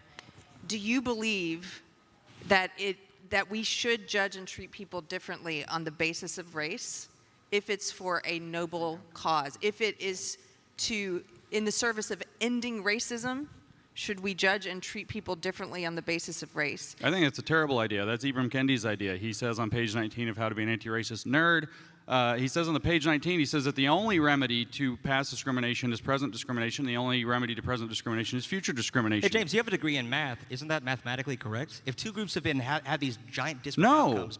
Wait, no, because hold on, people- no. I have a question. I No, have a because question for you. the person I have a behind question. can see that they're behind and run Here's another faster. James Lindsay If filibuster you've ever hour been here on at the, in a track Better team, Discourse. you don't want to be the person in the front because So you how don't does know what's so going if on the person behind you. You want to be has behind so you run can catch faster, up. If the person behind has to run faster, isn't that unfair? They have to work harder to achieve the same outcomes? So you do believe we should treat people differently in the service of ending racism, we should judge and treat people differently. No, those. Wait, hold on. You're not going to absolutely explain that. Like, in your individual life, absolutely not. However, he advocated discrimination. Are you having trouble? So if we have these giant, again, it's not just the deontological, the racism is bad because it's bad. It's because of the effects that it produced. So if you're saying, like, if you want to close this gap, if you believe that all men are created equal and that we should have relative parity among racial groups because they are equal, that seems like a very American concept to me, then how are you going to use a race-blind thing to get there? It doesn't mean that we have to know all the black people. No, we have to like rise you up, all the white people. We have to keep you down till everybody's even. But we can enact policies that disproportionately help black people while helping white people as well. Right? If you don't invest any sort of effort into bringing this gap together, it will never close on its own. So how do you feel, for example, about the Ted Cruz amendment that he proposed when they were doing the Stop AAPI Hate bill? So they were doing Stop AAPI Hate. This was in the wake of that shooting that didn't turn out to be racially motivated. It was a sex worker crime. And they do Stop AAPI Hate. Ted Cruz proposes an amendment that says, let's amend the bill to outlaw the currently existing, the currently being employed racial discrimination in our colleges and universities against Asian Americans. And it was a party line vote. Every single Democrat who voted, which was all but either one or two of them, I would have to check exactly what it was, voted against removing an actual form of institutional racism against Asian Americans. Where do you stand on that? Not in favor of it. Not in favor of the law that would be disproportionately impactful against Asian Americans. And how do you feel about vaccine passports, which are having disparate impacts on people? Wait, I have another question, because you were talking about how like everybody's equal and therefore we should expect some kind of equal outcome, and the only way to cure past racism is by future discrimination. I know you wouldn't call that future racism, so like not trying to throw that at you. But well, instead of strawmanning that position, why don't you define that a little more honestly? What do you think he means by that? I know that Americans are obsessed with race and like our own personal racial history, but there is no evidence at all that being a discriminated against minority produces negative outcomes. In fact, the world is full of discriminated against minorities. Jewish people, Chinese people in Malaysia, there's different minorities like the Lebanese that have all faced similar forms of discrimination and have become successful, more successful than their majority countries. So you have to like fundamentally prove to me that discrimination caused the gap in the first place before you can even get to the stage where you're proposing alternate discrimination to fix it. Because and this in is Malaysia, what we're talking about. When you lump any of these groups together, like, no, black people do not have the same history. They do not have the same lineage in the United States as most Asian groups do. They are different. All discrimination is bad, but again, you have to take a consequentialist framework of it. So there's something called the Y tree. So if we do see all this big disparity between black and white people, and usually when we talk about race, it's black and white people, why do you think that is? It's called the Y tree. Like, why? Well, eventually you get to a policy or a history of policies, or you really don't want to let go of this notion that maybe one group actually is inferior to another. Well, what you call a big disparity, I call a small disparity, because the disparity between people in their origin countries of Europe and people back in their origin countries of Africa is much greater. Their origin country is the United States. So they're doing way better. And say that. Didn't you just treat people based on their race? I'm talking their origin country. No, I'm talking about their origin countries. Like how many black people in Appalachia, white people in America just come from Europe. Do you guys know that? We need some reparations for Appalachia. Did How you guys about that? catch Is that race? That's what I'm talking about. Jump Like, in so here, we have a narrower disparity. But I'm saying we have a narrower disparity in the United States. I know, but I think you just accuse someone of not wanting to let go of the idea that their race is superior. And I just have a question for you, because Texas is one of the states that has proposed legislation. We passed legislation banning. It's been called an anti-critical race theory bill that's passed. And in this legislation, it says that you're not allowed to teach that one race is superior over Incredible. another. That's a great law to have. And so if you see these giant racial disparities, the reason those racial disparities are bad is because no group is inferior or superior to another. That's the entire impetus behind why critical race theory analyzes these things. No, because it uses a fallacy and it attaches a fallacy to that. Income and wealth. If we see these, you're still filibustering, so I can't tell you your flawed definition. Inferior. Let me read to you from Dr. Kendi. Racial inequity is evidence. Okay, sorry, I'll back up. To fix the original sin of racism, Americans should pass an anti-racist amendment to the Constitution that enshrines two guiding anti-racist principles. This was your definition from the beginning, by the way. Racial inequity is evidence of racist policy, and the different racial groups are equals. Or at least you mentioned the different racial groups are equals part. You said it grows out of all men are created equal. But the second assumption here is all groups are equal, and then any disparity in outcomes must be interpreted as racism, which is exactly either the univariate fallacy that I was bringing up, or the racism of the gaps. Do you think that literally any racial disparity would be considered that, or maybe that's what he said? That is the view from critical race theory. So he's not a critical race theorist. Is he a critical race theorist? Here's the thing: you cannot explain the Appalachian achievement gap using this framework. It's actually a great framework. I don't know why you pointed to him like it was a good point. Policy. No, the thing is how do you explain policy? When he says the Appalachian achievement gap, he's talking about how mountainous people tended to lag behind people in the plains. Like, this is true. Yes, and you know why? Do you know why? I'm from Appalachia. Geographical disadvantages. No, bad policies. No. What are you talking about? Oh, wait, what are you talking about? If you had better access to the ocean than somebody on the mountains, then you were more likely to have trade. Trade creates economic prosperity. This is why typically areas where there's plains, they can establish farms. That's what he's talking about with the Appalachian theory. The Appalachian. Okay, I thought it was talking about geographical things that would lead to differences in outcome. And I could point to bad I'm talking actually mostly about cultural values. I don't want this to devolve into where we're just yelling over each other and people at home and watching online can't tell what we're saying. So I do have, there's a couple of things in the ideas that the media has been putting forward, one of which is that critical race theory doesn't exist. I think we're all in agreement that it does, even though we might have different definitions for it. The other thing they've been putting forward is that, well, if it does exist, it's not being taught K through 12. Do we disagree on that? Sean said it beautifully. There's the thing that's actually critical race theory, and then there's the deconstructed term that means literally anything that you want it to mean that's actually being taught in schools, as they say. So if you don't believe it's being taught in K through 12, what is it that you would oppose in the bills that... Why would you oppose a bill that says, let's stop teaching critical race theory when you don't believe it's being taught anyway? Because, as you said, with the Texas bill, it doesn't actually ban critical race theory, does it? It bans certain concepts that make talking about race It harder. bans critical race praxis, and praxis is an integral component of any Marxian theory. Any critical theory, by the way, critical race theory, any critical theory must have at least 3 components. This is according to Stanford Encyclopedia of Philosophy, Entry on Critical Theory. The 3 components it must contain are that it must contain an idealized vision for society. It must be able to critique the existing society for not living up to or moving toward that idealized vision for society. And it must also inspire social activism and be able to be put into practice. So a critical theory requires praxis. So critical race theory requires critical praxis. If you read Paulo Freire, everything about the theory is praxis. If you read any of these folks, it's always praxis, praxis, praxis. It has to be put into praxis or it's not a legitimate critical race theory. So what's being done in schools is the praxis of critical theory, which is taking this stratification view of society and is teaching children by separating them into oppressor and oppressed groups, privileged versus oppressed, teaching them about racial privilege, attaching it to racial identity, telling people through culturally responsive teaching that different cultures have different races have different cultures, which is a fundamentally racist idea. I literally just met a black man the other day who sat here and talked to me about freaking anime for like an hour. Just out of curiosity, are you... Here's a total weeb. So just out of curiosity, are you quite intentionally redefining what critical race theory means in the public mind, expanding it as a catch-all for the new racial orthodoxy? Is that what you're doing, just out of curiosity? I actually did not understand what you said because of the echo. I'm sorry. Yeah. Okay.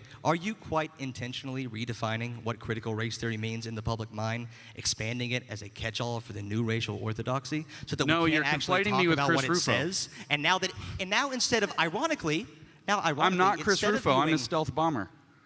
Ironically, instead of viewing each individual case as an individual case, yeah, there are definitely teachers out there who put out really bad assignments. And now, ironically, instead of treating those as individual cases of bad conduct, now we can blame it on this catch-all theory that says the exact opposite of what he says it is. What I'm saying, so you can be clear, what critical race theory is, in its simplest brass tacks that's being taught in schools, is dividing people by racial category into privileged class versus oppressed class in maybe a complicated way, but nevertheless. So talking about racial privilege as a key component to understanding how race creates inequality, and secondly, teaching about the need for racial equity as a redistribution scheme that eventually leads to racial justice through some process of applying it long enough. Actually, all that's pretty good. It's not good. It's communism. Hold on. All that was pretty based. See, now notice what he never does. What he never does is say what's wrong with any of that. It didn't work last time. It won't work this time. So you agree that that's being taught, but you agree that it should be taught. You think it should be taught that people should be divided up into oppressor and oppressed in the classroom? No, because that's not critical race theory. It was what I was talking about. If there are individual instances of like bad classroom activities, yeah, critique those. But you keep saying that critical race theory says that it's things that it specifically doesn't. So, for example, Iron who here law of thinks woke projection. Who here thinks that critical race theory says that white people are inherently evil? Awesome. The correct statement is that critical race theory scapegoats whiteness as a form of bourgeois property. What does it mean and by that whiteness? What does it mean by whiteness, James? Do you want me to fucking read it to you? Whiteness is a set of... Yes, I would assume you could just give me But while he's digging that up, I just want to point out that we had every critical race theory discussion ever, and I tried to avoid it by saying, let's not argue about the obscure legal theory and talk about it in practice. We went through, it's not critical race theory, it's not being taught in schools, and also it's based, I'm kind of in favor of it, which is how every single one of these conversations happens. Whiteness is a location of structural advantage of racial privilege. Second is it a standpoint, a place from which white people look at ourselves and others and at society. Third, whiteness refers to a set of cultural practices that are usually unmarked and unnamed. That's on Brandeis Universities. I could talk about whiteness as property, which we already talked about. But to do this, we have to understand the definition of race. Are you going to answer what's wrong with that? Like, it is bourgeois property. It is a Marxist understanding. He did it. You just called it Marxist. Yeah, okay, hold on. Definition of race from the same website. Hello. Wait, we're talking over each other. A misleading and deceptive race. A misleading and deceptively appealing classification of human beings created by white people originally from Europe, which assigns human worth and social status using the white racial identity as the archetype of humanity for the purpose of creating and maintaining privilege, power, and systems of oppression. Exactly like I said earlier when I was speaking off the cuff. It holds up whiteness as a special status. We would have said bourgeoisie if we were vulgar Marxists. It gives this access to a greater standing in society to people that are designated as white, whether they are, say, Anglo, or whether they are, say, Polish, or whether they are, say, Irish or German, because these statuses already exist. Or now Asian. Because there are disparities in outcome and achievement between the different racial groups because that exist. It makes the fundamental fallacy of making race the central construct for understanding inequality. In other words, it commits the univariate fallacy of condensing everything down to race and putting it in a conflict theory sense. So can I ask you a question? Are white people and black people biologically real? Are they biologically what? As in, like, can you have a biological classification of white and a biological classification of black that would hold up to any sort of scrutiny? I mean, that's not exactly right. What you can actually do is you can have there are biological classifications of population groups spread throughout the planet. Some of them have different colors of skin. That actually you can't. That's not deniable. Are these genetic clusters called race? Race is a low-resolution, socially constructed category into which it is socially constructed. I don't disagree with you. Who? What I disagree with is Kimberly Crenshaw, where she says this social category is imposed, therefore we can't deconstruct it and walk away from it, mapping the margins near the end. Where she says that we need to reevaluate social constructivism to turn it into a critical constructivism that recognizes the racial imposition so that it cannot be deconstructed. Therefore, we have to walk away from, and this is her own words, we have to walk away from people who happen to be black and embrace instead people who are black. I am black over I'm a person who happens to be black. Her reasoning is specifically, I'm a person who happens to be black, strains for a certain universality. In effect, I am first a person. When instead she says that we should be actually embracing an identity-first mode that says that no, race is, because it's imposed, has to become a social location for a anchor of subjectivity. That's her exact wording on this. What I'm opposing, the thing is, I'm saying, yeah, the thing that we call race is actually socially constructed. It maps poorly onto actual biological groups that you could find, you could draw DNA and actually detect differences in. It maps poorly on. It's socially constructed. And my view as a liberal is we should deconstruct that. We should take that apart. Whether that's, I don't really want to use postmodern means, but we could use liberal means. Hold on. But what critical race theory says is, no, we cannot and will not deconstruct it because it is imposed from without, which is not true in 50 years. So how would you deconstruct this socially imposed thing? Because one, where did it come from? White has not meant... Stop talking about it. Oh, no. Stop. If we have a problem, just stop Ignore talking the about problem. it. No, but Hope nobody it has goes a great... away. It will. I mean, it's been doing great for the past 400 years. But this gets back to my question about, do you believe that the best way to fight racism is by teaching kids that we are divided along these racial groups and that some, based on your race, you have a different worth or you have more value. Teaching them that there is a societal construction of race. Critical race theory does not propose this sort of biological construction, nor does it propose racial essentialism. It rejects it explicitly. No, it actually synthesizes it into structural determinism. There's nothing wrong with teaching children of something they can observe. They understand that race exists. They have a conception of race, and they develop it from a young age. It's worth exploring that topic. No, worth exploring. We have a Mott and Bailey happening again. What actually it says is that the imposition of race. Says is that the imposition of race creates a structurally determinate system in which the social experience of the position of race is actually essentializable. It's not essential in the biology. It's essential in the cultural and social experience, and that gives a unique voice of color, which is why Dave Chappelle making a trans joke came from his, according to the article, his position of white privilege. That's why Larry Elder's the black face of white supremacy. I want you to He's take black. note of his He has entire to stay on the strategy here. plantation. I want you to take note of his entire strategy here. We're trying to give the best possible version of it, and he's done it several times now. He'll say, no, let me tell you what it actually means. I don't want to hear the strongest Because version my of this. eyes are open, Jangles. Because your minds are open? Because I'm not a liar, Jangles. Oh, no. So, I mean, okay. wait, hold on. Well, you kind of are. Do you think that critical race theory essentializes people based on race? Yes or no? Critical race theory has a long You're not going answering yes or no. I'm not going to answer yes or no. Yes or no? Does critical race theory essentialize people based on race?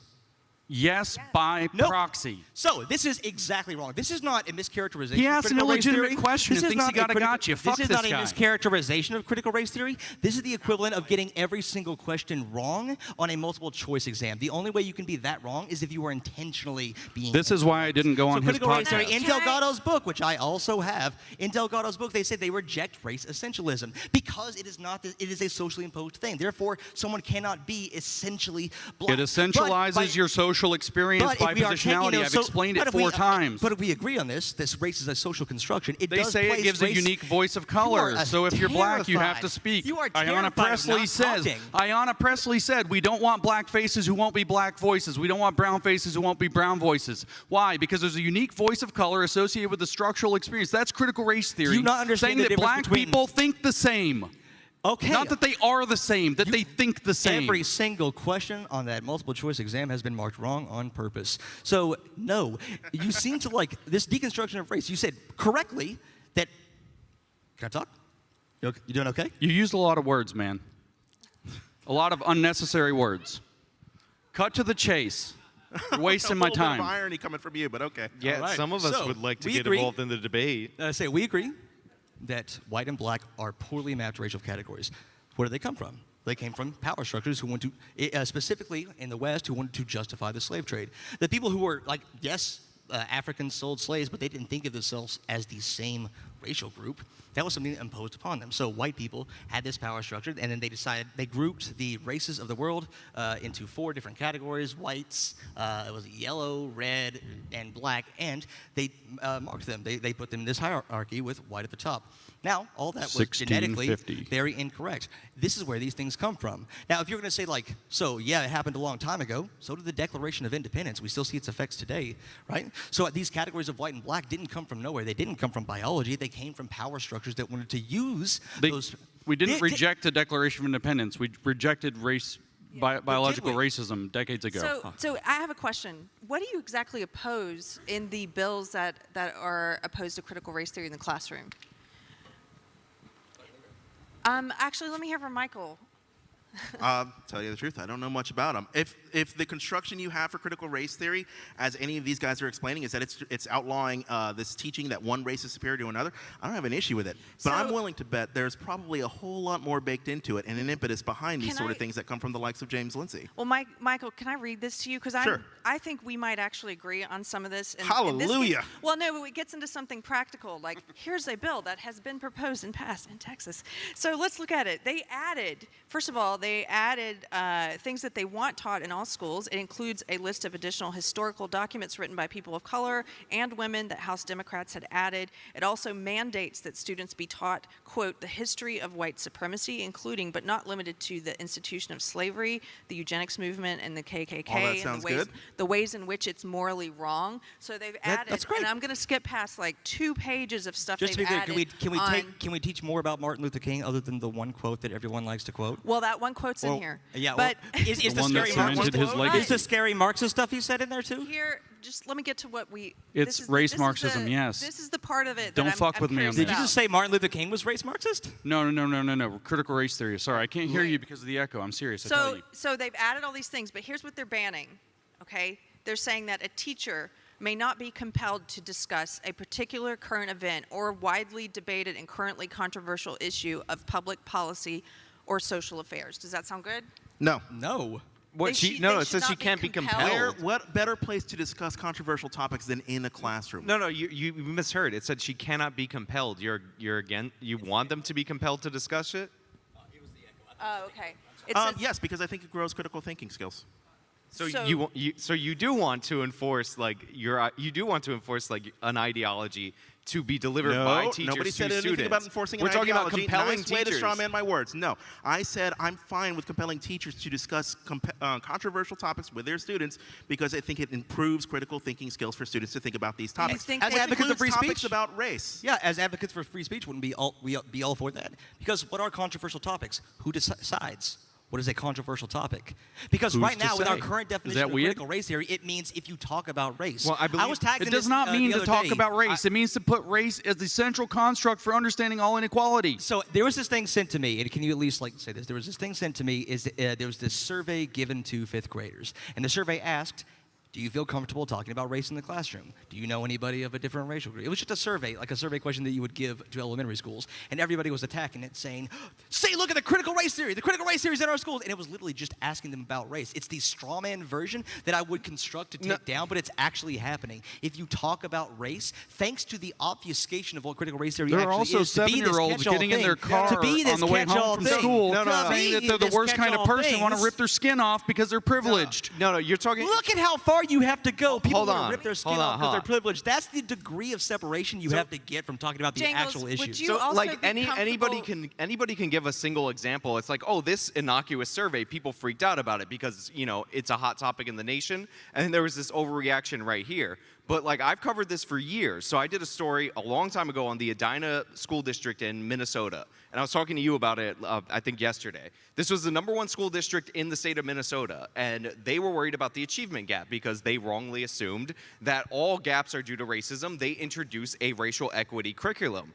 What ended up happening was the Edina School District as a whole is no longer the #1 school district, and the most negatively impacted students of that school district were the black students, the very same ones that they were trying to help. One of the reasons why the curriculum was so negative for them is because it emphasized like a lot of the things that we see in critical race theory, like specifically, I believe it was Regina Austin, and I could be wrong on that, so somebody fact check me like a nerd out in the audience on your Google phones, where she was saying that that Ebonics, which they call African American Vernacular English, is a legitimate form of language, and we should teach black kids in that because trying to get them to conform to a standard American English is a form of black genocide. It's cultural genocide. The problem with that, I mean, you might say, okay, people talk on the street and they have differences from when they talk on the street versus work. That's perfectly normal. And it's like, sure, but school, they should teach you standard English because there's no textbooks written in Ebonics. There's no, in any subject at all. I'm curious, so what would we you describe actually that are as doing, a dominant culture, perhaps? So what we're actually doing is create. Would you describe that as a dominant culture? Yeah, this construction of language is an example of a dominant culture, which is one of the things critical race theory goes over.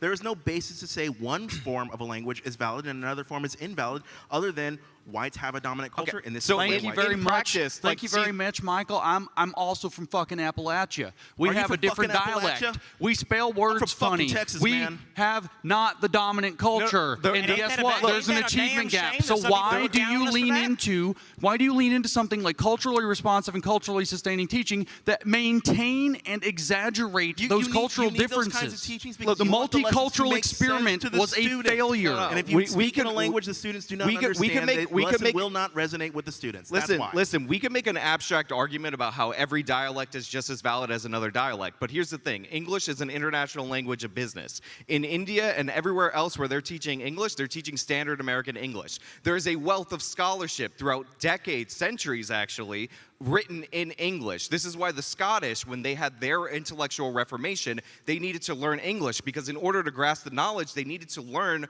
appropriately the languages where the knowledge was all captured and written down. If there were this length of scholarship in Ebonics, then this wouldn't be an issue. The fact is there isn't, and this is one of the reasons why black literacy lags behind in this nation. So you're advocating for a policy in order to solve a gap that by its very nature will lead to greater gaps in the future, and we saw that in Edina. So do we see how you can have 2 points here?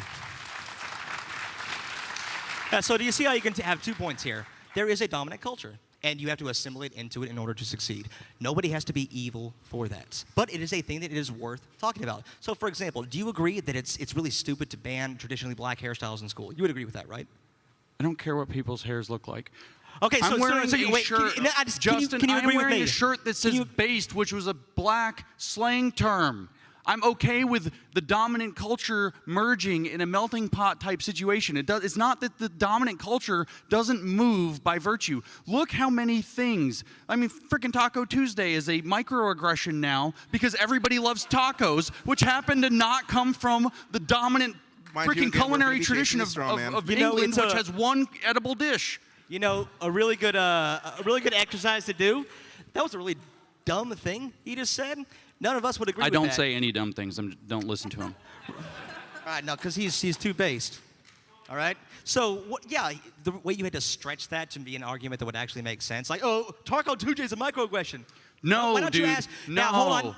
Every time I'm like hanging out with my friends, we're like, vámonos. We say it in Spanish because that's cool. Because it's spread. Are we going to be offended by that? But I'm in the dominant culture. Why on earth? I'm dominating, right? No, see, if we had a dominant culture, do you have 2 people on here that you can actually talk to, or do you want to talk to imaginary people that make you upset? If we had a dominant culture, like you're implying with the word dominant culture, when somebody says, "I feel like that's racist," we're not going to have a conversation. We're going to say, "Shut up, N-word." That's what it looked like 70 years ago.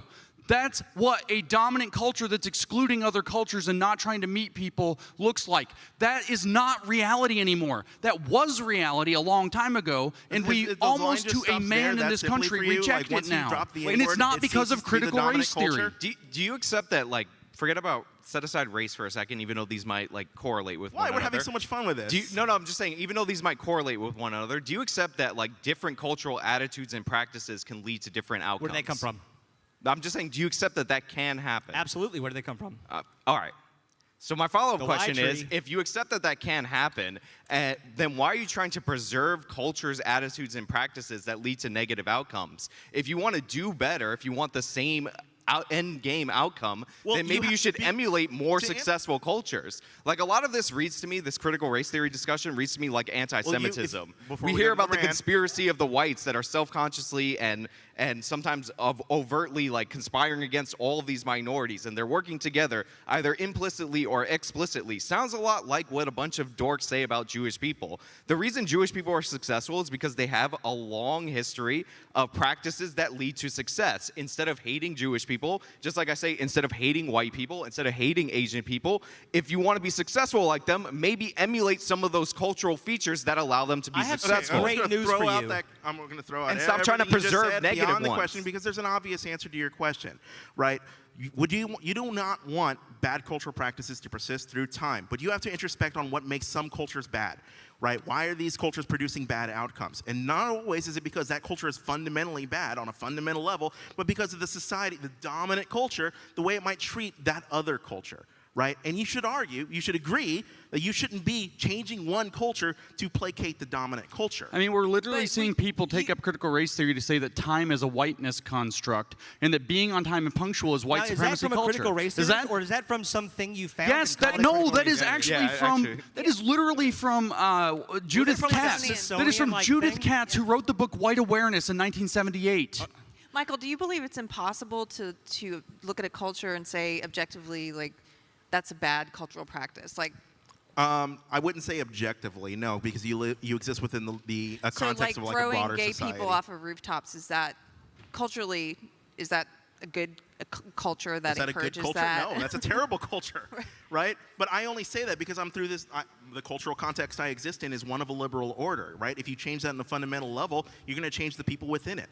Well, what about all the people who wait, what about all the people in cultures where they do that? We live in a What culture about where the death penalty is practiced today. What about people right who now, grew and lot up of in a people from cultural outside context of culture would see the communism? same It's thing. 0% of them Talk like about it. An objective moral wrong. Let's The talk about dominant that. culture is communism, and every fucking one of them hates it. Why? Because it's a The dominant catastrophe. culture is communism? In the Soviet Union, it was, and you can't find a former Soviet who thinks communism was a good idea.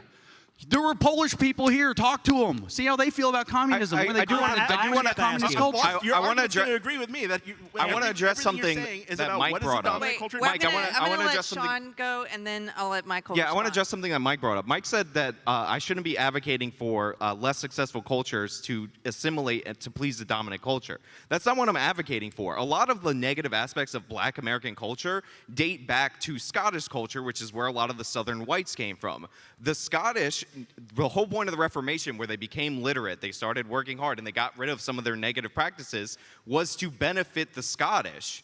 Like, what I'm saying is if your goal is to benefit the culture that's not doing well, then encouraging them, excusing them, placating them is not going to improve their situation. The Scottish got better, and they were some of the leading intellectuals in the Enlightenment because they started to emulate successful aspects of English culture.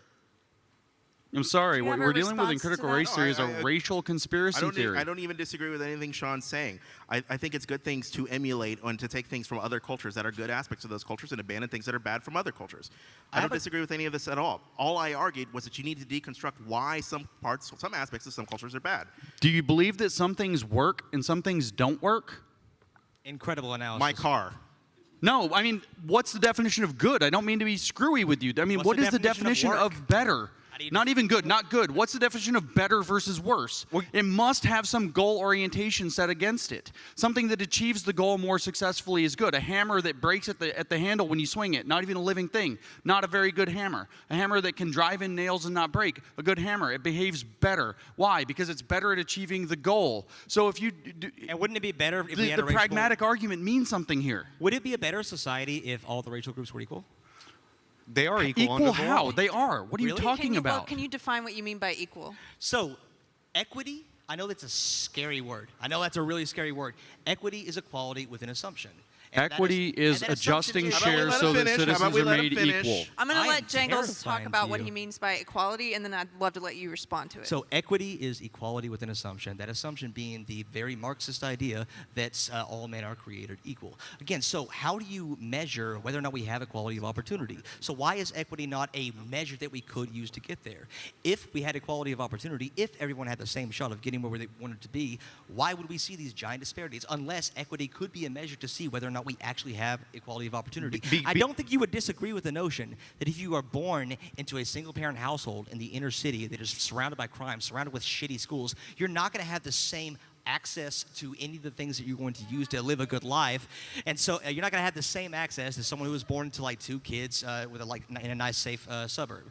All right, I don't think we can say that those two people have like the equality of opportunity. And one way we can measure that is to see what are their outcomes. Yeah, I don't. So first of all, equality of opportunity is kind of ridiculous. Like, unless we're kidnapping all the kids at age 3, throwing them in the same dormitory, we're not going to have equality of opportunity. It's like a nice thing people say. I'm not for equality of outcome. I'm for equality of opportunity. We should just be in favor of increasing the number of opportunity because we're a merit-based society. And one of the things that you get when you achieve is the ability to set up your next generation for success. You talked about how you don't have the same advantage being born into a single-parent household. By the way, I was born into a single-parent household, so lived experience trumps everything. That makes me right.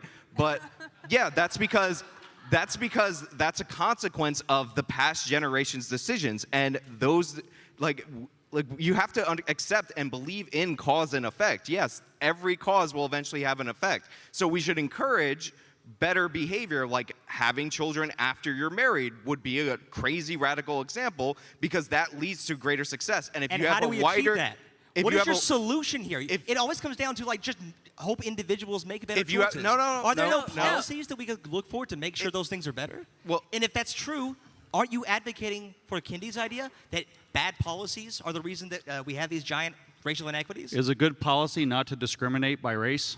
No, I would. Generally. Because you advocated for that earlier, that we should discriminate by race when it benefits the people that you want to paternalize. I'm curious. Do you think that like passing policies that disproportionately help black people to like, do you think that's discriminating based on race in the way that you would define it? That you're trying to. It is discriminating based on race. Period. So yes, if you are making race-conscious decisions, you are discriminating based on race. No, he's saying that have the effect without the intent. That have the effect without the intent. Like if just coincidentally it ended Wait, up are doing you that. asking that if someone discriminates on the basis of race, are they really discriminating on the basis of race? Or are you conflating other variables with race again, No, I'm like the asking, definition of critical race discriminating theory? on the basis of race. In his head, he wants you to think calling someone the N-word, calling like using cracker with a hard R over here. That's what discrimination he wants you to think. But like helping in implementing policies that increase the access to education, the quality of education that we get in predominantly black districts. Black people live in much higher rates of concentrated poverty than do white people. And so if we pass policies that disproportionately help people who live in concentrated areas of poverty, I think that's a good thing. We're helping some of like the most vulnerable people in society. So who are you and discriminating it would be against? Discriminating because it would disproportionately help black people, but is that not a good thing? No, to answer your question, by the way, the policy I would implement is stop subsidizing single motherhood. It has been a disaster. If you subsidize something, then you get more of it. Sorry, Mom. If poor people had less money, it would be better. Yeah, pretty much. No. It's not about taking away money. Like that's nonsensical. By definition, you want to subsidizing is taking less. No. You're trying to remove incentives for future people's behavior. I get it. Do you think mothers just want to have children and then they're incentivized by the welfare Do I think the state of Georgia literally bans you from receiving welfare if you have a man in the house? Nobody because that is aspires true. in life to be a single mother. This is a silly straw man. This is a silly straw man He's projection. talking about policies, though. Policies that incentive structures lead people to do things. What he said was that the welfare state incentivizes single motherhood. It does. Yes. No. 100%. It does. No, the welfare state is in response to single motherhood. No. It's not incentivized. First of all, then it's a terrible response because the Great Society has coincided with the greatest increase of single motherhood in American history. I mean, shit, if we sent all the men to war, which we did a couple of times, You don't know that we it wouldn't be have worse that many without single Great Society mothers. programs. Wait, You have no how basis to say does this. the welfare society? No, you said it was a offer- response. I didn't say it caused it. I just said it's a terrible response Right. because it's coincided How- with a giant increase. Let me ask Michael, how does the welfare society, how does it encourage or offer incentives for people to leave single motherhood? I don't think it's designed to offer or encourage anybody incentives to do anything. It's designed to meet people's needs on the spot. Single mothers are people who don't have the financial support to take care of their child or themselves, and it's designed to meet them at that.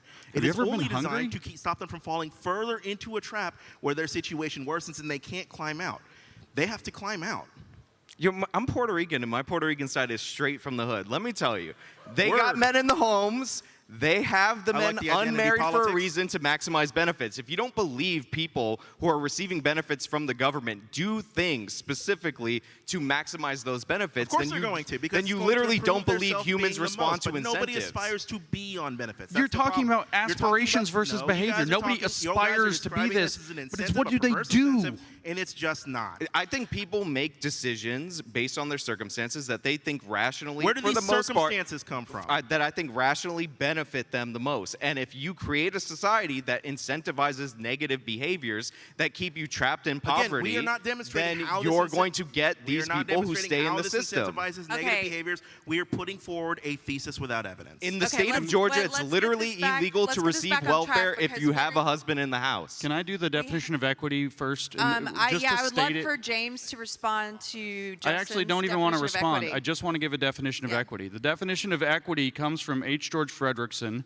who wrote the first paper on this in 1968 toward a theory of social equity in public administration, and it was defined as such as where equality means that citizens A and B are equals, equity means, or social equity means adjusting shares so that citizens A and B are made equal.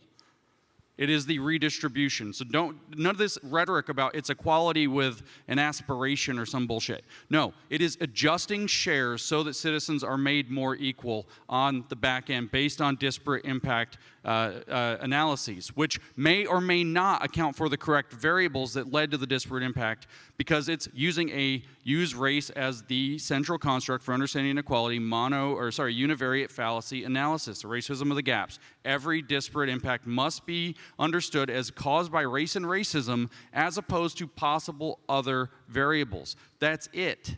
What are those possible other variables? And We've just discussed culture for like an hour. Yeah, where does That's one. And again, the why tree. Where does culture come from? Why? I don't know. Why do Chinese Do you people think have a black different people just culture have, than like, a Americans? Is genetically that different racial? culture? If only there were some sort of means of investigating where these cultures come from. Perhaps it's Yeah, cultural like race. that people have different backgrounds. Perhaps like a that lens of analysis one might call And critical. we should have kindergartners doing it? I have a question. So No, who gets to no. decide? You're just gonna. Firstly, moderator's just gonna put that out there. Okay. Thanks, moderator. Okay. No.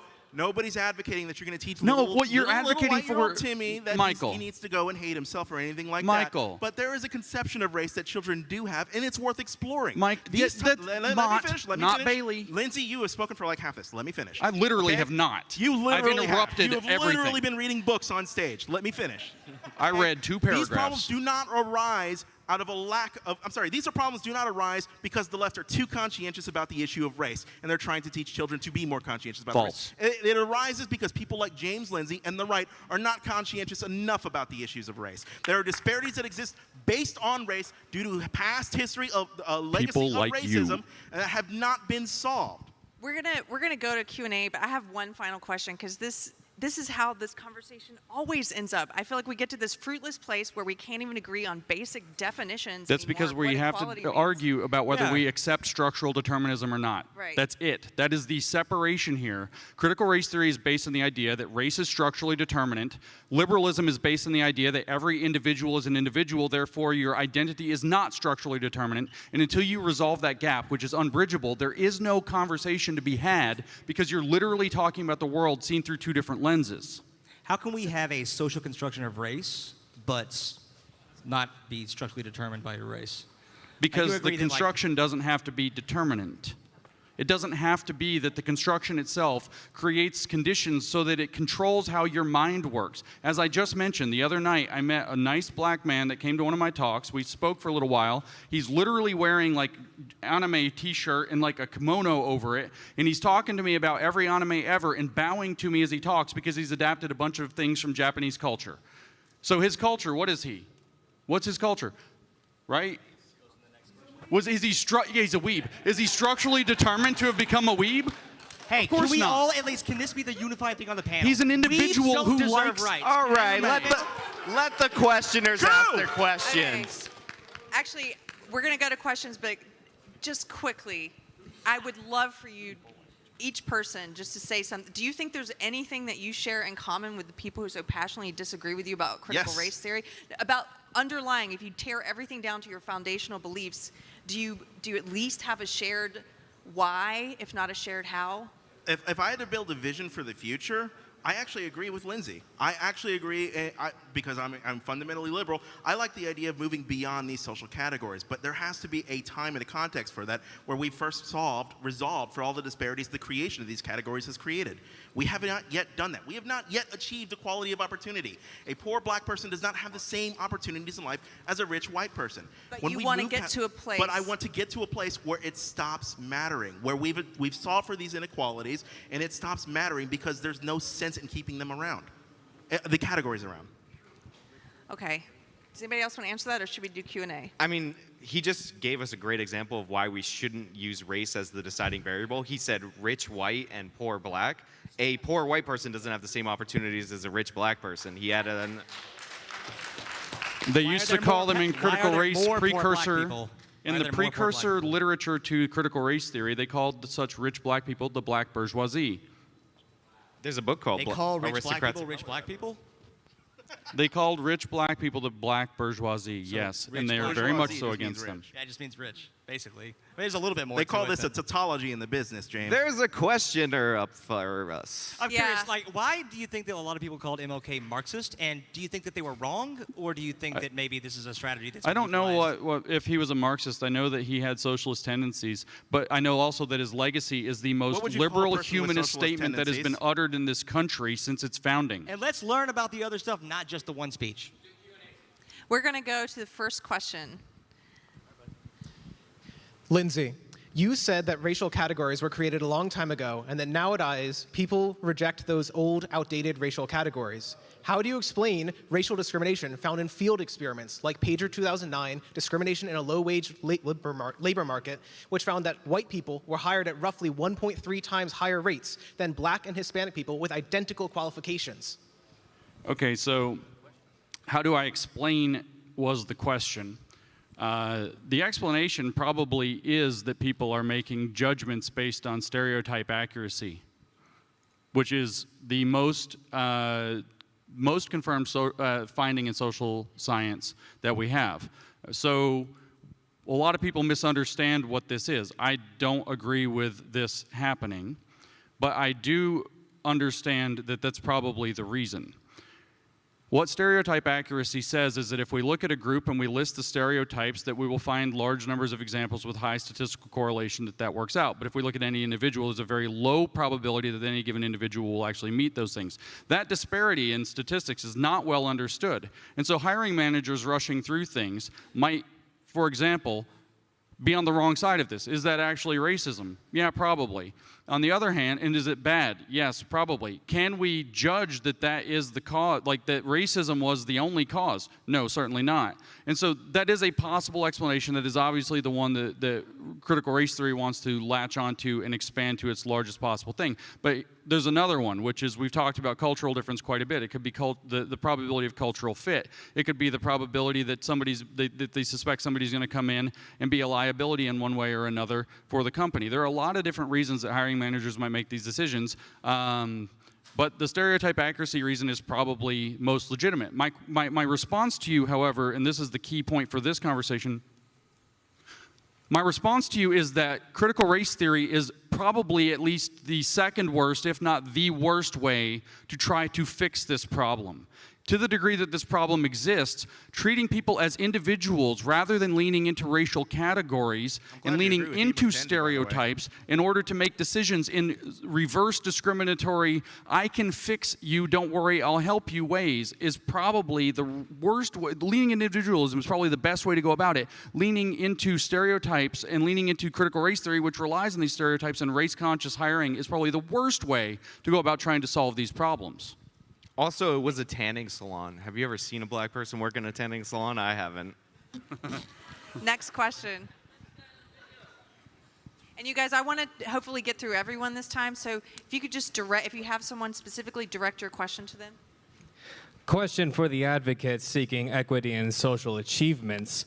If two children raised in the same family aren't expected to reach the same achievements, like one child becoming a space engineer and the other ends in rehab, how can you possibly expect an equality of social achievements across whole demographics in a free nation in a random universe? Well, because here's a really good answer to that. When we say all men are created equal, obviously there's individual differences. People do have individual differences, and that's fine. What critical race theory rejects, and this seems to be contentious, that there are no significant differences among racial groups. We have individual differences, but these fake categories of race that we apply onto people, those don't really matter. Critical race theory treats people as individuals who have been unfairly harmed by systems that have placed race upon them. And so when we get to the why tree, it always comes down, you call it the racism of the gaps, but it always comes down to why? Is it policy that is causing these like disparate outcomes? Is it the process of linear time, which absolutely everyone agreed, no one disagreed with this, has put like certain racial groups above certain others, and maybe those have effects that have lasted, more than 1 or 2 generations past the passing of the Civil Rights Act. So that's all that says. Yeah, individuals are going to have different results, but they shouldn't have different results because of their race, either past or present. So it's funny to hear. All right, so I've got a quick question here. There was a lot of conversation about how culture in of itself kind of dictates a lot of disparate outcomes in society, and I want to particularly put this towards James and AJW over here. What do you think it causes these cultural disparities between different people?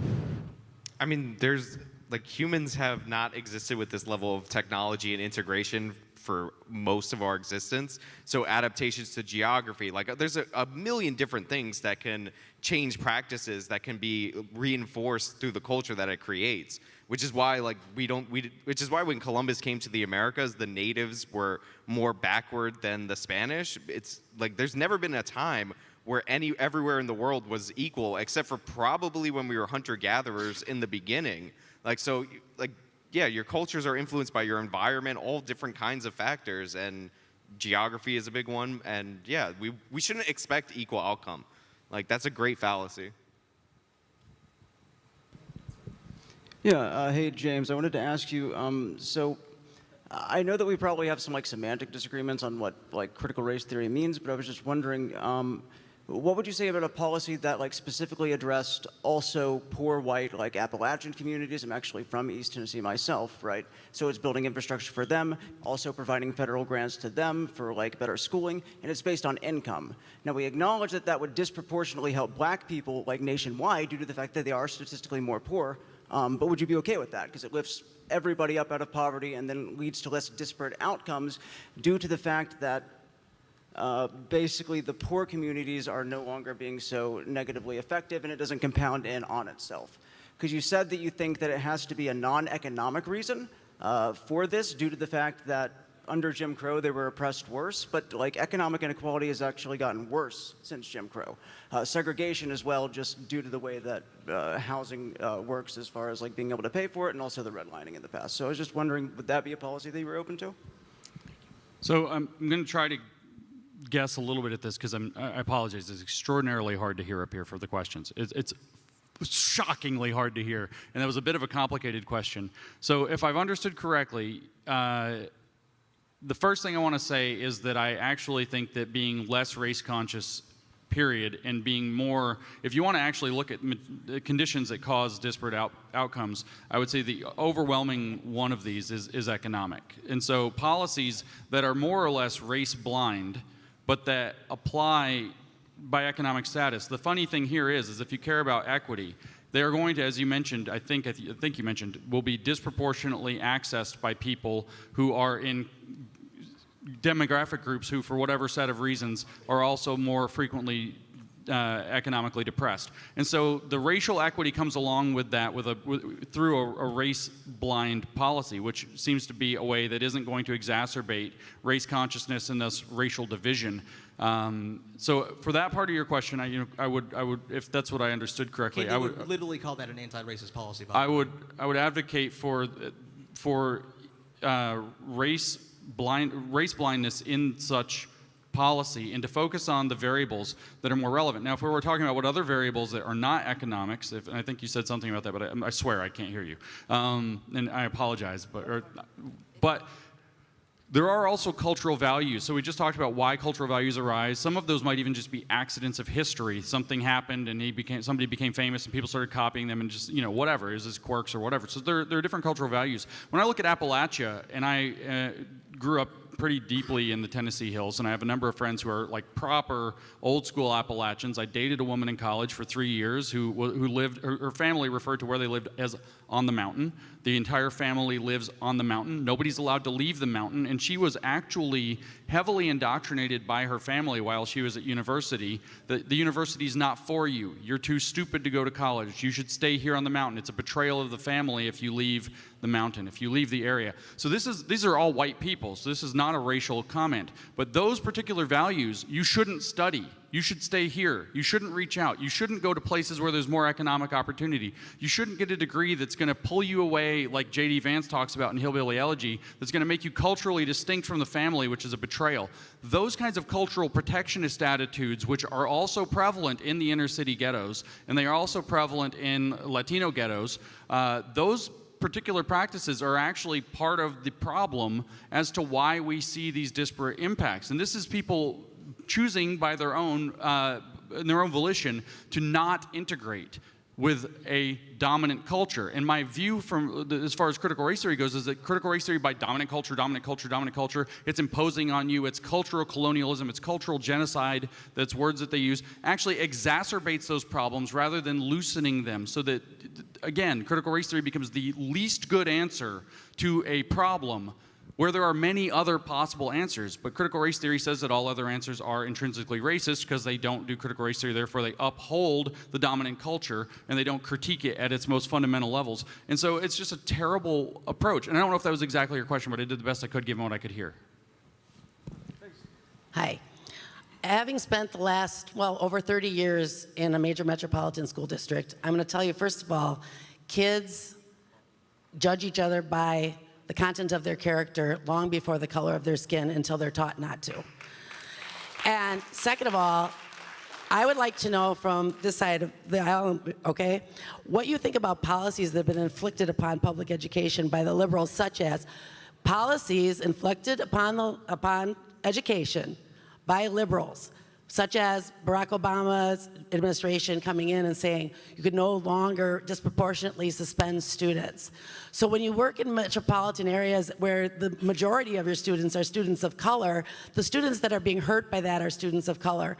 Also, because you guys, all of you do wonderful research, for the next time, I'd like to hear some research on how many opportunities are actually available. Maybe we should all be getting together and talking about what we could do to push education and how that's everybody's ticket out, rather than all of this. But to my question again, how do democratic policies such as disproportionately disciplining students of color in inner city schools, how does that help black children achieve, or children of color of any color achieve? Doesn't that disproportionately hurt the children who actually are behaving? Truthfully, I do not know the policy that you're talking about, so I do not have an informed opinion. Okay. But from a critical race theory perspective, Go read Dear Colleague, the Dear Colleague letter from Barack Obama's administration, Eric Holder, Barack Obama. Justin, she's referring to policies cracking down on schools that disproportionately suspend students to their population because it doesn't match like the racial demographics. Right, restorative I think justice. those are worth looking into. It's not automatic evidence of racial discrimination, And I know but I'm it's something taking- worth looking into. Like I never got to ask this. Are racial disparities significant ones on things that matter, like income, like access to neighborhoods without like high crime rates? Is this a problem worth solving? Give them reasons to achieve rather than reasons not to achieve. Kids will surprise you. Stop insulting people of color and saying that they can't achieve, because that's basically what you're doing. I look at people that I've worked with every day of my life, and they achieve a great proportion. They love their Everything children. we just said gave you the idea. We were saying black people can't achieve. Notice again, this entire debate is us batting down silly strawman constructions of what critical race theory is. I don't think neither me nor Justin have argued that black people are fundamentally incapable of achieving. We Fun reject topic racial because people essentialism. will tell you what you believe and then argue against that. I couldn't hear any of that. So next question. All right.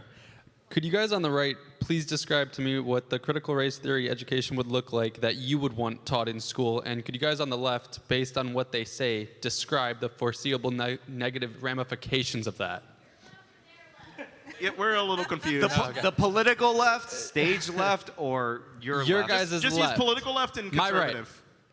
My right. On my right, could you guys describe what critical race theory education would look like that you would want taught in school? And could you guys on my left describe the foreseeable negative ramifications of that, if there are any? Sure. I think teaching students the benefits of things like diversity are pretty good. I think teaching a more race-conscientious history is also good.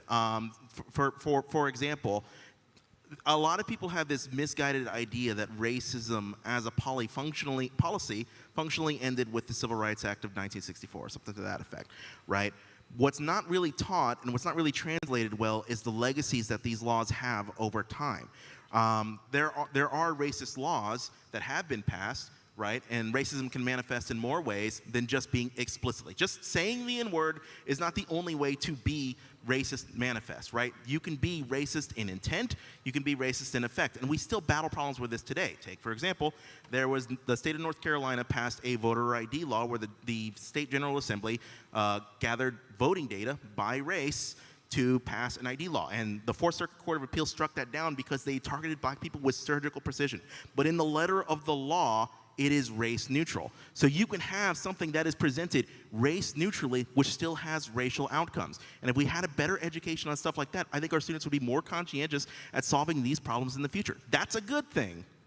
Yeah, so because remember, critical race theory is not taught in schools for the same reason that string theory is not taught in like elementary schools. It's a it's an academic, esoteric theory taught up there. But there are certain concepts that I would like taught. So, for example, James was talking about like stereotype accuracy and things like that. So a lot of people have a false notion of racism that it is a continuation of previous policies. While that certainly can be true, it can also work backwards from very, very American good-intentioned ideas. For example, if you believe in meritocracy, a good thing that everyone believes in, critical race theory critiques the notion that we have it, it doesn't critique the notion of it's on its own.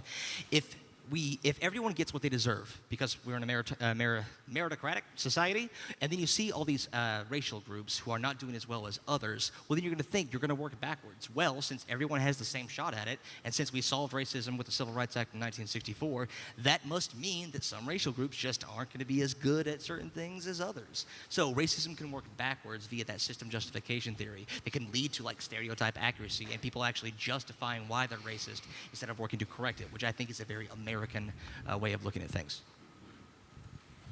I mean, I would respond to what we just heard by saying what we're doing is elevating race consciousness and, again, structural determinism by race.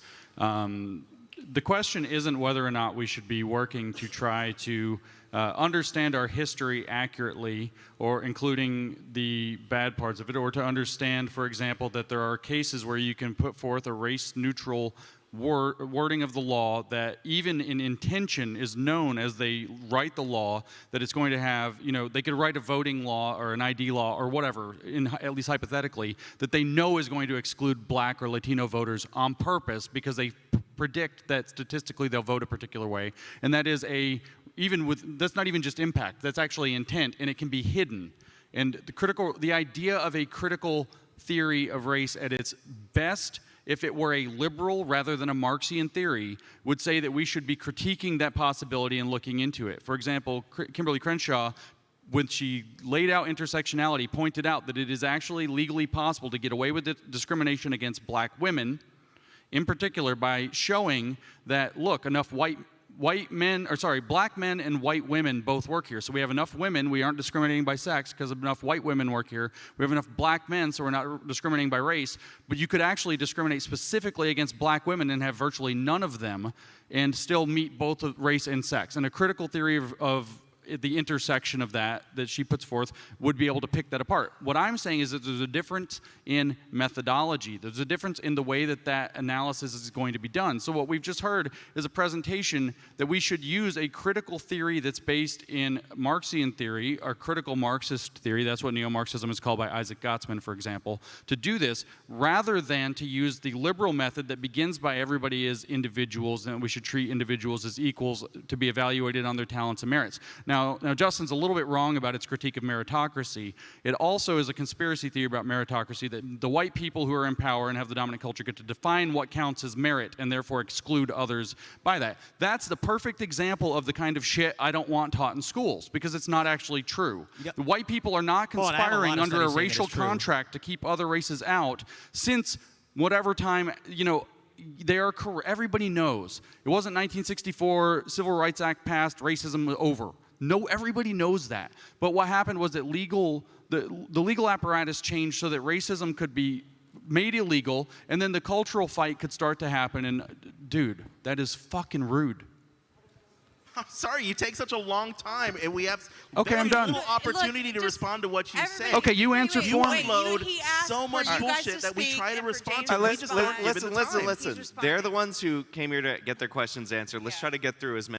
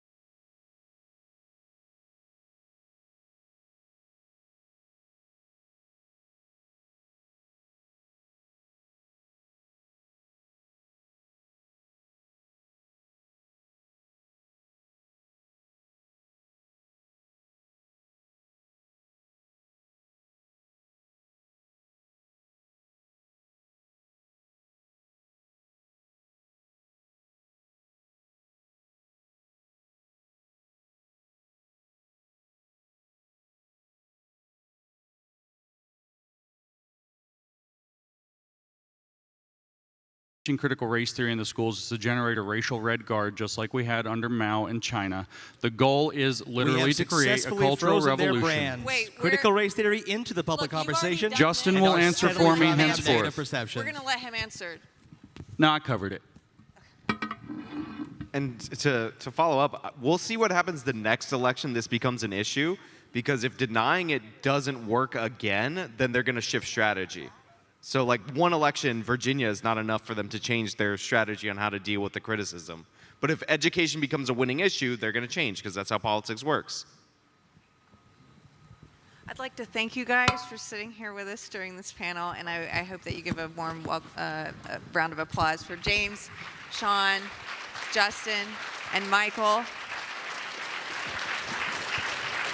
I hope we can have more fruitful conversations maybe when there's not an audience. Round of applause for Keri.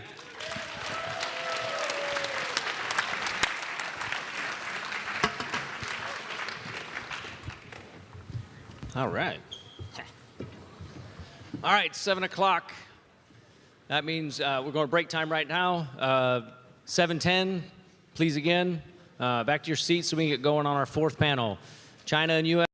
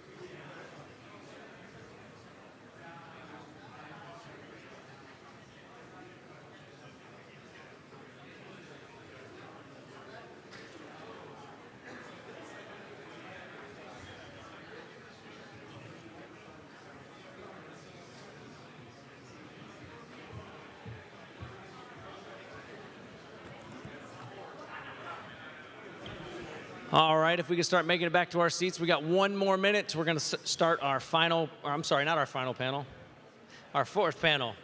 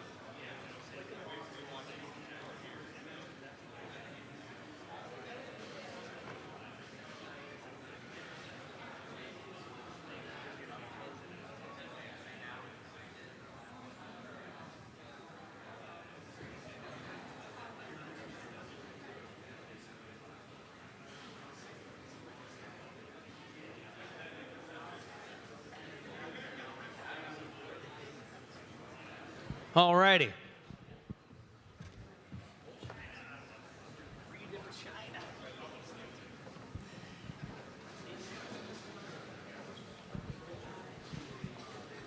All right.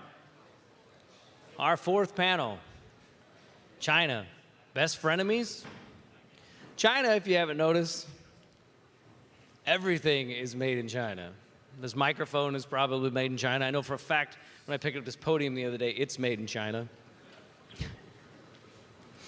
After being left behind after the world's rebuild post-World War II, China seemed to always take a backseat to everywhere we decided to fight a war. The first time I remember hearing about China when I was a kid, I heard about them forcing families to decide which children to keep and the ones to throw away. They were kind of a joke to me growing up. But then all of a sudden we needed communist China. China sat in the corner figuring out how to make everyone else become dependent on them. And now here we are. Easily one of the most daunting military threats. They have more money than God, and now intentionally standing tall in the face of the rest of the world, and sometimes dictating how we operate our everyday lives. Is this just the natural order of things? Can we afford to turn a blind eye to the freedom and the power of the Chinese to conduct business as usual? Should we continue to ignore what the Chinese government does in spite of what some are calling a new Cold War? Will you please welcome back to the stage our moderator, Brian Edwards.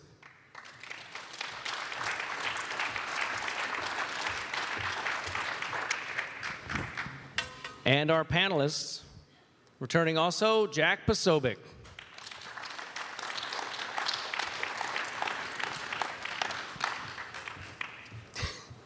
Or the PC principal. The host of the Chad Prather Show and primary candidate for governor of Texas, Chad Prather.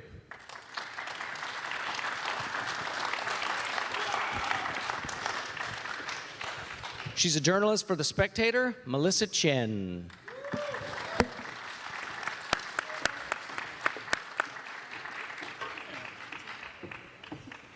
And an American news editor at the Post Millennial, Mia Cathell.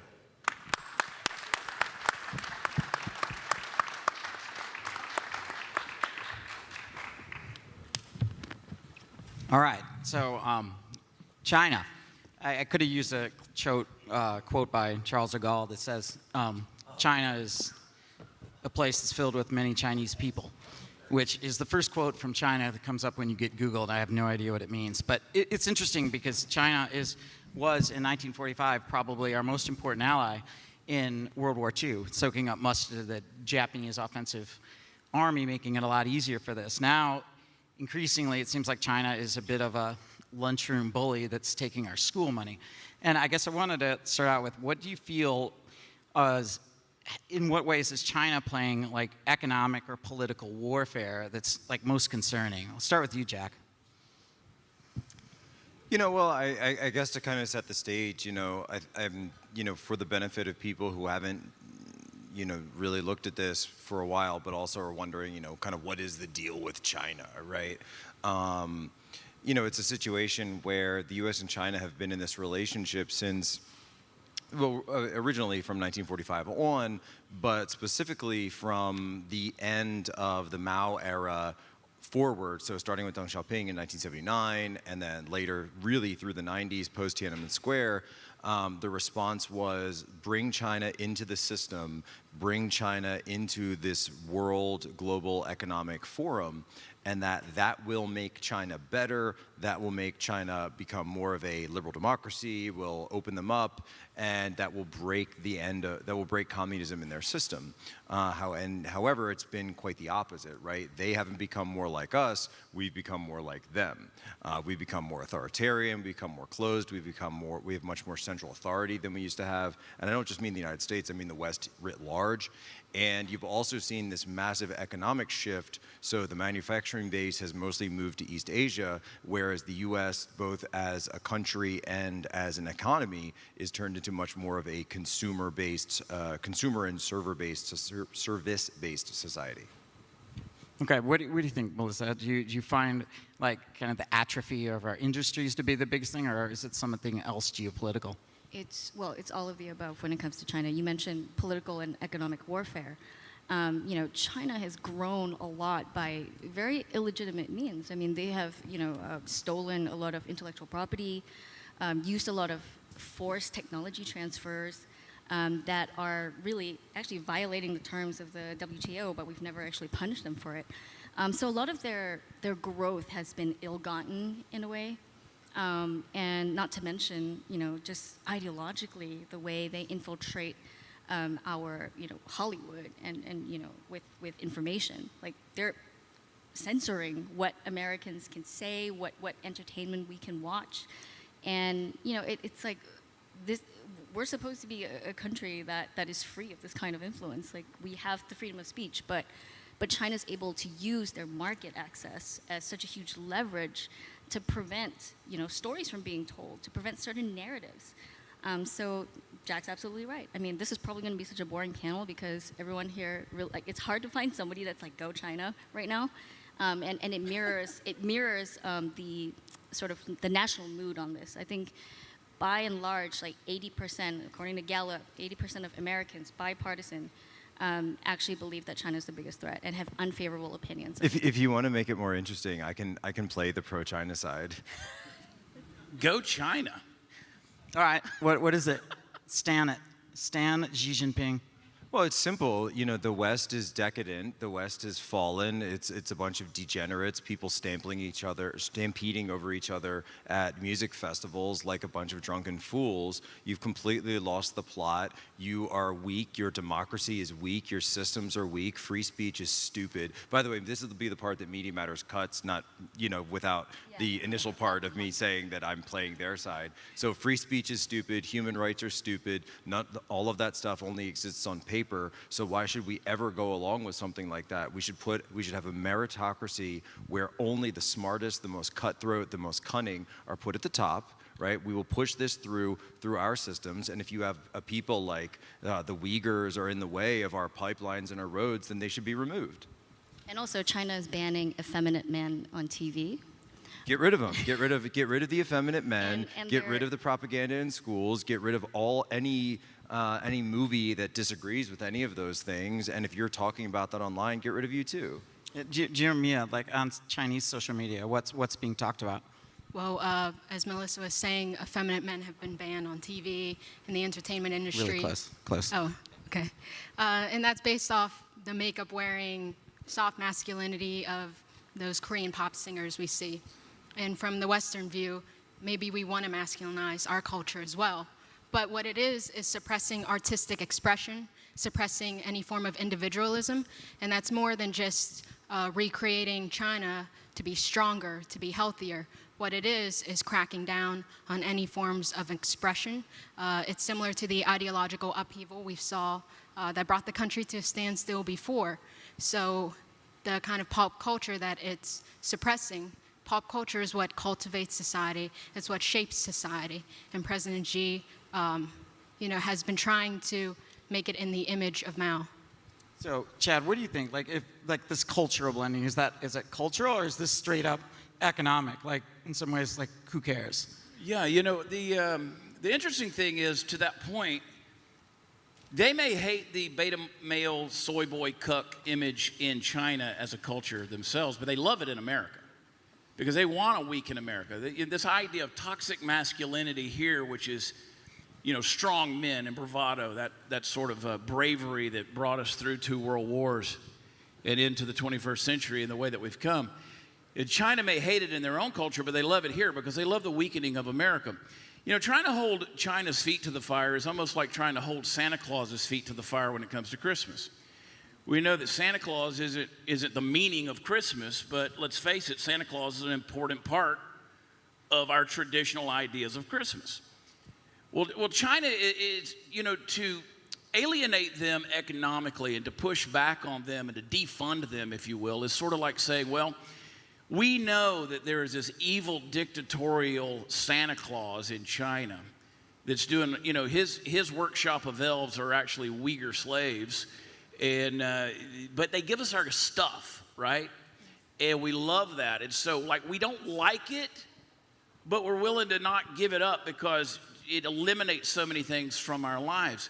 And China's kind of sitting back in a lot of ways and I think laughing at us in the Western world because they live in an alternate reality. They don't see things the way we see it. The Oriental mindset sees things sort of circular. Time is sort of circular versus us in the West where our timeline is on, we have a start and a finish. They see things in an alternate reality from the way we do. So the way that they wage warfare is not necessarily by dropping those hydrosonic bombs on us that are traveling in low orbits in the atmosphere, but rather what they want to do, and the term re-education camps, what they want to do is they want to control the minds of their enemies, and that way they control the behavior. And right now I think we're being controlled in a big way because not only are they controlling our minds, they're controlling our spending habits and so on and so forth. And to that degree, until we get on board with this big evil Santa that's out there and stop being quite a selfish culture that we are, nothing's going to change. You stupid Americans. You did the German and the Russian thing. I want you to do the Chinese accent. Led by your stupid, senile, escaped nursing home patient of a president think that you can come around and tell us like how we are going to run our country.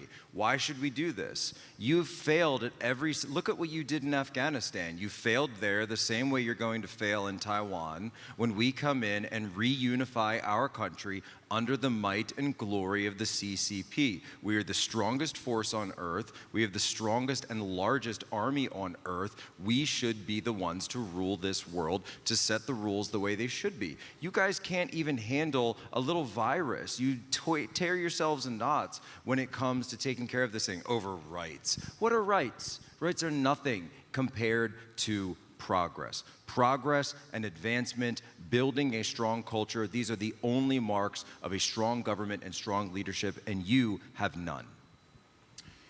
In some ways, to be fair, how is that culturally different from a religion that preaches similar values? Like of our way is the best way. I mean, often that's what you get. Like, this is a recipe for life, religion is. Religion is a crutch. Religion is a crutch for you foolish, opioid-addled fentanyl freaks who sit in church pews and think, oh, if I go here for once a week, then maybe something good will happen after I die. It's ridiculous. Look at where it's led you as a country. Look at where it's led you all as a people. There's nothing compared to that. It doesn't make you any money. It doesn't strengthen your military. It doesn't strengthen your economy. It's a joke, and it always has been. Okay, there's 5 religions, if I'm correct, that are allowed to be practiced in China. How does that happen? Are they allowed to practice? Not really. China is very intolerant as long as it doesn't overpower the state. You know, there's actually a Chinese version of the Bible where they actually rewrote the actual Bible. And there, you know that there's this like story or parable about Jesus Christ pardoning the Good Samaritan or something and asking the crowd not to stone her. In the Chinese version, she gets stoned. Really? Yeah, she does in the Chinese rewrite of the Bible, right? Because she broke the law. And Jesus' compassion cannot override the state law. She was guilty of adultery. And so that's just a good example of how, yeah, religion is tolerated as long as it doesn't subvert the state. At the end of the day, China is a Marxist-Leninist state and upholds this idea that, you know, religion is the opiate of the masses and is completely intolerant to all kinds. I mean, you know, you see what's happening to the Uyghurs, and you know other religions. I believe even the Jews are you know, there's like the last group left or something, but yeah, it's not. So if part of this is cultural, right? And you have somebody as brave as say Enes Kanter, who's the basketball player for the Celtics, that's willing to wear his shoes that say things like, you know, they have Winnie the Pooh, they say stop slavery. Like, is that the sort of cultural bravery that you're talking about? Or at what point have we bought into our own censorship? Or what China wants us to think and say out loud? This NBA player is clearly a CIA operative who has been paid I read that. by the American agencies and is being told to say these things. He has no clue what he's talking about. He's being paid off by the American government because your elites have finally realized that we've been bilking you for all these years, stealing your wealth, and you think that because some of you are getting rich along the way, the NBA owners, by the way, we should have maybe even a talk about how the NBA players are owned by on these teams, but of course he doesn't have any problem with that, does he? No, no, no, no, no. You finally realize the scheme. We are the ones who have been making all of this money. We gave you a paltry allowance to some of your elites, but now you realize that all your money is tied up through us. 关于他们美国和中国这些两个国家也是两个系统的话，然后和他们这是一个挣扎的话，这个挣扎的话肯定要有一个国家，全体国家超级中国，超级国家。I wonder if this is being translated in the Twitch chat. 肯定，这个的话肯定是中国的。There will be one world superpower, and it will be China. His accent is spot on, by the way. Wow, that seems like a lot of words for that. I'll believe the translation. But what is the solution? I mean, you have one guy sticking up for this, right? What should the NBA have done? If you would have been an exec, Chad, in the NBA, what would you have suggested they do? As far as the NBA? Yeah, like when it happened, who was the guy, the GM from the Rockets, initially said like free Hong Kong? You know, at the end of the day, and again, there's a lot of speculation out there as far as you know, how much China is going to allow freedom to exist. They're opposed to it, right? They don't want free speech. To Jack's point, or whatever alter ego he is at this moment. You may refer to me as Chairman Poso. Thank you, Chairman. You know, they do see free speech as detrimental to society and to culture. To speak out on that is in some terms a death sentence. To in any way, shape, or form express liberty or freedom or a capitalistic viewpoint or a free market or anything in that regard, and to certainly speak out against the government is something, as Xi Jinping would know, who of course grew up in exile, it lands you in exile. That's the nature of their reality. It's so, to the degree that we look at, say, what's going on in China, and the way we've done things here in America, the things that we're used to, that we view as normal behavior, like speaking out on something that you believe in terms of a conviction, that's anathema. That is accursed in China. They don't do that under fear of life, fear of death, you know, and the life of your family and generations to come. You know, it means if you were their an life executive, as well. though, if you're an executive and Do you somebody mean said, to tell this me is crazy that- to lose all this money. Do you mean to tell me that the United States does not lock up protesters?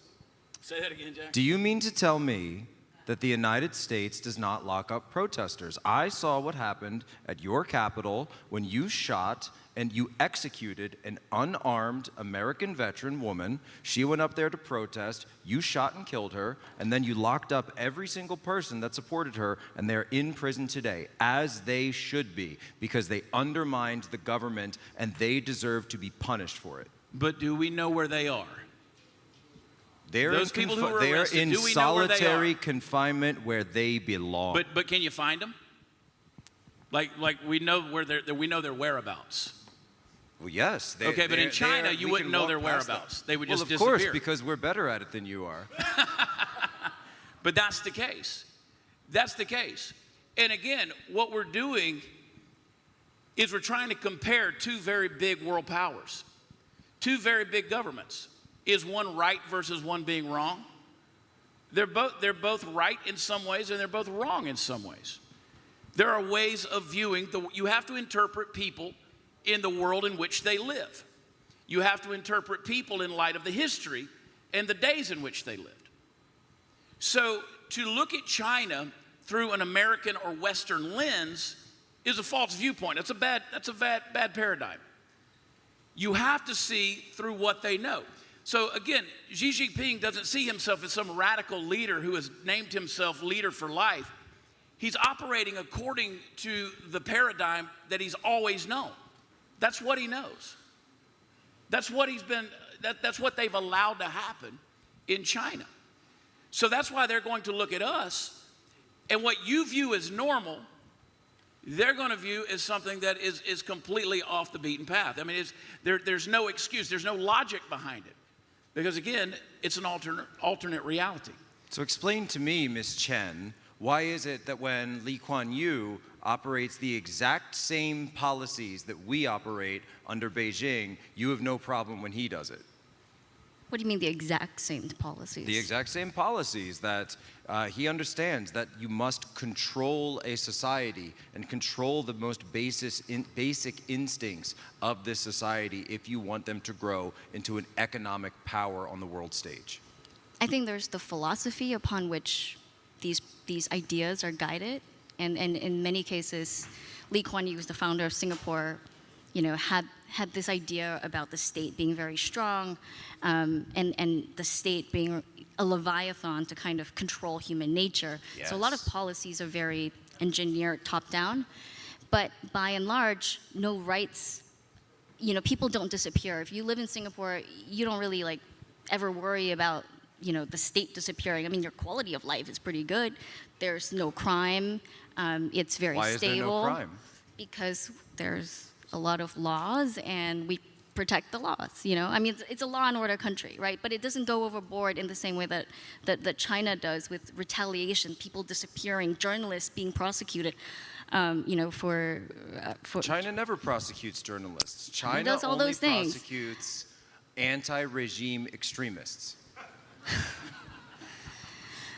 Jack, it sounds like you're making a case that we're acting more like China. Slightly. America and the West are trying to catch up because they've learned the system, which we adopted quite largely from Lee Kuan Yew, and we honor his legacy and his contributions to the world system in terms of this. You need a strong authority, a strong central authority to set your course for your nation, to make the decisions. China is a large country with a long history. We understand what is best for our nation, and it is only best when it is controlled by a strong central leader, strong central leadership. That is clearly the leadership of the party. Now, the United States has started finally to wake up from its long drunken stupor of believing in these things like rights and equality and endowed by your creator with all these various things believed by that idiot Thomas Jefferson, who's also supported the French Revolution. How did that go, by the way? Tearing apart an entire country limb from limb. So we finally decided to the United States has finally, thank God, decided to thank Mao, throw Jefferson on the ash heap of history where he belongs, throw Washington, and I applaud the efforts of many of the people who I've even heard here tonight say that they want to throw Washington and Jefferson and the Constitution on the ash heap of history. Thank you. You finally are starting to understand what it takes to play to win. Okay, excellent impression of Xi and Klaus. That's impressive. I want to get Mia in here. What would you do? This is an interesting question because China is both not only kind of the world's manufacturer, as they like to claim. It's a huge manufacturing base, but it's also a massive market. So, I mean, what is the NBA supposed to do? If you're in that exec boardroom and they say, "Are you kidding me? We have to get these people to stop talking about Hong Kong, or else the Chinese media will take us off and we're going to lose a ton of money." That has to be equated. How do you? I mean, do they just say American values? How do you weigh that? I mean, first of all, the NBA is one of the institutions in America that has certainly enjoyed the spoils of capitalism. Second of all, China is an economic bully. It doesn't answer to open threats. It answers to actions. We supported its ascension to the WTO about 20 years ago. And since then, our greatest mistake was not holding China accountable. We gave it this grace period, and what it has done is cemented its policies. And now we just look weak, we look vulnerable. We've been dependent on the productive capability of China, which is our chief adversary. And it's shipped American jobs overseas, it's compromised our American supply chain, and it's made us just so vulnerable. China's ascension to the WTO 2 decades ago, there were terms set forth meant to level the playing field in this international trade exchange, goods and services. We thought that it would permanently eliminate China's existing policies that were not compatible with this new liberal international order that's meant to empower and enrich governments no matter the size, no matter the power. And China is unwilling to compromise. It's not. It somehow remained in technical compliance, but it uses workarounds. It's a protectionist entity, and we still do not accept that. It somehow keeps on circumventing WTO trade rules by distorting markets, by ignoring intellectual property, by using forced labor in its manufacturing and agricultural sectors, and by coercing smaller foreign powers to accept its unfair trade policy. We need to nip it right now, or else it's just going to get worse. It's actually long overdue, to enforce full and effective compliance. to the WTO's set of rules that China's been violating for a while.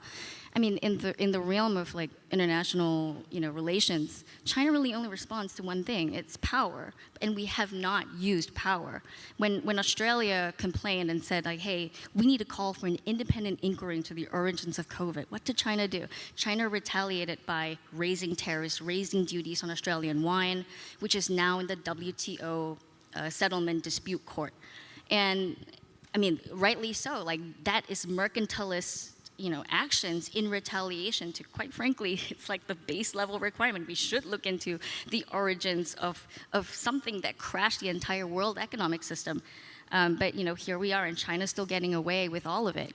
Does the WTO have any real power, though?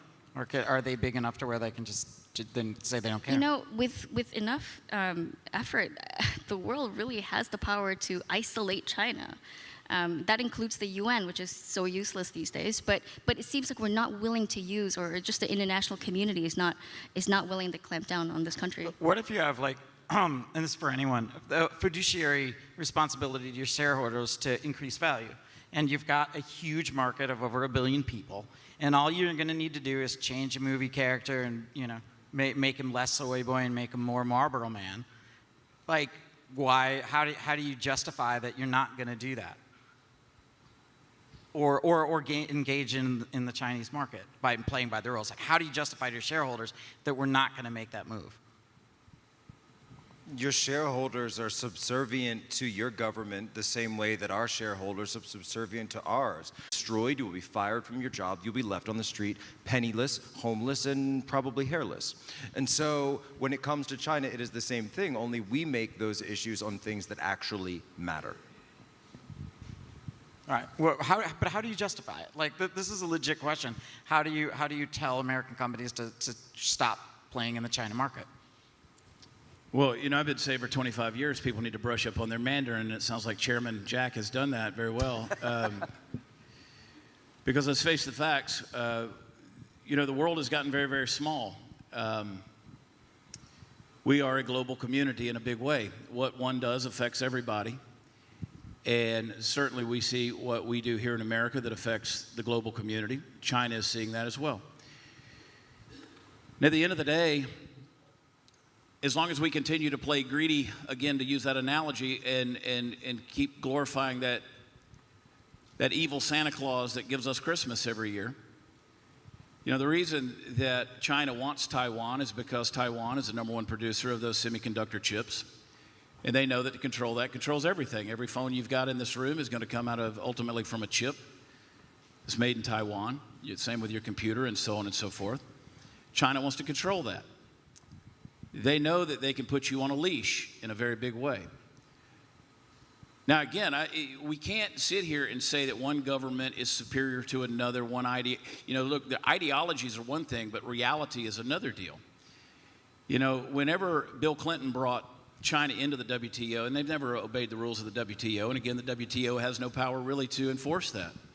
It's sort of like climate policy and everything else. They're not, the Paris Accord, they're not going to hold China's feet to the fire in regards to the climate or anything else. But it's interesting to me that Bill Clinton was talking China, China, China, George W. Bush was talking China, China, China, and then all of a sudden 9/11 happened. And when 9/11 happened, everything was Afghanistan and Iraq. So over the last 20 years, we've been focused on Afghanistan and Iraq, and now we pull out of Afghanistan in the way that we did, and who moves in? An unregulated China. And instead of being Russia, who's going to stick an AK-47 under the Afghanis' nose for 20 years, or Americans that are going to put an M16 under Afghani noses for 20 years, they're going to come in with big wads of cash. And they want to buy rocks, they want to buy minerals, they want to buy the soil. And so the weird thing about it all is that's going to work. That's going to work. And it wouldn't be surprising to me if we didn't start seeing maybe another large-scale terrorist attack that happens, because now we're focused back on China again. What we're seeing here is not one of those things where we say, hey, does your method of government work? Well, it depends on what the prerogative and the priority and the end result is. Does the government of China work according to their prerogative and priority? Well, obviously it does. it gets their agenda across and it makes it happen.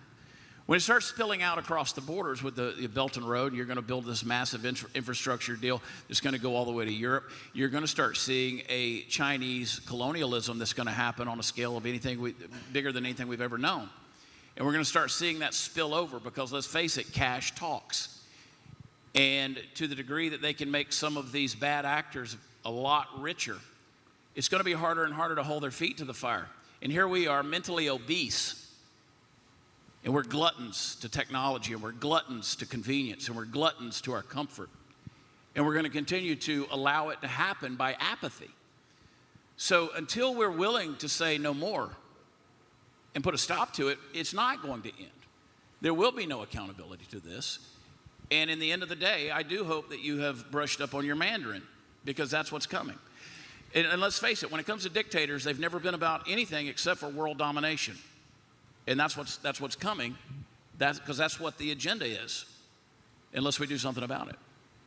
I think the toolkit that's available to us as a liberal democracy is very limited when it comes to addressing this, what happens when private companies kowtow or capitulate to China.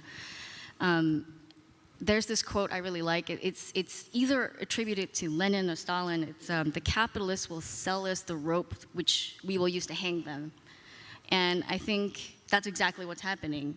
At most we can use shame, right? Like, so we can shame Disney, for example, which is what South Park did, and point out the hypocrisy, especially when it comes to, say, supporting very woke agendas here in the United States, but enabling, a government that actually openly is conducting cultural genocide, repression of the Uyghurs, and slave labor and things like that. Modern day slave labor in 2021, which the WTO is still endorsing.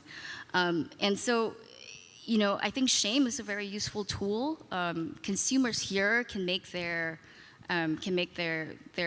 voting power, their purchasing power felt. By telling companies, no, we're not going to support that, So you gave the example of someone like Enes Kanter wearing these sneakers. Well, we should manufacture those sneakers, show Nike that there are consumers who actually don't want to be a cuck to China. So in the same way that people will pay more for organic food? Exactly.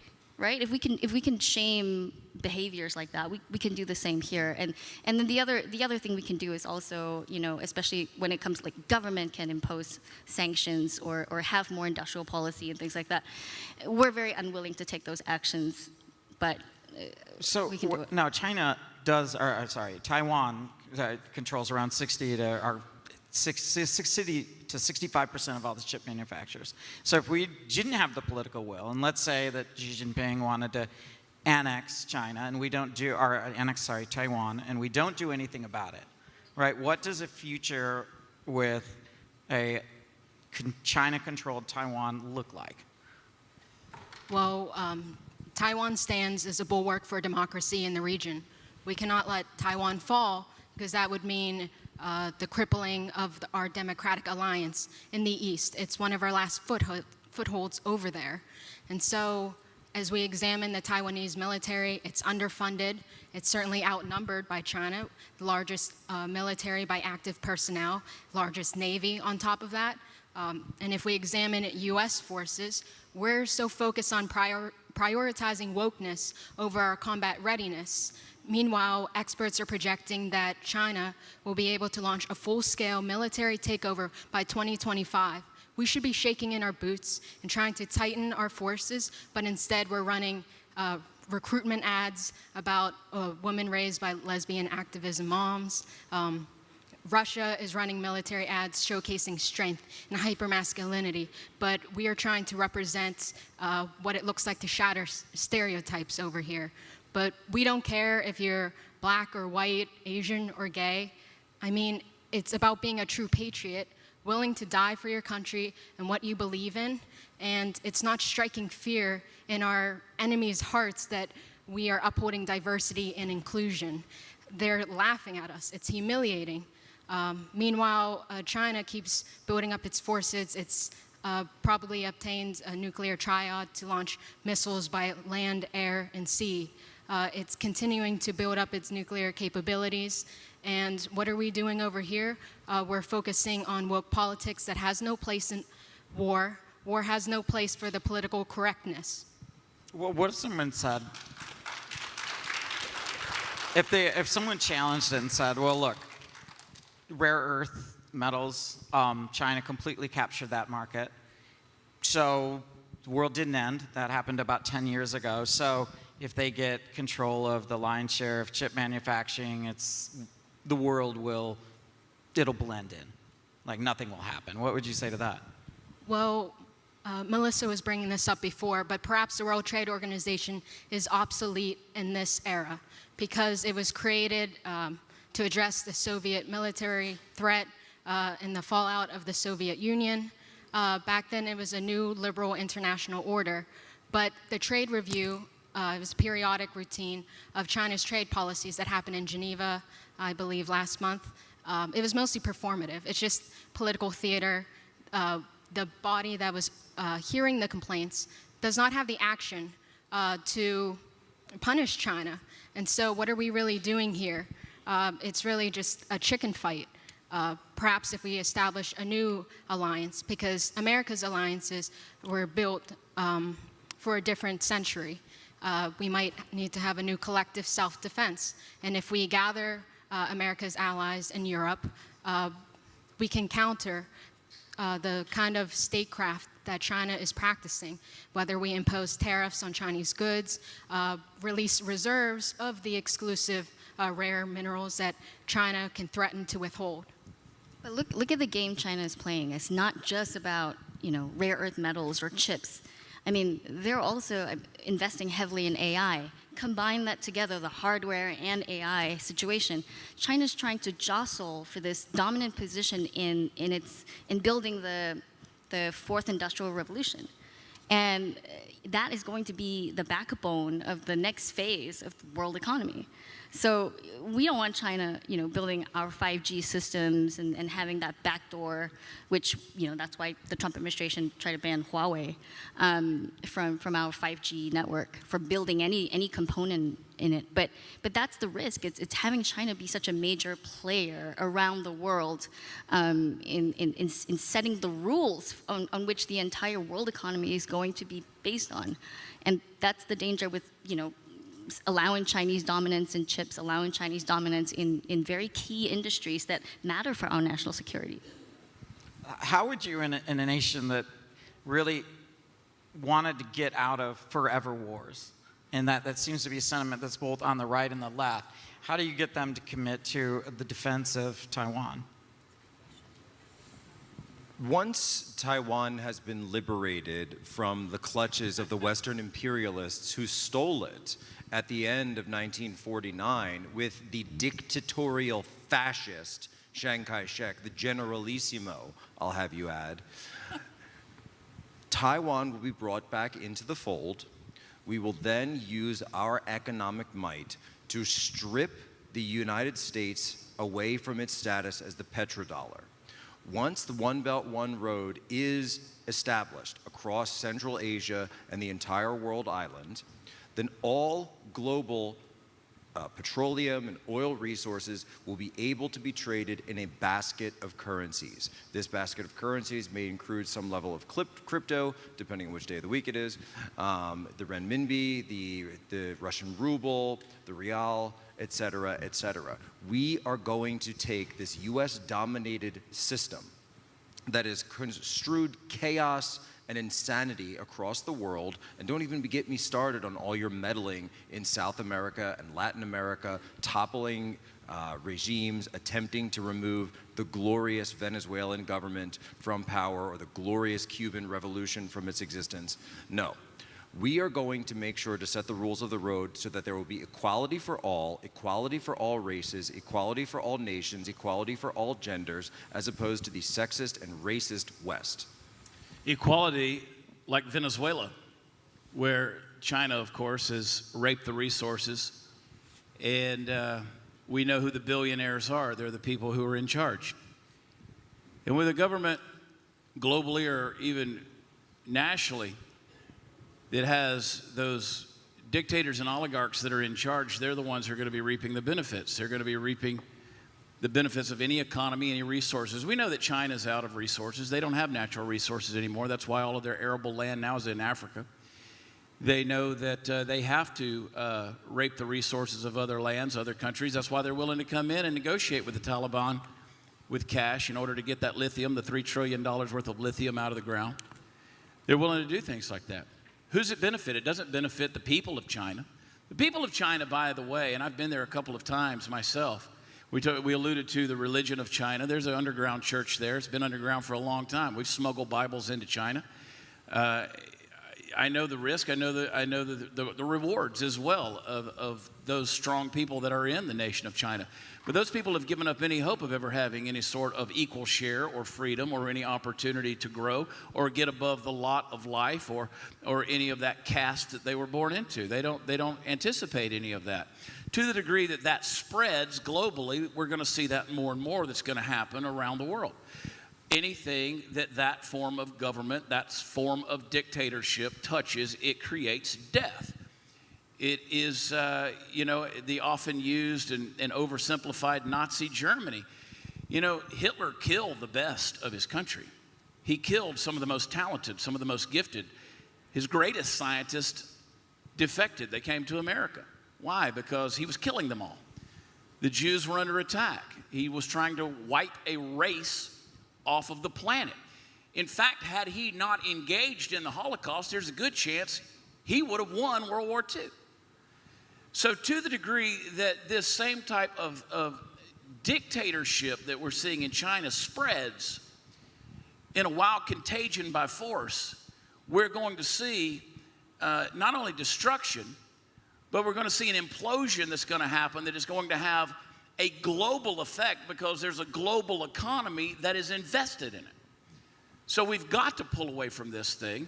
Look, as an entrepreneur and as a businessman myself, I spend extra money every day to make sure that products are made in America. I make sure that the things that I sell are made in America. We've had our things that have snuck up on us, and we flip a cup upside down and it says made in China, and we're like, shit. How do you escape it?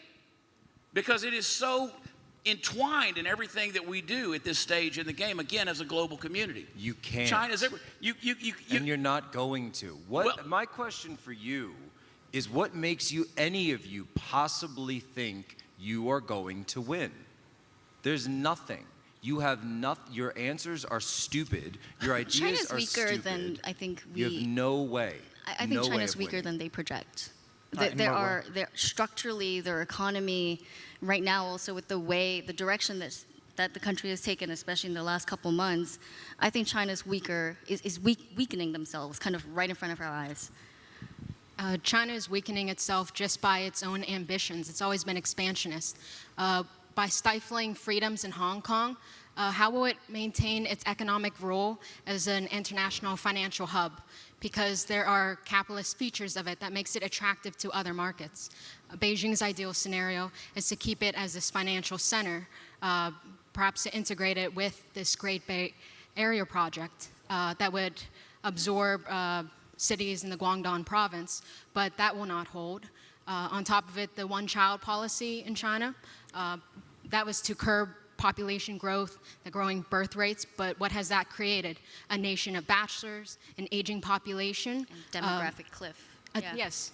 And yet, following our liberation of Hong Kong, your BlackRock, Larry Fink, put out through the BlackRock Institute a statement that you would be tripling Western investments in China. Tripling down on the pension funds from your states, from your 401ks that BlackRock manages. Where does that bring you back? To us. But what does the Evergrande, what does that show? It's that there's a lot of systematic volatility. The corruption in the of Chinese market. Evergrande has been dealt with. So I want to line up for Q&A. We're going to do a little bit longer Q&A on this one. So anyone that wants to fire away, just go ahead up and find that mic. The one thing we want is it is echoey up on the stage. It's really hard to hear. So if you could just kind of like use your outside voice when you're talking into it, it'll be a lot better.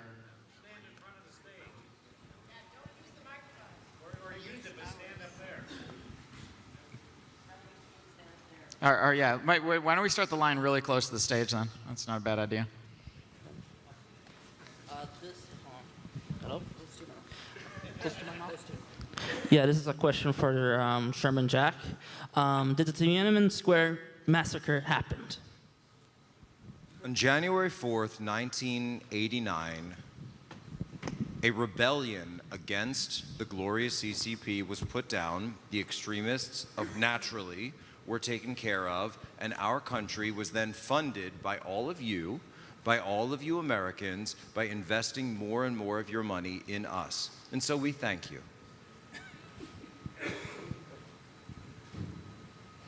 Okay, there was a statement made about being adverse to forever wars. This is for Mr. Prather. Is there any record in history of an alternative to forever wars besides Carthage? Well, the biggest thing, and to the chairman's statement before we started the Q&A, because the chairman's actually correct, and 100% correct. Because in their, again, alternate reality from the one we live in, there is no such thing as a complex problem that can be solved with political correctness. And we have elevated political correctness almost to deification. As long as we're continuing to make sure that everybody's not offended and they can't laugh at a joke, or we misgender somebody, or we have the wrong pronoun or something of that nature, we're going to continue to be walked on in that regard. Now, what I believe in is what they call a Carthaginian peace, so that when you conquer a people, you plow their fields under, you pour salt on it so nothing ever grows again. That's the only way you don't have ongoing wars. When you win, you fucking win. You don't rebuild their cities. You don't give them their armaments back. You win. We agree completely. But that's the difference between the attitude on the other side of the world versus what we're doing here. You're either in it to win it or you're in it to prolong it. And we know that prolonging it makes us more money. And so to that degree, there's going to be ongoing wars. Over the past 20 years, there has been a strong reluctance to hold China accountable. And the few results we've seen, at least from the Trump tariffs, for every one job created under the tariff program, American consumers paid over $900,000 more in consumer goods. So it seems that anytime we try to fight against China, that hurts ourselves. So my question for the panel at large is American prosperity a worthwhile sacrifice to curb Chinese growth and aggression?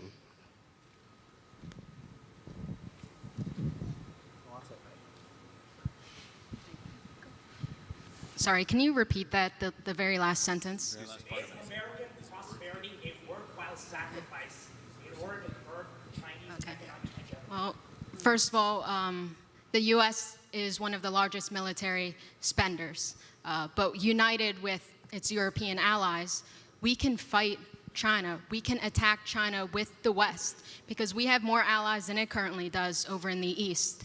The U.S. has always maintain its standing as a global leader, as an economic chief. And that's the end game of China, is to take us out. So we have to play the same game that they are. You see war. She's already talking about war. China has never waged war on another country in all 5,000 years of its history. And she is already talking about invading and attacking the same way the 8-nation army attacked China for no reason whatsoever in the early 1900s. This is the type of Western imperialism that we've had to fight against for the past 100 years of humiliation. Except for the current amassing of troops on the Indian border. Fixed bayonets. India's incursion into Chinese territory must be responded to with force. Vietnam, Korea. What about that Russian island? Vietnam isn't a real country. French. China still weaponizes other tactics of soft power. Political warfare, economic warfare, as we talked about, media warfare. It doesn't play by the traditional view of what we think of war, but it still wields that kind of power. It has, Chinese entities has bought out Taiwanese newspapers and broadcasters using the lure of advertising dollars to take out independent outlets.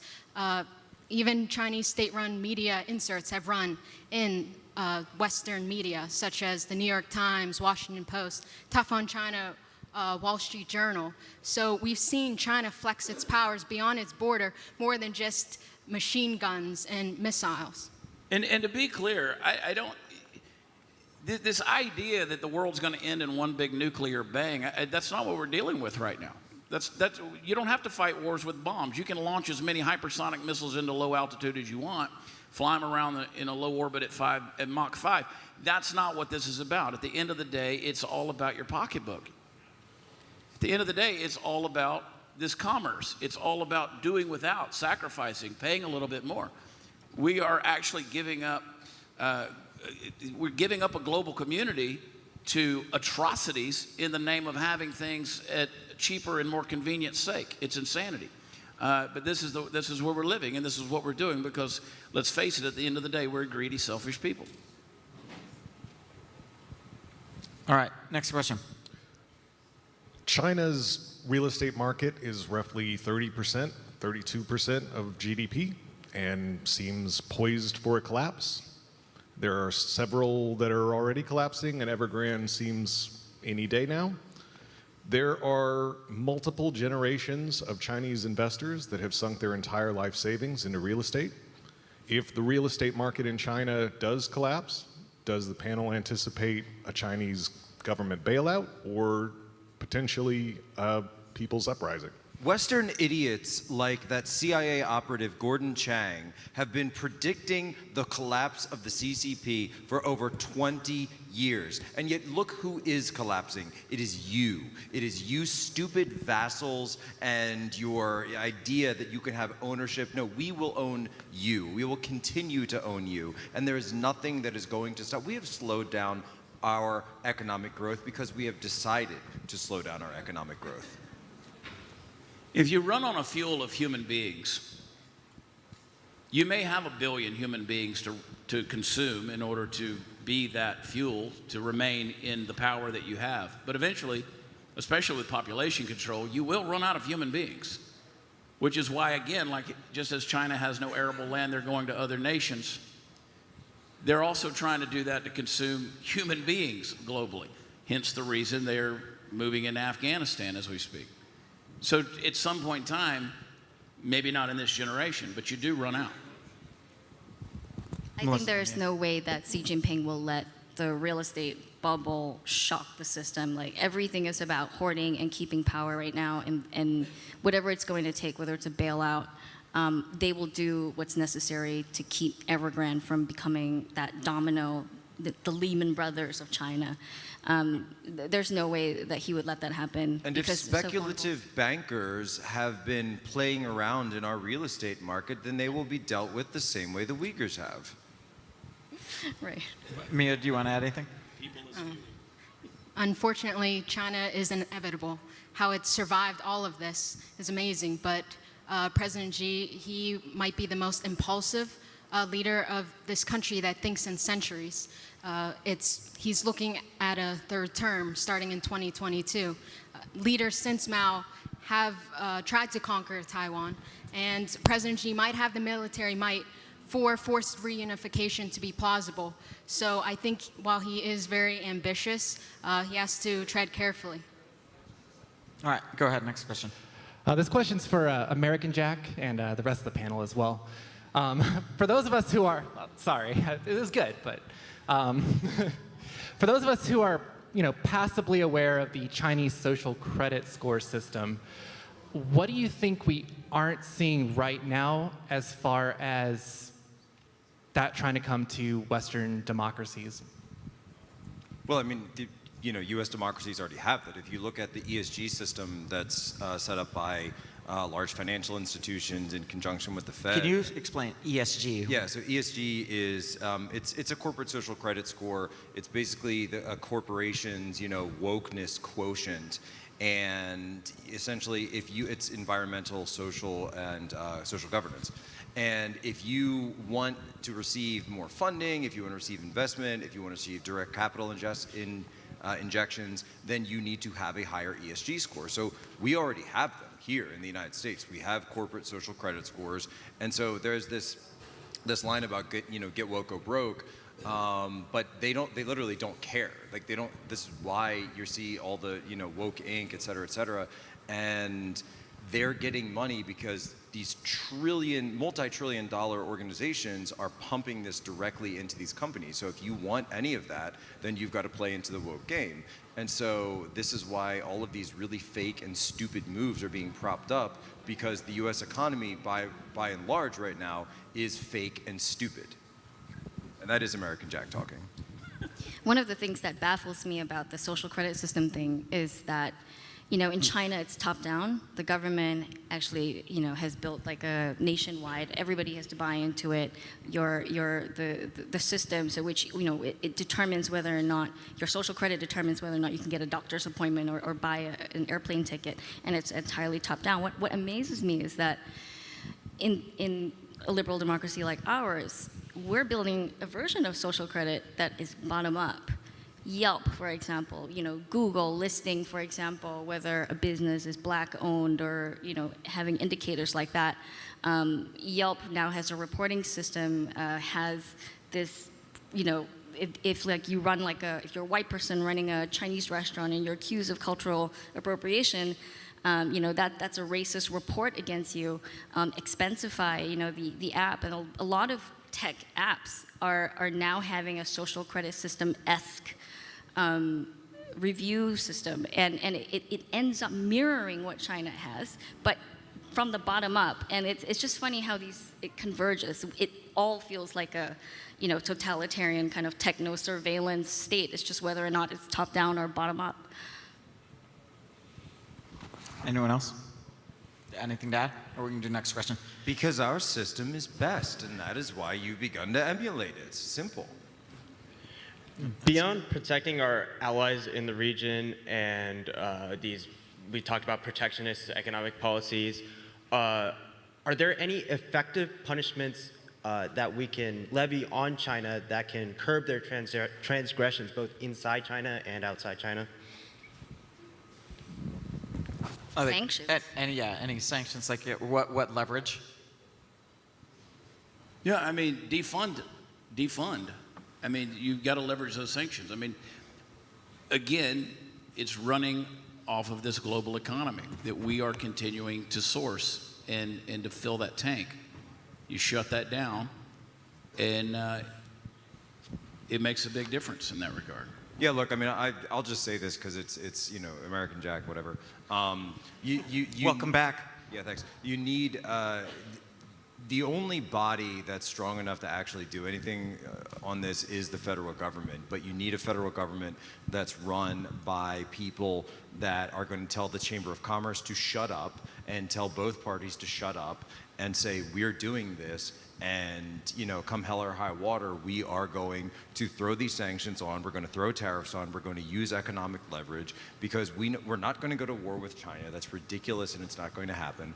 But what we do need is economic warfare, and yeah, it's going to suck, which I don't know what the guy was who just mentioned that question, but it's going to suck for a while, right? Until we actually get some of this stuff right. What's sucking, though? Like, do you realize how bad? Like what are you talking about? Like big screen TVs are going to go up, right? Yeah, even more practical, Jack. That pretty much, I'm assuming that most of the women... And the only way is federal government action. The only way is federal government action. I mean, you realize that the majority of pigmentation in your lipstick comes from a pepper that is picked by a Uyghur slave. I mean, there's every little thing that we don't even think about that is happening. I mean... And every American company that goes along with that should be fined, and the executives probably arrested.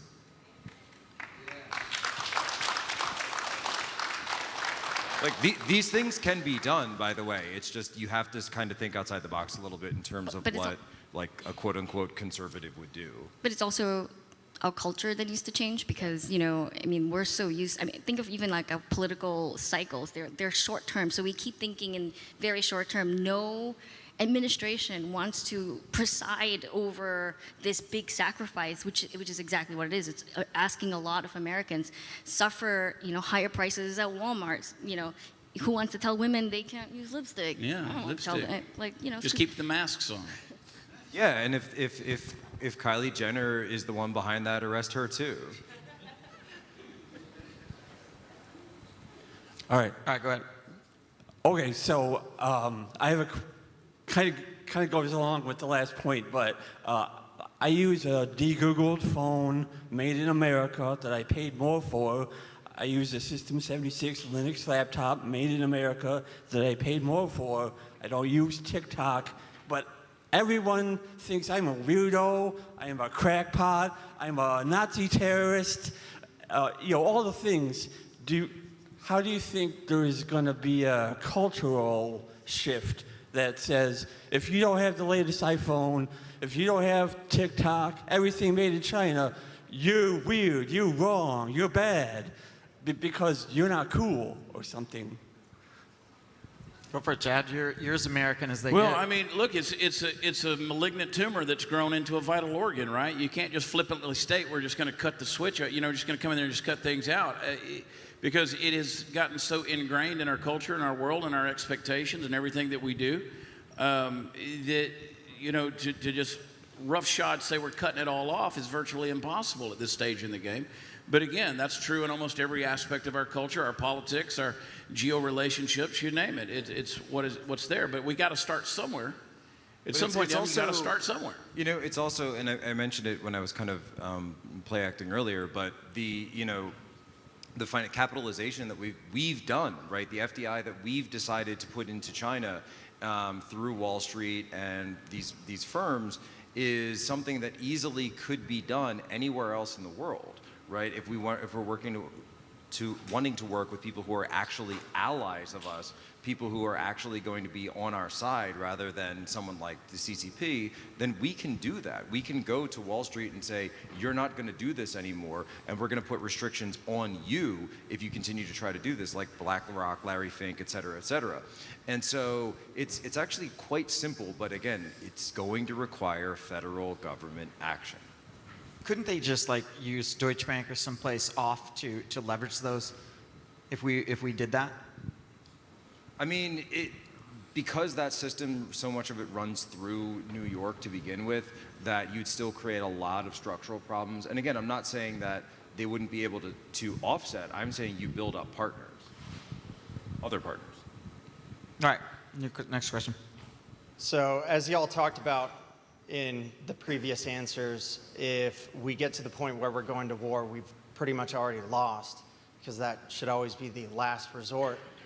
But with using sanctions, to, in part ban the procurement from China, could that be deemed as too regulatory and something that we shouldn't be doing in a free trade market? What, to ban imports is what you're saying, or to curtail imports? Yes. What do you think, Mia?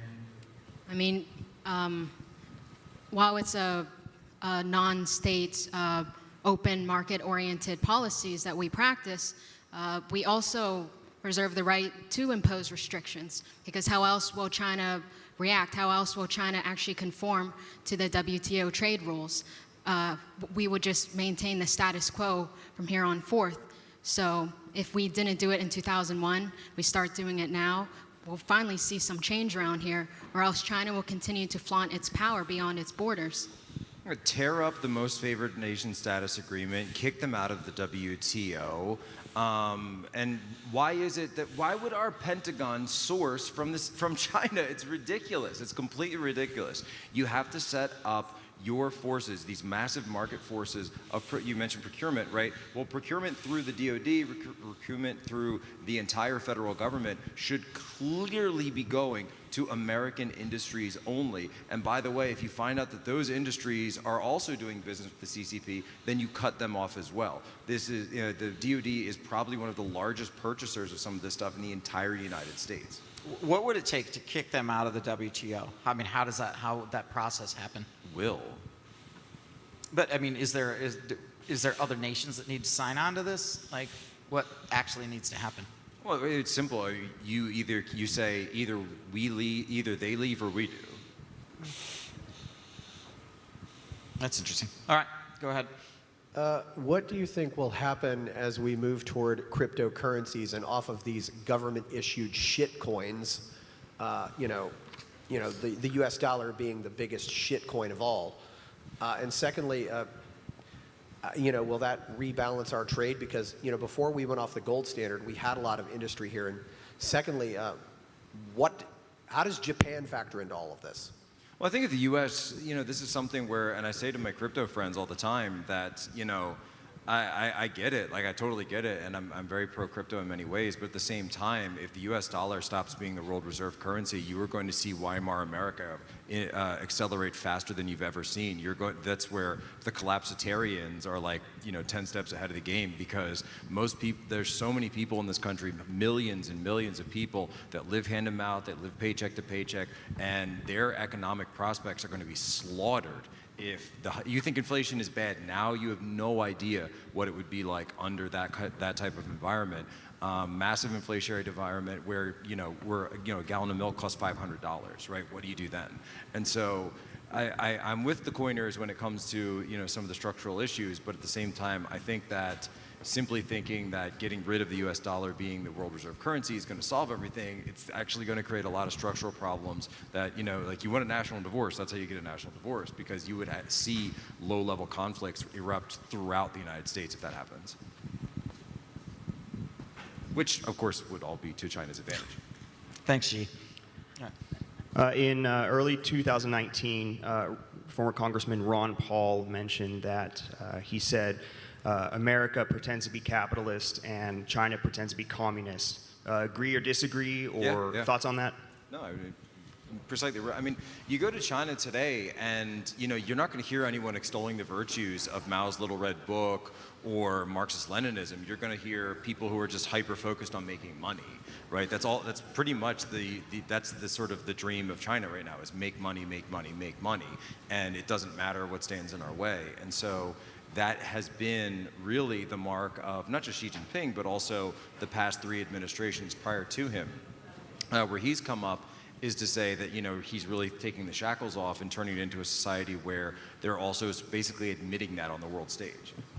But I do think it's changing a lot, especially in the recent months, that China is showing its, the capitalism of Chinese socialism with Chinese characteristics. Yeah, it's definitely showing the way they're preventing IPOs, they're cracking down on big tech.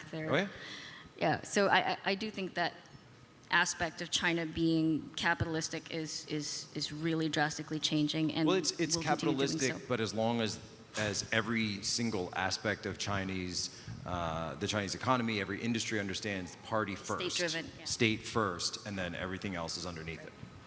We're also seeing a replication in civil society. We're seeing the repeat of Maoism in woke America. It's history repeating itself. That's why the left keeps wanting to revise history and rewrite history.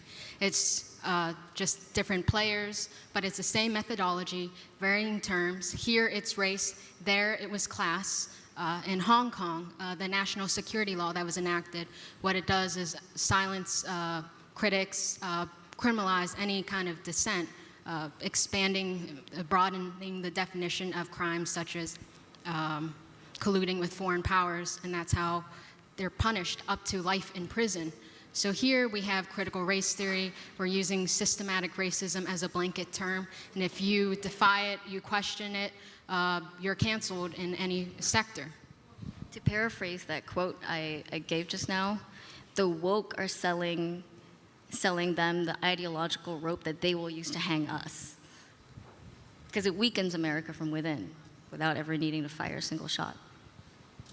Is there talk in China, on their social media, are they using wokeness arguments? Is that in the populace? Well, the main thing you'll hear in China is they actually stopped kind of using this phrase because they realized it was too smart, but baizuo, So 白左, it means white left directly in Chinese. And it's funny because like I remember that quote from like 15 years ago, but now I think a lot of Americans have understood this. And it's kind of like it's just a joke. Like the white left is ridiculous, and they've seen that the white left has really taken over the West, and they think it's hilarious that they're putting these fake and stupid notions ahead of economic progress, social progress, military progress, and they realize that they're just leading, like lambs to the slaughter of the decline of the West. And you've got like Klaus Schwab and the Great Reset, which is kind of like this authoritarian sort of response to China, right, as an attempt to sort of emulate but also compete with the Chinese system. But it's it's like too little too late, it's not going to work, and it's stupid to begin with. Okay, next question. So, Governor Prather, when Texas declares independence, what will you then? Well, it's like anything else. I mean, if you're a nation, you're going to have geopolitical allies, you're going to have geopolitical enemies. You're going to have the same with economics and so on and so forth. You have to deal with them, hopefully in a form of diplomacy. We're getting to a point, though, quite honestly, where diplomacy is becoming null and void.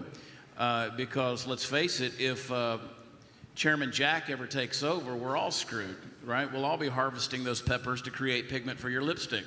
And that's the nature of what we're up against in this regard. So it doesn't change anything other than the fact that we need something. Look, we alluded to it earlier, but I think it bears repeating. We've got an administration in Washington, D.C. right now. We've got a president who should be in prison after this debacle in Afghanistan, the least of which he should be licking the windows in the basement of the old folks' home. The guy's so addle-brained and stupid, somebody's got to move his mouth in order to help him chew pudding. But to that degree, we need somebody with a backbone, somebody that's going to stand up and hold people's feet to the fire. I mean, at what point in time do we say enough is enough? So to the degree that we, right now we're incentivized to do business with China because, let's face it, we're dealing with cheaper chips and cheaper TVs and cheaper phones. You go to Oklahoma, like, just to compare as an analogy right now, if you go to Oklahoma, if an illegal alien does business or transfers money through the bank in Oklahoma, they're charged 1% of that transaction, all right? We should actually charge more for doing business with China. So that disincentivizes your motivation for doing things that is built off the labor of slaves and human atrocities. So if you're going to do business and buy goods, rather than them being cheaper in America to do business with China, it should be more expensive. It should be more expensive. That disincentivizes it right there, but nobody's going to have that backbone because, as you alluded to, nobody wants to be that administration that governs over or through that period of time where we get deeper into your pocketbook. But at some point in time, that's the incentive we've got to embrace. So to that degree, if Texas were its own country, fuck them. But this is actually where it's actually quite useful to, like the shaming of China doesn't work because the CCP doesn't care. But, where it does become useful is in sort of selling why we need to decouple to the American people, to the people of the West, to say, look, we cannot go along anymore. Enough, to your point, enough is enough. And so we are going to use these economic levers. And, when the libertarian corporatists come up and say, well, but Jack, a tariff is a tax. Yes, it is a tax. It's going to be a tax on doing business with China. And it's going to be a tax on China being able to bring their goods into the United States. We are going to use those tariffs, of course, built this country, by the way, and is a tax on anyone for the privilege of doing business with the U.S. market. It's very simple, right? You look at it the way they look at it. If we want to have the privilege of doing business in China, when I was at the Shanghai American Chamber of Commerce, I spent a lot of time working in international business. I think it's very funny, by the way, when people are like, oh, Poso's just doing this for the money. No, dude, if I wanted to make money, like, I would go back to Shanghai. I speak freaking Mandarin, dude. Like, I would go there and make him bank. But, I'm not doing that because I actually, unfortunately, believe in this stuff, So, I'm here instead in Dallas and actually trying to fight for this, in Fort Worth, for, fighting the, actually standing up for the United States of America and the rights of free citizens. And so the idea is we need to look at our country as the special place that it is. This is our home. The West is our home. We are going to fight for it. We have unbroken civilization of our own that we actually need to take seriously. And it's pretty simple. The CCP plays to win, but right now America just plays. It's time to actually start taking things seriously again, taking our country serious again, and to actually stand up for ourselves and our civilization because we have a right to. Fire away. Why is the problem China and not necessarily the global bankers and the World Bank, IMF, that is kind of, putting this illusion, of global dominance between China and the United States, and, it just seems like it benefits them for the one world government to, have, us to be at each other's throats. And I just don't think that China is, I think they're more of a paper tiger than people think because, if those people have freedom in their minds, I think they might lay down just as fast as the Afghani army or even the Iraqi army under Saddam. So, I mean, we don't know. But I just think it's the global banking system more than it is China per se.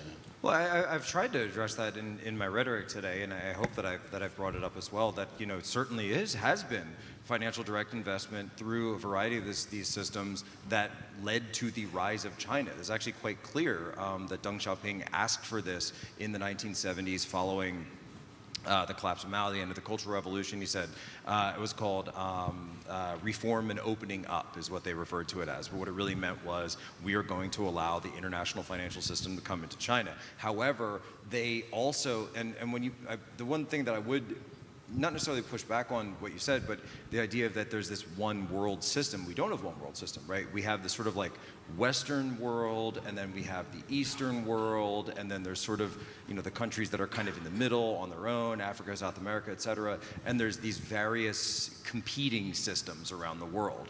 I do think there are people who would want there to be a one world system, clearly, and that's something that they're very motivated by. And I think it's not necessarily conspiratorial. They just think things would work better if they were in charge, right? That's just kind of what they think.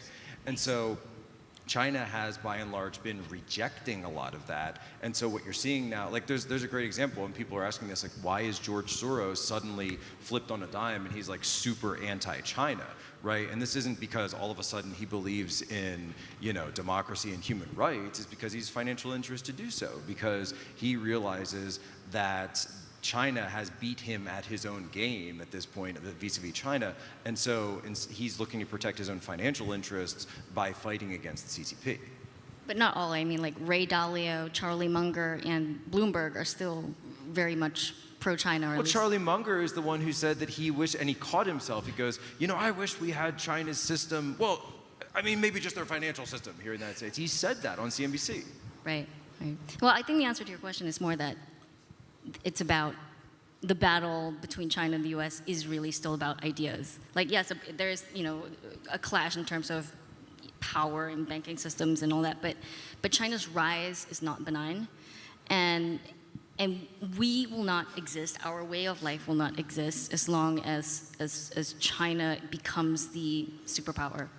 And for that reason alone is something that we have to take very seriously.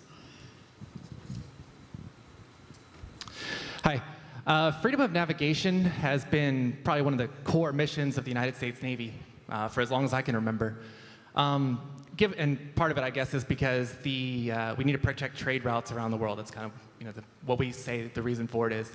Now, if China's allowed to continue their expansion of their Navy, their island building campaigns, their expansion of their EEZ, exclusive economic zone and territorial waters, what do you think will happen and on what time frame if that continues on unopposed? Yeah, I mean, you look at the global shipping routes through the South China Sea, and I know a lot of people have pointed out that, you know, Taiwan, of course, is the semiconductor home, but it's also, Taiwan is right along that main shipping route through the South China Sea, up into the East Sea, and then on the way to Japan. You're talking, and Korea. So you're talking about a massive, massive global shipping route. And of course, it's in their interest to look at the South China Sea as, what do they call it, the Chinese lake, right? You know, as the 9-dash line, et cetera, et cetera. And so, you know, what does it look like? It looks like a system where, again, you know, Zhongguo, right?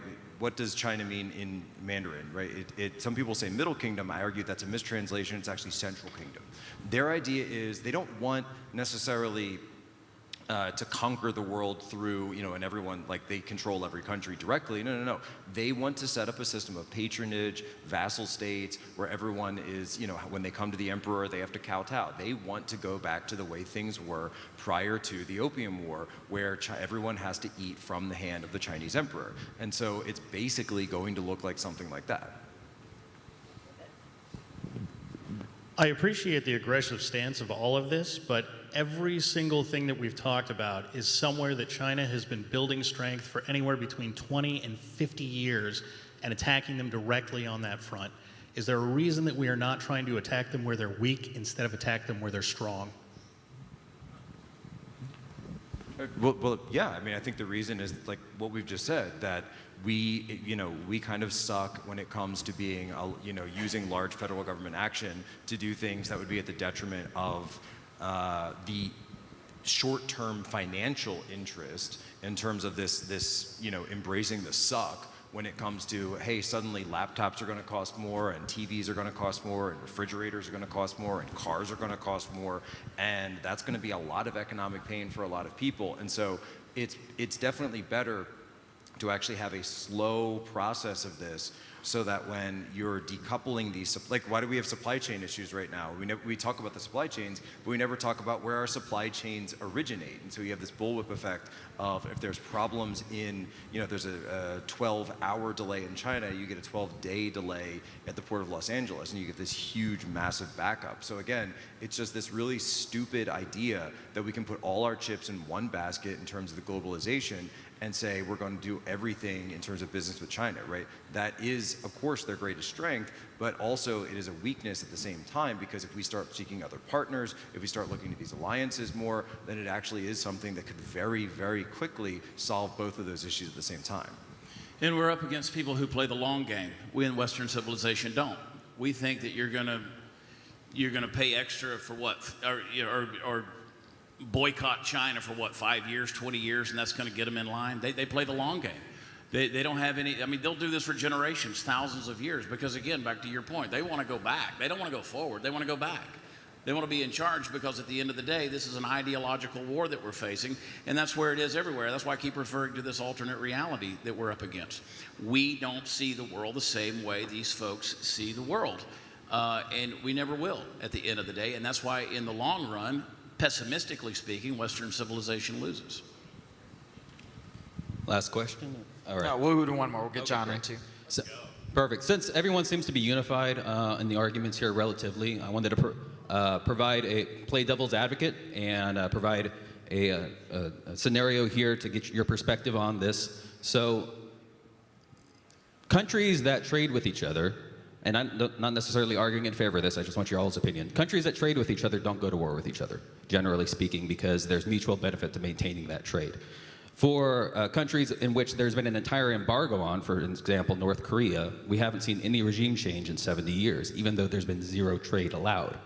So what are the risks associated with actually creating economic boundaries between us and China when it comes to maintaining relationships in the future? Are we actually providing a greater risk of warfare or even other problems with economic sanctions or economic trade barriers? In addition, we've seen in history that dictatorships maintain their power when their people are poor. And the trade that we've established with China has grown their middle class. And the more that people experience wealth and the pleasures of capitalism, the more that they're willing to fight their own government. So is there actually an argument to be made that through trade and introducing a larger middle class through the wealth that we provide through trade, we're actually destabilizing China in the long term when it comes to their power over their people, and is weakening that trade actually risky when it comes to war and other problems. Yeah, so this is the exact same argument that was made in the British government and Western governments in the 1980s when they were talking about whether or not they should agree to abide by the Hong Kong turnover of 1997, which eventually took place. This is the exact same argument that was made, that once we introduce Hong Kong's system to China, once we introduce more capitalism, we will grow the middle class. True, did happen. But then they also said that it was going to make this sort of political revolution as well as an economic revolution. And of course, Tiananmen Square came and went, that happened, that moment happened, but by and large today, the CCP is extremely popular within China. And so you don't really, I mean, there are dissident groups to be sure, but by and large, there is not that critical mass of people who are dissenting to say enough is enough and we want to take over. It just hasn't happened. I think we have to update that assumption, because if you look at countries like Singapore or countries like Saudi Arabia, where your average GDP per capita is so high and people really are living, honestly, better lives than the average American, the people are not asking for political liberalization. Like, they're not asking for more rights politically. They're actually very happy. It's kind of like Maslow's hierarchy of needs.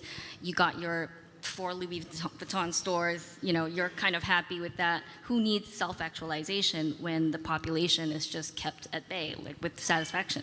So I think we misunderstand, the need for freedom around the world. Like, it is not the rallying cry that we in America think that it is. Most people are actually very satisfied with just satisfying base levels of comfort, and actually are unwilling to risk that in exchange of freedom, as we see now during COVID.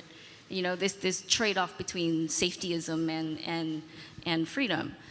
And that is my concern, that we think that this is kind of a natural, inevitable progression, but it's not, and so far it's been proving not to be. All right, John, go ahead. My question is that when we say that China is a threat to the United States, I think that it's important to understand why Chinese culture in particular is actually a threat to American and Western culture, which broadly speaking is wholly degenerate. So I would say that given that Chinese culture is a nationalist, illiberal, anti-elitist, anti-feminist, anti-LGBT, patriarchal, pro-family meritocracy, and that strong countries like China and Russia are really the only impediment to the globalist agenda being imposed by Western countries actually being established, what is the argument for the American right specifically to perceive China to be an antagonist on the global stage? So John missed the earlier part of our discussion, where I was basically spent the whole time making this argument. Let's go. Going from, because I was sort of playing the Chairman Poso role and basically saying all the same stuff you're saying. The response to all of it is simply that we are Western civilization, and Western civilization has immutable characteristics, has immutable traditions that we need to return to in order to actually, and stand up for and take seriously in order to actually respond to what China is pushing. Remember, China isn't just pushing, China's pushing that within China, sure, but within America, what are they pushing? They're pushing fentanyl, they're pushing consumerism, they're pushing atavism, they want us hooked into the Zuckerverse, they want us to be like the, take your pick, whether it's Wall-E or what was the Bruce Willis one? They want us, they want us hooked into the systems and to be like, serfs. They want you to be serfs. They want the Great Reset to happen. So if you want to stand up for human agency, if you want to stand up for humanity, if you want to stand up for religion, if you want to stand up for man's connection to God, you have to fight back against that stuff. And at the end of the day, not a single person in this room wants to move to China. Period. Nobody wants to move to China. As good as everything John said, as good as that sounds, nobody wants to move to China, and there's a reason why. All right, thank you very much. Appreciate it. We have a 10-minute break. Come back at 8:50. 谢谢大家. Yep, 10-minute break. Last call for the Trump merchandise at the back of the theater. Like I said, it's 8:41, 8:51. We will get our last panel going. Thank you.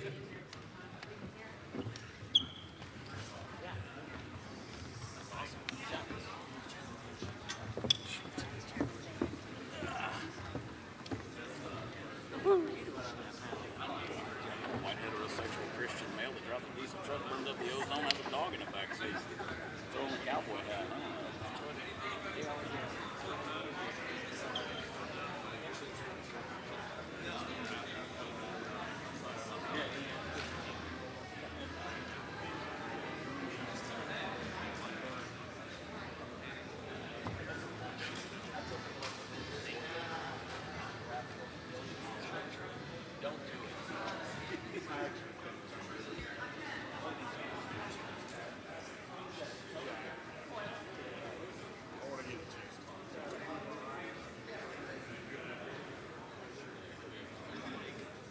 I'm glad you pointed at me. Yes. Thank you.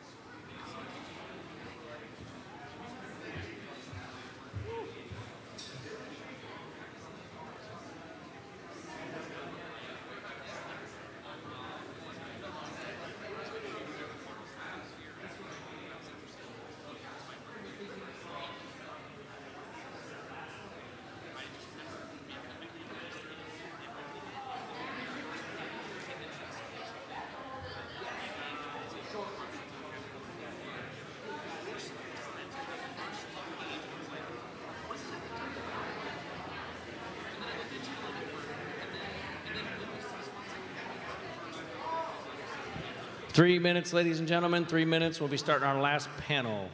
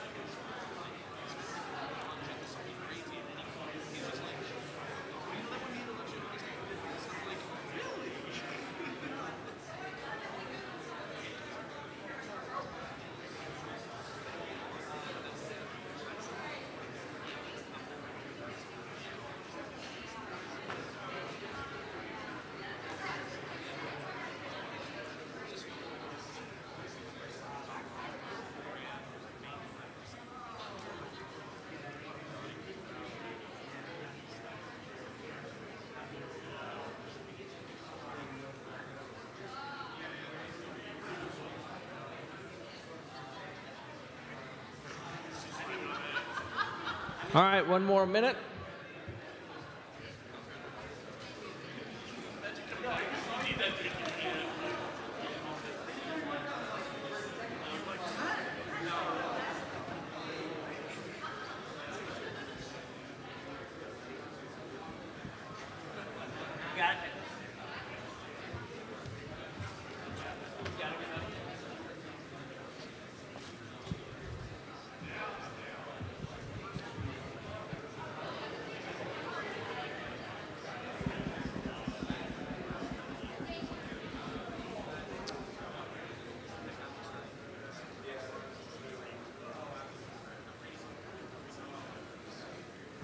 All right, here we are, our final panel of the evening. Is America at its breaking point?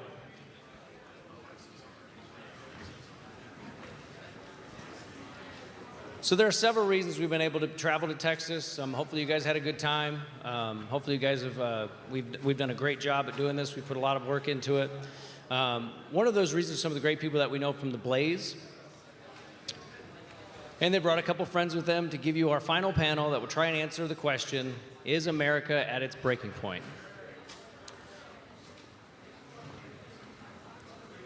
From the Blaze, hosts of You Are Here, Elijah Schaffer and Sydney Watson.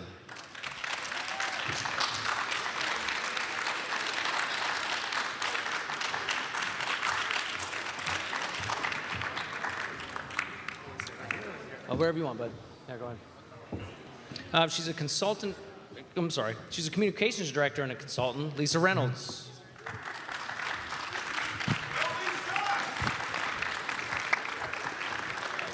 And last but not least, 5-time Billboard charting artist and Gen Z commentator, Chandler Crump.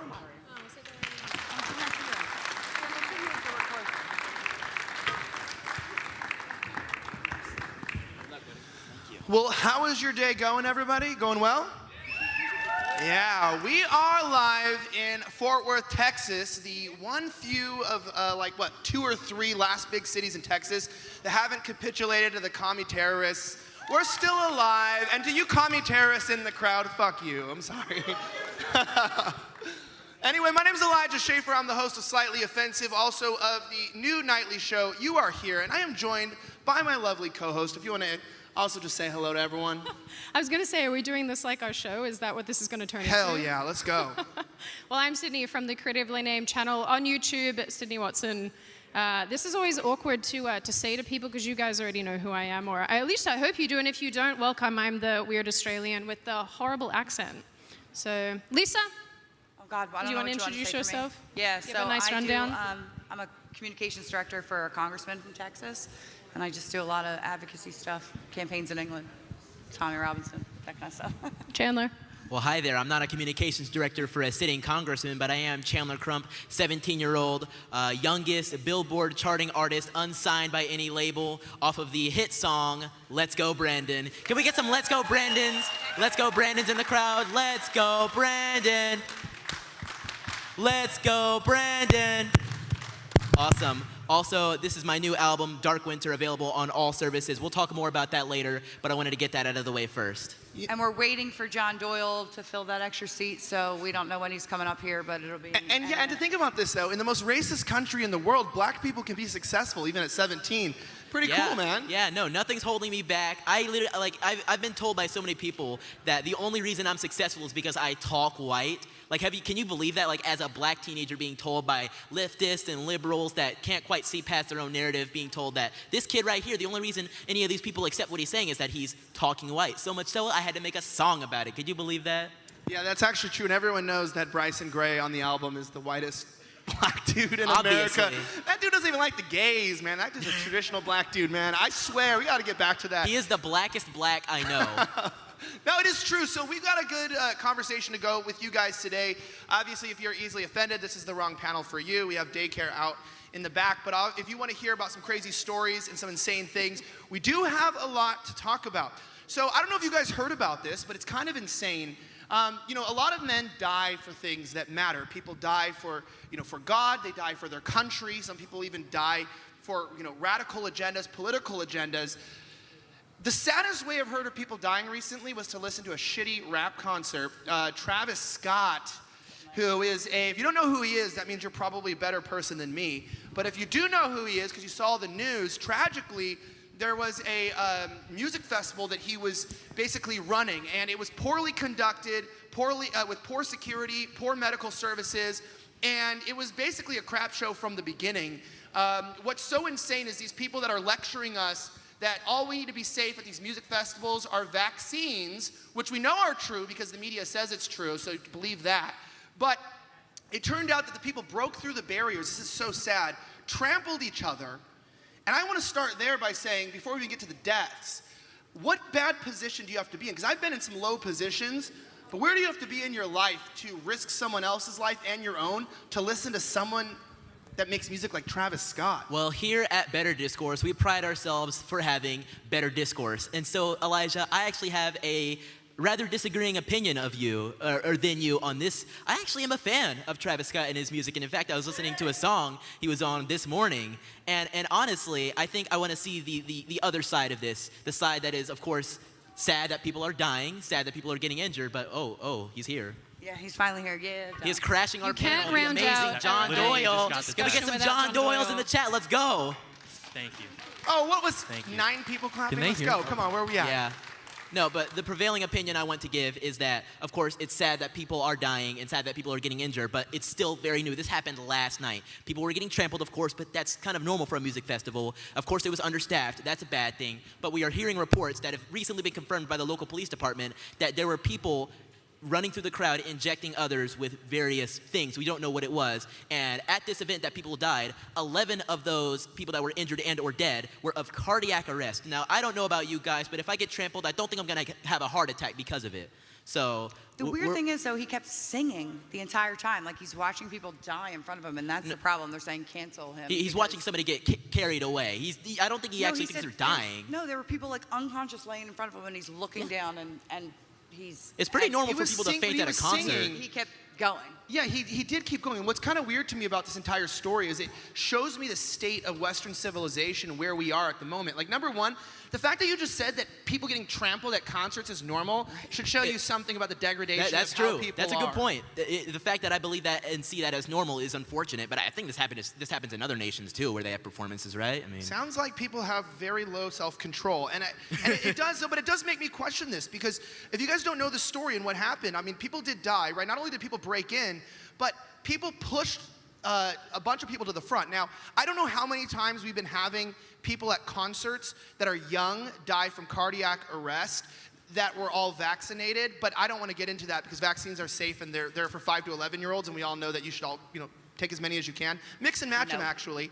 But more importantly than that, get your I do wanna vaccine say badges here. But isn't it weird? I mean, I don't know about you, but I don't hear about a lot of people, I hear about being crushed to death, but the reports are coming out, many of them, that it's cardiac arrest. They're having heart failure, that they had weak hearts, the tissue is inflamed, etc. And so it's so interesting that I've heard of people getting crushed, suffocating, right, being stepped on. And I saw the stampede, I watched people, but I don't know about you, I don't know about how Australia is, but I don't hear of a lot of young people dying of cardiac arrest in mass, and 300 people or more being treated for similar injuries.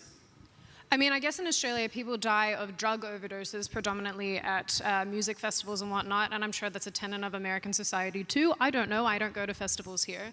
What I found interesting was what Chandler brought up was the fact that somebody was apparently injecting people in the crowd, and that's interesting. And actually reading through Twitter today, people were saying, no, I think that this is, as John would put it, a psyop. It's not really happening. That's not actually went on because they're trying to cover up for the fact that potentially people are having a negative reaction to, as Elijah just said, vaccines or whatever. That would be even worse, especially considering the police department is now confirming that they found substances. If this is indeed a John Doyle term as a psyop, then that would be even worse. That it's even trickling down that even the local police departments are in on the psyop, are in on the brainwashing to make you believe that, no, everything is fine. The emperor does indeed have clothes on, and people are not collapsing in the streets from getting the vaccine. That would be scary.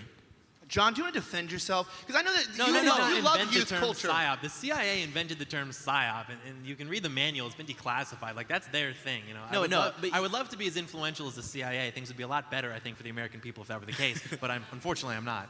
Well, it's a term you popularized, and she cited you as the inspiration for this term. And in many ways, I think that the ways you use it best describe the ways we are using it in terms of what this could possibly mean if it's true that there were no actual injections and that it is just covering up the truth that these people are unhealthy because of what they took. But see, it wouldn't be just the local police. So the local police just do their job, right? It has to come from some higher authority, and then they just get information. The trickle down. So I don't think it's our everyday police officers that are in on these conspiracies to trick the American public. It definitely comes from above, and we saw that already with January 6th and the Fed involvement and the kidnapping of what's her name? Gretchen Whitmer? Yeah, Whitmer. Yep. Yeah, but what I think is weird is this, is I want to get into some political stuff because remember, we're now at Travis Scott has killed more people, or his actions have led to more deaths than the January 6th protesters. So true. So just don't forget that one. Travis Scott is more deadly than the insurrection, which was the worst in the Galactic Empire. It was Remember not that. an Worse than the Death Star. insurrection. It was not an insurrection. It was worse than the blowing up of the Death Star. It's of all invented things that people talk about, that was the worst of them, okay? It was actually worse than the extinction of the dinosaurs. What they did to our nation, what they did to our capital is worse than the deaths of all those species. Could you believe it? I knew January 6th was bad when I saw Steve Bannon coming on an X-Wing, and I was like, damn, this isn't going to be good. The last movie was bad. But honestly, with talking about this, so here's something so crazy. So I was people being retarded is not something new. Sometimes it's genetic. Other times they just choose that life. That's up to you. It's a free country. But most importantly, if you chose that, which apparently appears to be at least 50% of the U.S. population right now, it strikes me as interesting that San Francisco, the San Francisco Chronicle, really came out of left field, letting us know why most Americans would rather get a colonoscopy than talk to a journalist. Because they wrote an article that was saying specifically that, you guys know crime is up in San Francisco. It's not doing too hot. There's a lot of poop on the streets. It's not looking very good either. Yeah, a lot of heat and a lot of poop is not a great combination.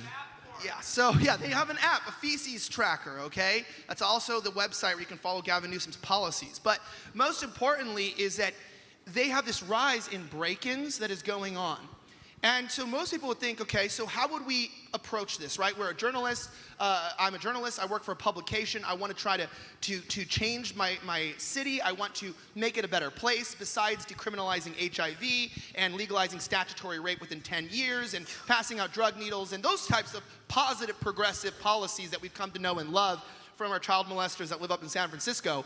The most important thing is that they have decided, what should we do about the rise in crime? Should we A, learn to live with it and ask homeowners to start adding extra security to their homes? Or B, should we think about maybe punishing people for committing crimes and lock them up and also try to get them help? That's racist. That's racist. I'm sorry. That's not B is not the answer on this multiple choice test. I'm very sorry, Elijah. Well, it's so interesting to how stupid we've gotten as a society. Where you walk around and we have in San Francisco, there's a clear and obvious problem. There's a rise in crime, and it's serious. They need to enforce the laws that already exist, and they're saying that maybe the solution to this is asking homeowners to add extra security to their homes and their cars in order to protect themselves from criminals, not deal with the criminality or any policies that may be causing this. Which is interesting too, because concurrently to that narrative, you have maybe 1,000 miles away everything that's going on in Kenosha with Kyle Rittenhouse, and it's that's the same thing. Asking people to defend property exists in this particular area, but then when somebody is defending property and then defending their own life, then the narrative is completely inverted, and then that's actually not okay, and they're calling him a white supremacist terrorist, murderer. They're trying to send a kid to jail for the rest of his life for defending himself. He was trying to help people the entire time. He was a medic, and he's I'm going out here to help people. Every time that he was interviewed by Richie or anybody else, it was I'm here to help people and to vent people. But back to the San Francisco thing, isn't it crazy that they're decriminalizing, or depenalizing theft and things like that so much that big drugstore chains have pulled out? I think it was Walgreens or well, there was another one. There was an article about, I can't remember the name of the chain, but basically they've changed their hours from being 24 they just to closed 8 Walgreens in San Francisco. Target and Walgreens. No, there's a bunch of other ones as well, even supermarket chains that are now closing earlier to avoid having people steal so much. But you're talking about a place that's now masking 5-year-olds and then asking them to show vaccine passports. But think about that. So they're paying vaccine the passports highest for taxes 5-year-olds in the Lisa. nation, right? They're paying the highest taxes in the nation. No one can go shopping anymore because they're closing all the drugstores, and then they want you to add extra security to your home so that they can keep fueling this anti-racist narrative that they're all great people, but they're endangering their own citizens every single day. That's not normal. And that's what every other liberal city is doing in this country. They're all headed the same way as California. Yeah, and then they moved to Texas and Florida and whatnot, And they start then we voting get to to have live you. here. Did you guys see this? Do you guys know? So Marjorie Taylor Greene was on Twitter today saying how Nancy Pelosi is shopping homes to retire in Florida.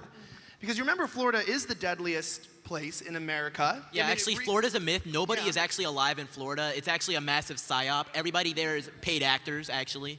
Florida's a hologram like our president. And so the key thing is that Florida, we've all heard how it's the most dangerous place. Remember the monoclonal antibodies that DeSantis pushed?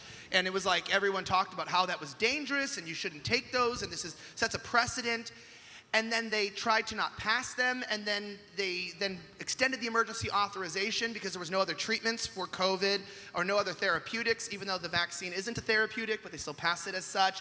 And then we find out a couple days later that the monoclonal antibodies did work, and they're actually so helpful that Biden can restrict the distribution of them to Florida in order to punish them. And it's so funny that as we hear about this, even recently with the amount of cases in Florida, despite being completely open, banning mask mandates, taking progressive and active approaches, I want to say that Florida's been the most progressive state on COVID policies. They've been so forward-thinking. While everyone's been so conservative and trying to just keep things safe and just keep them all the way they are, they said, let's just take this new virus. Let's take this new disease, let's accept it, and let's go forward, and let's not let it cripple us any more than it has. And that kind of amazing and bastardly confidence from such a man like Ron DeSantis, which I know everyone here loves him so much, and those of you guys that don't love him, you have a secret crush. You do. You want a man like that. But Elijah. the truth of the matter is that he came out and said, we're going to set the policy, we're going to move forward. And he's the one with the open ports. He's the one with the cities that are thriving. He's where the Super Bowl gets, won. I mean, seriously, he's leading the charge. And you know what happened today? They announced that for the first time, Republicans have now outpaced Democrats for voter registration in Florida because everybody's waking up, moving to Florida, where it's safe and effective and open for business. And so now, for the first time, we have more Republican voters registered than Democrats. Shout out to Scott Presler on that one. You guys know him. But what I want to touch on really and highlight is we're looking coast to coast. We're looking at California, we're looking at Florida, we're looking at Texas. I'm sure later on we'll be looking at New York. And we have to put, these are major states in our union. We have to put this together and say, and ask the question that this panel is asking, is America at its breaking point? The massive divisions we see within these different states, I almost accidentally called them different nations because in my opinion, when I'm in California, I'm not in America.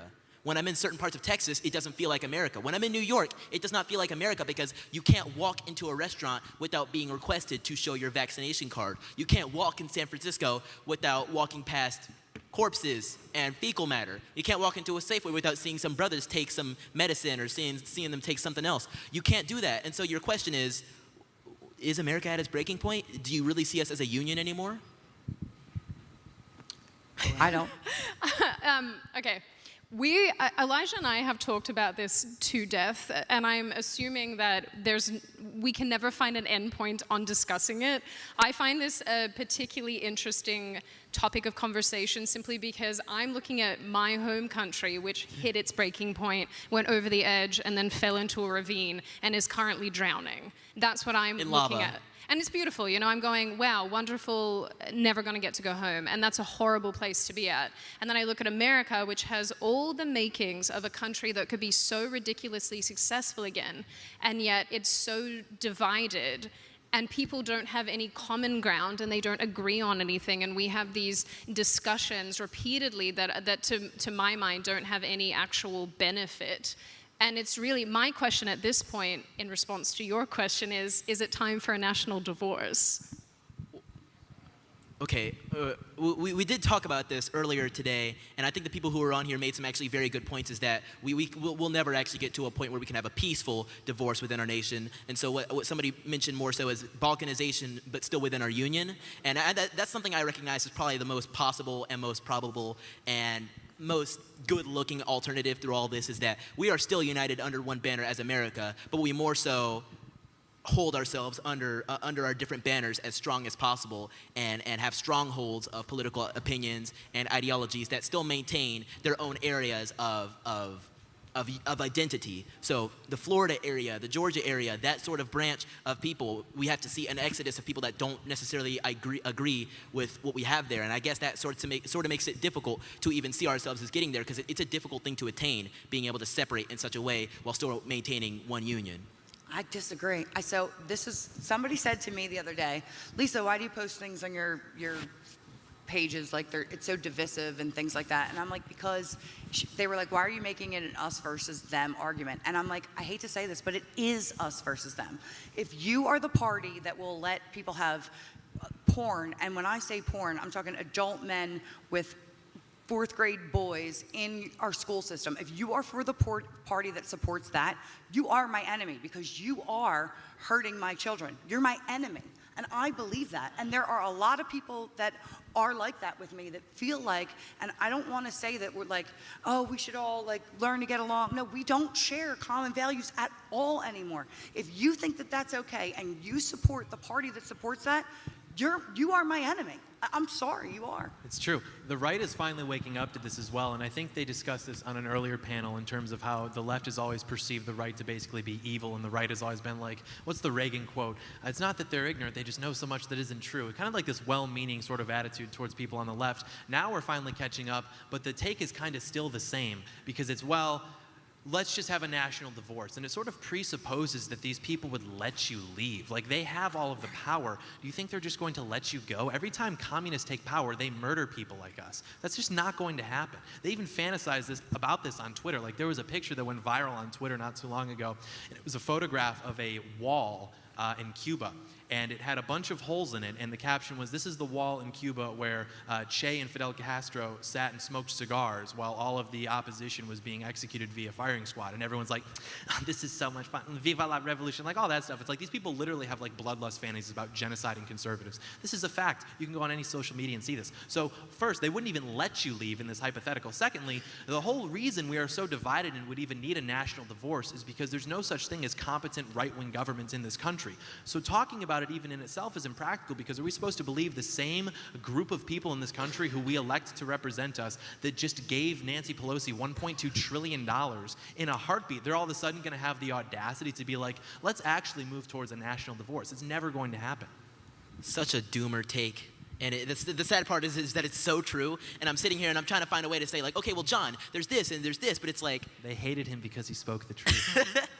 So then is the question, are the parties exactly the same? Is there any sense of, I don't know, will we ever get to a point where Republicans will actually stand up for their constituents? It's so hard.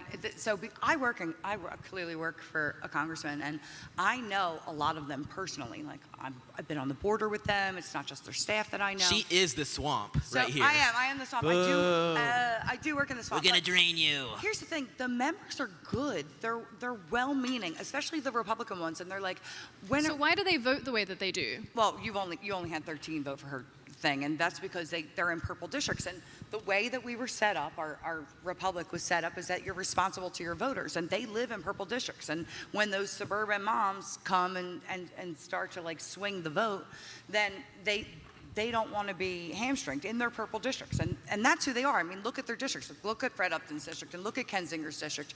They're actually being reactionary to their people, their voters. And so the right-wing people, like my district is very right. It's like, I think it's like +7 or something Republican. But you have these members, and when they start like talking out and saying things like, my boss was one of the ones that voted not to certify the election. Well, we lost all PAC donations. He's got no PAC donations, right?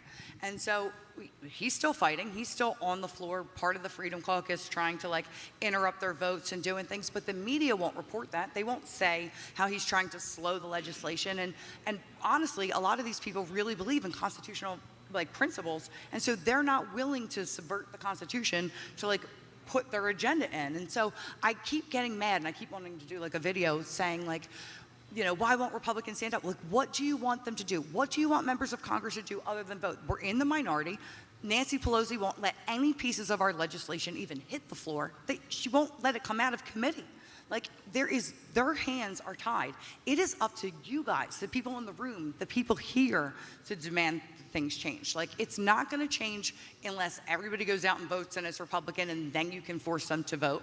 But you have to remember, these purple district, these other Republicans, if they start voting to right wing, they'll be voted out of office. So that's why they vote the way they do. I'm not saying it's okay, but like, people are like, what can Republicans do? They're not fighting hard enough. Right now, when they have the entire majority, the presidency, both chambers of Congress, there isn't anything that they can do. I hate to say it like that, but it's true. And nobody ever talks about, there's really nothing for them to do, fight back or force Yet votes. another like my boss doomer does. take. It's true. But it's not, because here's the point. Everybody who voted in favor of the infrastructure bill is a traitor to the United States Republic. I agree with that. And they I are 100% traitors. agree with you. They are traitors. And I will tell you this, they are a part of a regime that has been taken over in this country by special interest groups. We are a part of the global banking system, and we are looking to form the New World Order. And I don't give a damn if it sounds conspiratorial. No, we you're literally right. are giving you spoiler alerts to what you're going to expect. And these people are nefarious. Like Donald Trump said, which is why you can't put your trust in men. How he said, I did not expect, you know, whatever he says, I did not expect this to fall apart so quickly. No, do the voice. What? Do the voice. I did not expect. With the fingers. For sometimes they say, some people said it was going to fall apart. I didn't know, they said. But I'll say, how the hell did you not know the country was going to fall apart when somebody who is senile, who has dementia, that lived in a basement, that had no chance of winning, somehow won? And then it was so safe, it was so secure, it was so free, you couldn't talk about it. You tell me one honest thing in the history of the world that was definitely true, where a government said, you can't question it. Every time a government says you can't question this, and they pair up with the private companies to say, you're not allowed to ask questions, you know it's a damn lie. And it's true. So you know what? We know. And that's why we're filled with fury. That's why we're filled with anger. Because I don't give a shit about what fact checkers say. PolitiFact, fuck you. I don't care what they say on CNN. I don't give a damn because I know the truth. The truth sets us free, and that's why we're growing, and that's why they're afraid, because we have fury, and we know. That's why when Donald Trump said stand back and stand by, he was saying the truth. Because we know we're not going out there to make the shot heard around the world. We're not going into a turning point event trying to, incite violence or something like this. We know that the stakes are high. We know that in the end, somebody's going to end up against a wall, and it damn as well is not going to be me. I'm not getting shot for this shit. I'm telling you that right now. Nobody's going to do that to me. They're going to try. And I'm not going to incite violence. I will never promote inciting violence, and I'm not going to talk about that. I do not wish violence to occur. I don't want anything like that. That would break my heart. I've seen people get killed in the riots. I watch lives die. It breaks my heart. It is so sad to me, and it hurts me in the inner side of my stomach. I feel sick seeing Americans hurt each other. But right now, the war's already begun, okay? The lives have already been taken. The battles are already waging. And I'm telling you right now that if we're not in a serious point where we realize their ultimate goal is not just to remove us from power, but it's to delete our lives, you have to wake up, or else it's going to be too late. So I think that about answers the main question as to if we are indeed at the breaking point. You saw the energy in this man just now when he thought about everything he has gone through, and this is only the past year or so, because Elijah's been on the streets covering this, and he saw the protests, he saw the riots, he saw the way people uprose for simply a fake news media narrative about race. It was a race war that began, and it toppled all the dominoes within this nation, and it's so much so that it invokes the fury of patriots. It invokes the fury of people that don't like the things that they're seeing from the left side. It invokes that fury. This has been happening for so long. I mean, people just started talking about cancel culture, but I was working in England in 2018, and people weren't allowed to get bank accounts. In 2018, we did a congressional panel on it here, right? I was working with other people in England, and they couldn't get bank accounts. They can't get mortgages. They can't rent from anybody. They have been trying to cancel people, and it has been slow, but it's like you said, it's the New World Order. It's coming from Europe. Like it is coming from these global powers that want us all to follow in their footsteps. And America's a little harder to do because we are an armed populace, but it is coming our way, and it's been getting worse and worse and worse. I've been screaming since 2018 that they were doing this, and cancel culture hit there first, and now it's here, and that's what they're trying to do. They're not just trying to silence you. You're right. They'd be happy if we were gone. I think what's disconcerting is that within the American population, there is a complacency. And like I said before, when you look at Europe, when you look at the United Kingdom, when you look at Australia, which I effectively think has been the testing ground for much of this for many, many, many years, decades even, when you look at that, and then compare it again. And I don't say this to shit on Americans. I think Americans are wonderful, and obviously all my friends are Americans. Although you guys can't drink for shit, I will say that much. Can't hold liquor. Coming from the girl who hardly ever has a drink It's ever. not good. Maybe Elijah's the only one that I know that can hold any liquor, but and Lisa Elijah actually and I too. have her beat. I have stories about this girl. I lived with her for a year, guys. You ain't seen nothing on the hill. So I don't say this to be horrible to Americans in any capacity. It's rather that looking at it from the objective standpoint as someone who hasn't grown up in this country, you are hurtling at an aggressive, horrible speed towards what I can see happening in my home country. And the problem is that you can excuse it away by going, oh, it's fine, we just have our own states that belong to us. So we just have this that belongs to us, and we'll just force everybody out. The reality is that it will infiltrate eventually. These ideologies that will corrupt your own ideologies eventually take root, and they take hold, and then they spread. And getting rid of them is impossible. Australia is a prime example of that, where the population was incredibly complacent for far too long, and now they effectively have police officers who are beating the shit out of them in public. They can't have protests. They can't fight the government. The government is trying to institute itself as a forever dictator in my home state. It is not appropriate, it's not acceptable, and the people can't do shit about it because they're completely disarmed. They're in a position where they have no power, they have no Bill of Rights, they don't have a constitution that protects them in any capacity. And Americans, I swear to God, I don't want this to happen to you. And I know it sounds very doomer, But I mean, I really don't want this to happen to you. You have to get active. I'm not gonna, I'm not the sort of person who gets mad and yells and whatnot. But I feel strongly like Elijah does, where, and I mean this for everyone, I disagree wholeheartedly with many leftist viewpoints. I simply don't think that I can live alongside people who think the way that they do a lot of the time. And I say this being someone who doesn't agree with many of the people that I share the stage with right now. I have fundamental differences with every single one of the people sitting here, and yet I love them and I'll fight for their freedoms. So I'm not saying this to exclude people who think differently to me. I'm saying if you don't get your shit in order, the government will take it from you. Australian culture and American culture have a lot of overlap as well, but there is a very, I guess, particular deviance between the two. And I think America is right now holding on to these last two artifacts that have been very central to our culture and propagation, which are basically Bibles and rifles. If you look at Australia, they have no guns, and they are also considered to be one of the most irreligious societies in the entire world. Whereas America, we still have, we're America, but we still have a pretty proportionately substantial church attendance every week, and of course we have so many guns. So the solution is, obviously, causation and correlation are different, but I think the solution is basically double down on that and buy more guns while you still can, and then read your Bible, and then everything will probably be fine. What will you fire from your guns, though, when you have no ammunition because the government stopped supply of it coming from other countries? I'm going so far more doomsday than you, though. When your FBI is corrupt, and don't say that they're not, because they're Oh, no, John thinks that they are, certainly. Okay, good. But look at his little face. Look at his little weasel face. I have he no knows. allegiance to the FBI. It's people say to me all the time, the FBI wouldn't do that. They've done it in the past. You think that they're just above it now? No, it's getting worse now. No, the difference is that now they know that you're watching, and they're doing it with open. They're going, haha, you're watching. Watch me do this. It's like the Kyle Rittenhouse footage. All of a sudden, they've got aerial Talk about drone psyops. footage. Look at the way they even, you're going to tell me that they don't manipulate social media algorithms to make certain memes go viral? Think about it. If you can reduce phenomenon to a joke or a meme, that is simply all it will be, a joke. They did this with 9/11, for example. Haha, 9/11 was an inside job. It became a thing that quirky people say to think that they're funny or something. Now it's just a joke. Or even with the FBI.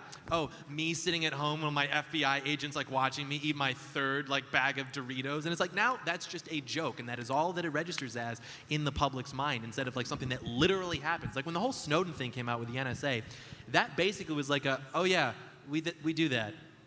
And there was no accountability. Well, it could be worse. You could have the stalker from the online deep depths of the internet hacking your laptop little thingy and then watching you through that. They could watch you get changed, Sean. Did that happen to you? No, but that actually happens to people. I was trying to make a joke, you ruined it. It's fine. Well, I'll tell you. Elijah would have laughed if he was paying attention to what I was saying. The FBI can be summarized in the fact that they don't care as much that the President of the United States is probably a child molester as much as they care about who stole the diary to expose that. That's a true statement. And the FBI, honestly, is covering up the fact. I don't know if you've ever spoken to child molestation victims, or maybe you have been yourself. A lot of the things in the diary here that we're reading in connection with Joe Biden shows huge signs of it, at the very least, inappropriate sexual contact with a minor at the very most. His daughter. What? His daughter. Yes, but they're still saying alleged because they're just saying it's alleged because we haven't verified it yet. No. I'm dealing with the FBI. I'm dealing with their shit every day, so I gotta be careful here because fuck those. They're always coming around and causing problems, and that's my point of what they're doing. I gotta be careful. You can say it, but I'm telling you because I want to beat these people because I'm sick of them harassing people. And if God has given me the blessing to have a good legal team. Do you know we had to use? The biggest legal team in America dropped my case because the FBI was using such extortive processes and pressure that the largest and most respected law firm in the United States couldn't take my case. They couldn't do it. The FBI got them on a clause so that it was a conflict of interest. That's who they are. They disrupt the unity of this country, and they combat and have waged a war of domestic terrorism for too many years against the patriots of this country. And I am telling you this from the beginning, that we are exposing them. Like with the new documentary I made with Tucker Carlson, Patriot Purge, you gotta watch it, about January 6th. It is amazing.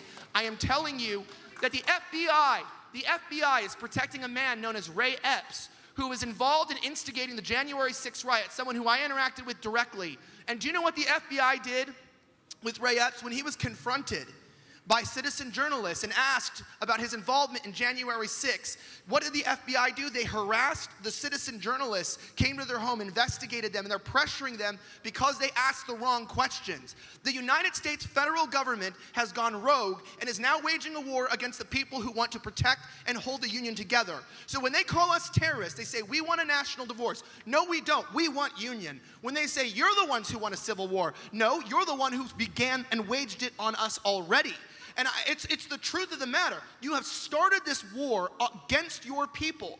They do not have any respect for the rule of law. And I'm telling you this from experience. The FBI does not give two shits about any of your constitutional amendments, your rights, any type of Bill of Rights. They don't care about that. You know why? Who's going to keep the FBI accountable? Who keeps the Attorney General accountable? Exactly, the Supreme Court. That's a waste of sack of shit. They haven't done anything. So the reality is, as we look at the federal government right now, the only person that can keep a federal government in check is either its people or another nation. And that's why they say that the greatest threat to the United States right now is white supremacy and domestic extremism. Also climate change, which is true. They say the world's going to end in 30 years. I'm hoping it ends in 9. That's why I'm buying a bigger car. But I will say this. It's true, accelerate that.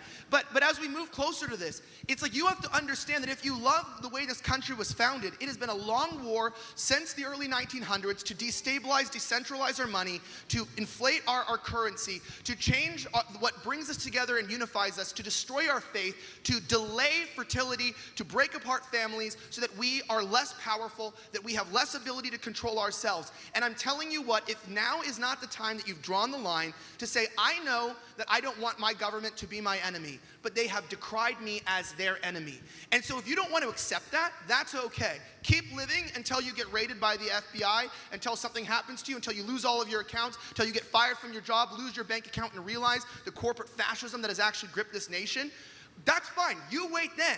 But I've woken up today and said, you know what? I would rather die going down to build a better country for my children than to force their hand to live in whatever shithole they're trying to make this country into. And if you still love America, then I don't know what else it's going to take for us to actually wake up and start asking accountability for these leaders. I mean, you guys saw, I just want to say, you guys saw what happened with the soldier that stepped out of line, that questioned the pull-out of Afghanistan. They got 13 of our boys and girls killed. 13 in the most sloppy pull-out method. I always say that Biden pulled out of Afghanistan more sloppy than a high schooler on prom night. Oh my I God, swear. Elijah. He did. It was disgusting. It was reprobate. And he betrayed us as a nation.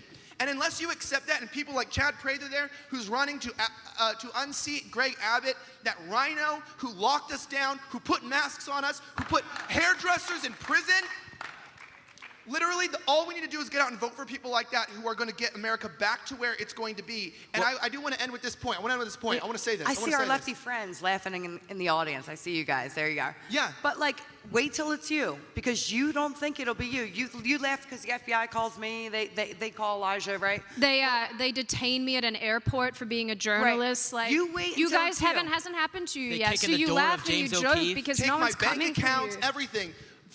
And they don't do it to people with a different political party. I promise you that. They're not doing it. They don't. They're not absolutely doing it. I'm in court depositions. I'm telling you, it's true. And they're not doing it based on political ploy.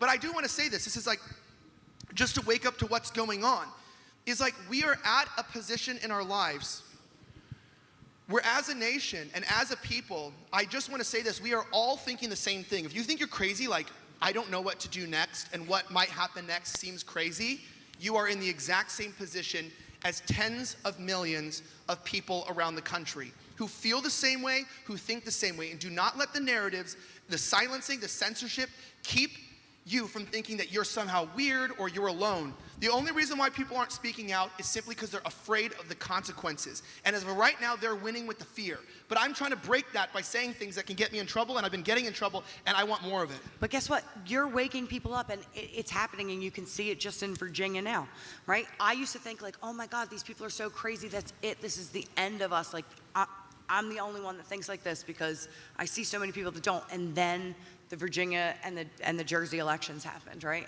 And it was so overwhelming that they couldn't cheat, right? But people are like, no, you're not going to let that stuff be in my kids' schools. You're not going to let my kids get injected with a vaccine that where the FDA approval only came on the back of 2,500 test cases, right? Like, no, you're not putting that into my kids. Yeah. And so people are finally like waking up, and it's because we need to speak out more. Yeah, we need more of this. The parents versus evil narrative is what's going to win. And I think it's going to win even further than elections, because elections are only one piece of it, and elections are a good thing. They're going to prolong and preserve what we have right now. But what we have right now is not going to last forever. What we need to take right now is the culture back, because your kids can learn whatever they learn in school, but when they come home, they're going to listen to these artists. They're going to listen to, I'm sure Travis Scott, that's one of them, but they're going to listen to Lil Nas X. They're going to listen to Megan Thee Stallion. They're going to listen to all these different people. They're your children. They are your children, but at a certain point, you can't control everything in their lives. They're going to tune into certain content. So what we need is to embrace that content that embraces that message. Not that content, embrace new content that embraces the message that you actually want to instill your children with. You want to instill your children with the exact same patriotism and the exact same willingness to fight for the betterment of their own seed, themselves and their children, then instill with them the culture and the message that actually provides that narrative to them. But as a parent, you do that, like I'm a parent, but you have to do that from like the time that they're little. Kids get all of their values and social, norms when they're young. And then so fine, they can experiment and do that what they want in high school or whatever, but they will come back around if you lay that foundational groundwork, if you put the right virtues in. And that's a word that we get away from, is virtue.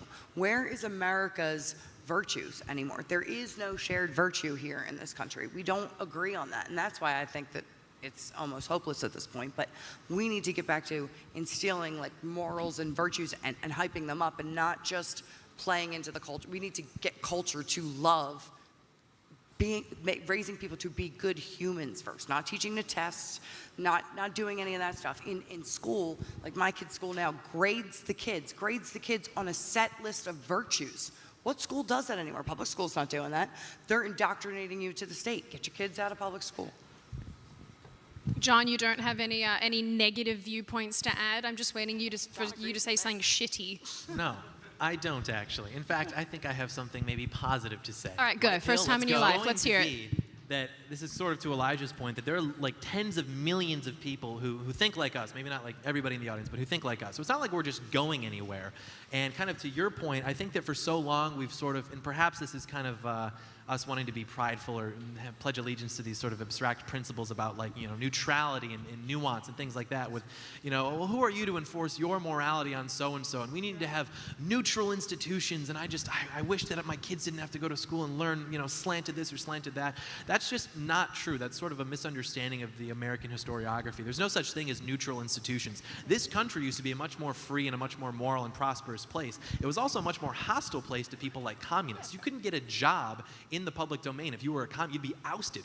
What's the guy's name? Joe? It's true. This place was a better place when it was basically illegal to be a communist. And now that they won, because they had what's referred to as the long march to the institutions, they write the history books, and so they make it seem like, oh, it was this free society and every opinion was tolerated. That's not exactly how it was, actually. And now that they have a seat at the table because they said it was, oh, it's about free speech or whatever, now that they have control of the table, they're kicking you out. So it's literally been an inversion over the course of the last 100 years for what it was like to be a right-leaning person, what it was like to be a left-leaning person. And they basically like suckered us into thinking that. So yeah, if you want to take the country back, I've heard millions of times, 1 out of every 3 takes I hear with conservative-minded people is we just need to rise up. What does that even mean? What does it mean, rise up? I think that we fall too often into this idea of like the marketplace of ideas and debating, and it's like, that's all important, but we all know like 80% of what needs to be done. I mean, if any person in this room had complete control over the federal government, they could probably get us on the right track in the course of a few afternoons, I would imagine. Like, it's not like that complicated. It really isn't.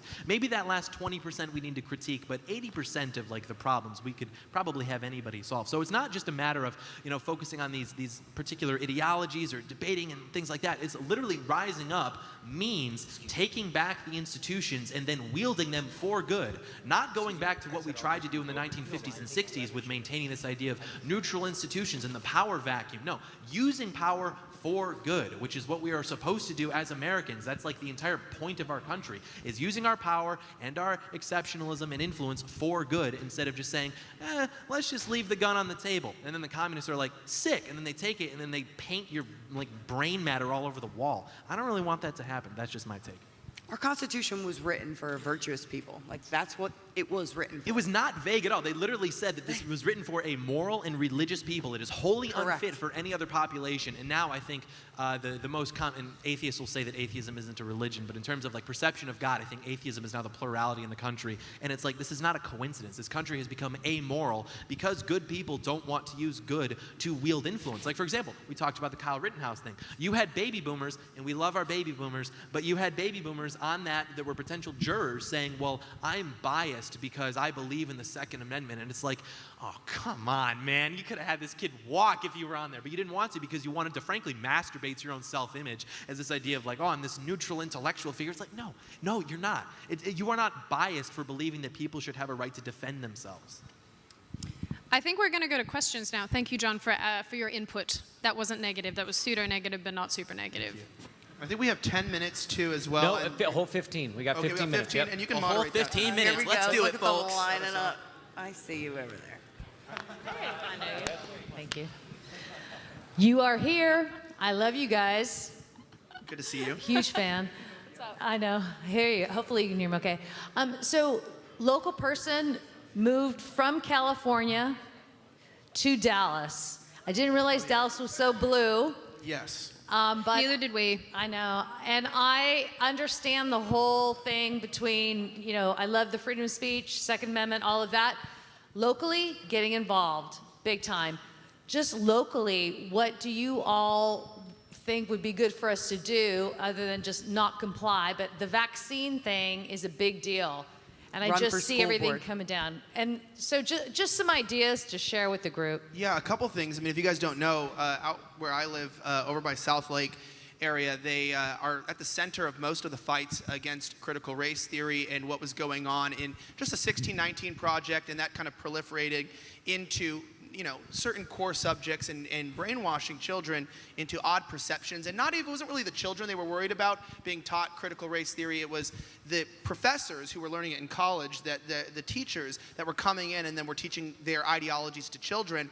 And so they've really taken back their schools.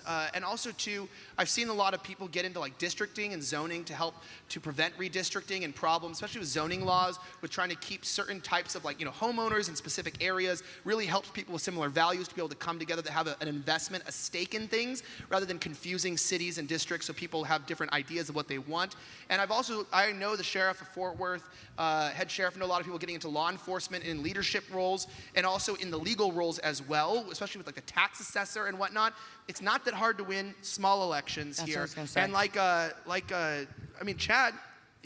Chad Prather's running for governor. And we have a lieutenant governor here. People are doing it. They're getting in and they're trying to change it. And I think that's the Texas spirit, is saying you don't have to have a history of office or of an ability to change.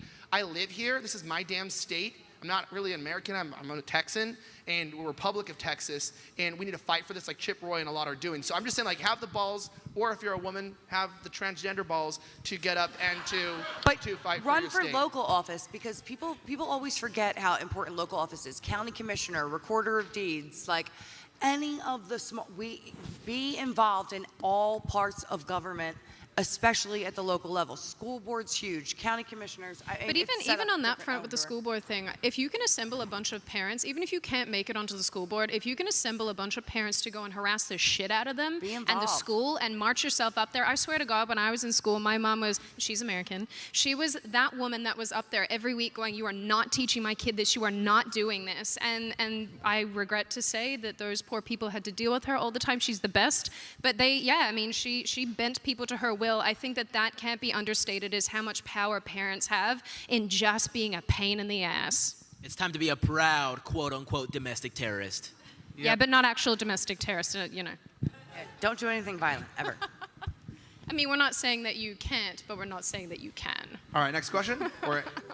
Hey, hi everyone. Hi, So Jack. I've enjoyed the conservative circle jerk hour. Is this where we get to do with you doing this again? Oh, I can't wait. Oh, Yeah, let's I'm doing go. it now. Full send. So since this panel was about how do we bring America together? No, that's not what it was about at all, actually. Oh, it wasn't. No, it was apparently not. America at its breaking point, because we think we're at our breaking point. All right, so since we're at our breaking point, and we have the right wingers on the stage here, and then the left winger me. So I'm a left winger. I'm a lefty. I was one of the left-wingers who came to this conference to have a conversation. And I'm also a gay man who is married to a husband, and I'm a little bit worried about some of the rhetoric about like Elijah saying that we should go back to the way things were. So what could this panel do to assuage my fears? Like, what would you do to What are you appeal afraid to of? me? What are you afraid of? What rights don't you have that you want right now? What are you afraid of? That's what I'm asking. I'm asking you what you're afraid of. So I'm asking, since, like, because a lot of conservatives, like, want to go back to the way things were. Like, should we What do you mean repeal way gay things marriage? were? We're not nobody here talked about going the way things were. As a matter of fact, we're talking about taking it a completely You seem different very route. mad that I'm just asking Because a you're question. mischaracterizing the people. Well, no, that's conservatives then you in can general. assuage my Django. fear. All right, Then you can assuage my fear. Let's stop What for a would second. you do? Why No, does Lisa I want to hear your question. What would you, as right-wingers, do to assuage my fears? Because maybe I'm No wrong. one gives a shit that you're gay, Go to bro. church. That's all I care. No that one you do. Go fucking to church. cares. Can we, Like, can we at stop? all. Can we stop? Wait, I want to know this. I'm serious. No one gives a shit who you have sex with, provided that you're not going into schools and going, "Hey, kiddos, let's So is teach gay the marriage still 4-year-old." Yes. Dude, no one okay with gives gay a marriage. shit. Is still legal? I think. Wait. I Who think I in should this room cares that this man's gay? I think I Not should me. clarify. I don't care. I don't care that I'm gay either. Am I still No allowed one to be married cares, to my bro. husband? You No. make these issues up, and then you go, "Oh, everyone cares about what I'm doing behind closed doors." No So one that's what gives I a was shit. asking. It's If not you want to behind get closed married, doors. go find a church. Go find a church. That's okay with that. I don't- Okay, because marriage is a sacrament. I'm sorry, I literally don't believe in Well, religion. then that's on you. So go contract in with your husband that he Hold has on. the right So to wait, do whatever you you want want. it to be a religious thing? Should I be the government? Marriage is a should the sacrament. government That's be what it involved always in was. marriage? Marriage has Should the always been a government be sacrament. involved in All right, marriage? hey, so let me ask you this. Can we stop for a second? What is the question? Because I just want to remind you, if your gay issues, remember, even California voted against gay marriage. The Supreme Court overturned it. Just remember that. So it's not like just conservative states somehow Even are Obama involved in disagreed. gay stuff. But I did want to know what your question or what your anger was, because you just seem like an angry gay guy that's mad, and that's fine, and I'm not upset about that. That's fine. We'll go to the next. I mean, We'll go to the next question. Everyone clap for Get him your being tickets gay. to the VIP party. It's going to be lit. Congratulations. All right. I mean, if we're talking about fear of the way, going back to the way things were, I am a black male right now, okay? And it's not like I say right now like I'm going to change. I have no fear of going back to the way things were, because I know that when these people up here say go back to the way things were, they don't mean go back to segregation. They don't mean to go back to anything that is against us, because they love me just as much as they Look at probably my love you for African-American- being Isn't he a the fellow greatest? American. They want to stand up for what being an American means, which means loving your community, like Kyle Rittenhouse did in his community when he went down there after defending property, going down there and saying, "Does anybody need medical?" He was 16 years old and was thrown in jail and has had his name dragged through the mud simply for loving his community. And I will not let you do the same thing to my friends up here, dragging their name through the mud simply for loving their community. Let me make a point to that real quick. If anybody hasn't noticed, the people that are embraced the most by right-wing people are gay people and black people and any type of minority. If you think like us, we welcome you with open arms. It is not about anything else. Arielle is a We great will- example of that. That's true. We will embrace you. Arielle's a great example of that. I don't know where she is. She's disappeared. She's a lesbian. She's one of my, good mates. I was the one who was like, dude, make a leaving the left video and tell conservatives or people on the right that you're done being ostracized for your viewpoints. And you know what? Everybody embraced her. They're like, yeah, we literally don't care that you like girls. Cool. Some people, that's not their favorite activity. But look at her. Look at this lady. No, we were talking. Are you about scared? Arielle. Are you scared of conservatives, Arielle? You're a lesbian person. You're a lesbian woman. Are you scared of us conservatives ruining your life? Yeah, I'm not there a you go. conservative, and I just want to make that point about the whole Or weird, right-wingers, but rather. For being from LA, the whole weird gay debate conservative thing. The reason why most people don't like gay people is because most gays in these cities are narcissistic assholes who are annoying, and it's not because they're gay. It's because they're conceited. They have issues and trauma they need to work on, like any human being. And then rubbing your issues you in the giving face us and the assuming finger? people I don't can't like even you. tell. Well, I'm saying assuming people don't Put like you them up because your you're gay butt, bro. is a cope. And I've no one up here ever talked shit on this gentleman for his sexuality. No one ever brought it up, and it was not an issue. He was annoying as hell, though, so there's that. I will I'll attribute that. But I don't care about the other aspect, and I always think it's a No, if bullshit you've got an cope. annoying personality, you being gay is just, that doesn't mean shit. You're just annoying. I actually don't want to know who anybody has sex with. Thank you very much. I don't care. Zero cares. Next question. Hello, Elijah and John. Jonathan. Jonathan. You like Jonathan, My apologies. yes. Stop. That's his dead name. I just wanted to let you know that myself and a couple other people are just regular American patriots who are standing up and primarying these fucking horrific GOP establishment that has not been protecting my children. This is just awful. Did you know right now in Texas, in which our supposed great governor sat there and put forth this mask ban where you can't force children to do it?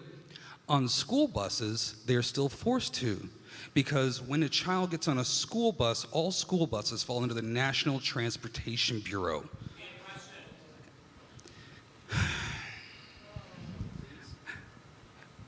I just wanted to tell you guys that there are people who are standing up to oppose them and to try to give you a little bit more of a white pill. That's all. Thank you very much. Thank you so much, sir. We need it up here. We need it bad. Chad.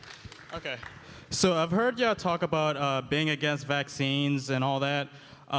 So I was just curious. So what do y'all think about, Trump also not only taking the vaccine, but also recommending people to take the vaccine? Trump can. Okay, so nobody cares here if anybody takes the vaccine. Nobody's vaccine. I don't want a mandate to put it into my body or my children. And if Trump, because he's happy with how his warp speed vaccine program happened, that's on Trump. Nobody cares what anybody recommends. It's about forcing it. Yeah. No, the thing is we don't care.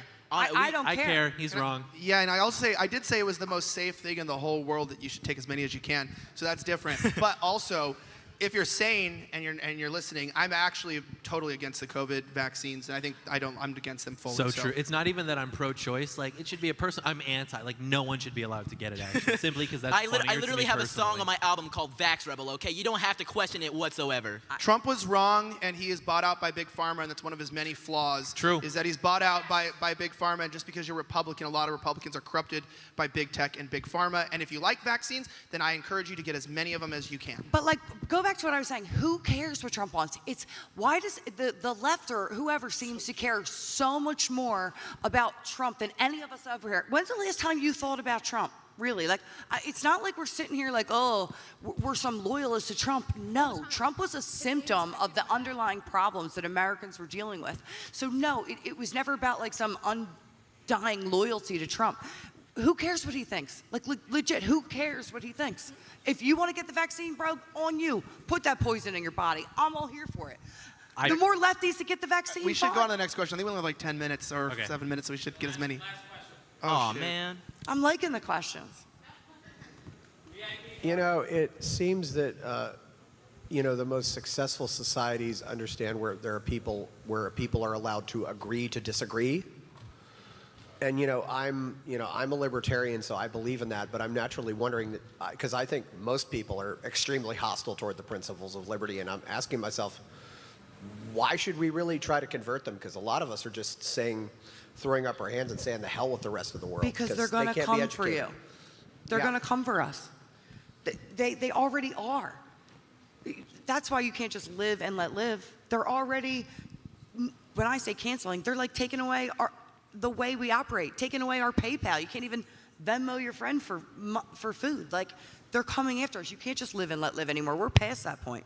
As a sort of half former libertarian that believed less and less in the live and let live and pure freedom mindset, I'd say the biggest thing that changed my mind through all of it is that simply sitting and agreeing with everything I saw wasn't getting me anywhere. It wasn't taking this nation that I saw in a good direction. And I sort of progressed more into not necessarily the authoritarian, but more so, in my opinion, the moral and religious. And I'm not even fully religious yet, and I can't call myself a completely moral person, but I can say that I look at the different vices within society, and I look at the different identities and ideologies, and I can say I disagree with this wholeheartedly. Sitting on the sidelines and saying I respect your right to have this doesn't work because it doesn't get rid of it. If I view something as wrong and as something that I don't want within society, then I need to stand up, speak my mind about it, and be honest and say, listen, I don't agree with your ideology. I don't agree with your sexuality. I don't agree with your religion. I'm going to say something about it. I'm going to be up there, and I'm going to say that even if I had power, I wouldn't necessarily do something to you, but I would say that I disagree with it. People up here are going to disagree with me real quick on this, but you don't have to be religious. Benjamin Franklin was a deist that worked all the time on being a virtuous human being. He had a list of 13 virtues and he would check them off and he would work to be a good human being, right? Like that's it. It's like those are the founding principles. Everybody always talks about like founding principles and freedom and liberty, but no, it's like virtue and being good moral human beings. And that's why Benjamin Franklin wasn't believing in a certain religion, because he thought that the actual religions taught to be religious rather than be virtuous humans. But he did believe in like a higher being and God and that type of thing. But you don't necessarily have to be religious. You just have to be moral. Right. And I do want to. I do have to close this out. I'm an though. atheist, and I'm a pretty decent human being. Yeah. Elijah always says that I'm the best atheist Christian I like you. You're just that he going knows. to hell, and I'm not. But I will say that. You know what? I'm the overlord, so. No, but I do want to say this. Just in the end, as a wise man once told me recently, a very wise man, get your allies now. Know what's coming, choose which side you're going to be on, and stand back and stand There are by. sides. Thank you guys so much again for having us here to speak at the event at Better Discourse. Thanks to everybody who invited us out and to everybody who came. We really appreciate you so much. We love that you came out here in Fort Worth, and may freedom find its way. Dark Winter available now. All streaming services. Stream it now. Let's go. All right. What's that? Give one last round of applause for our last panel, please.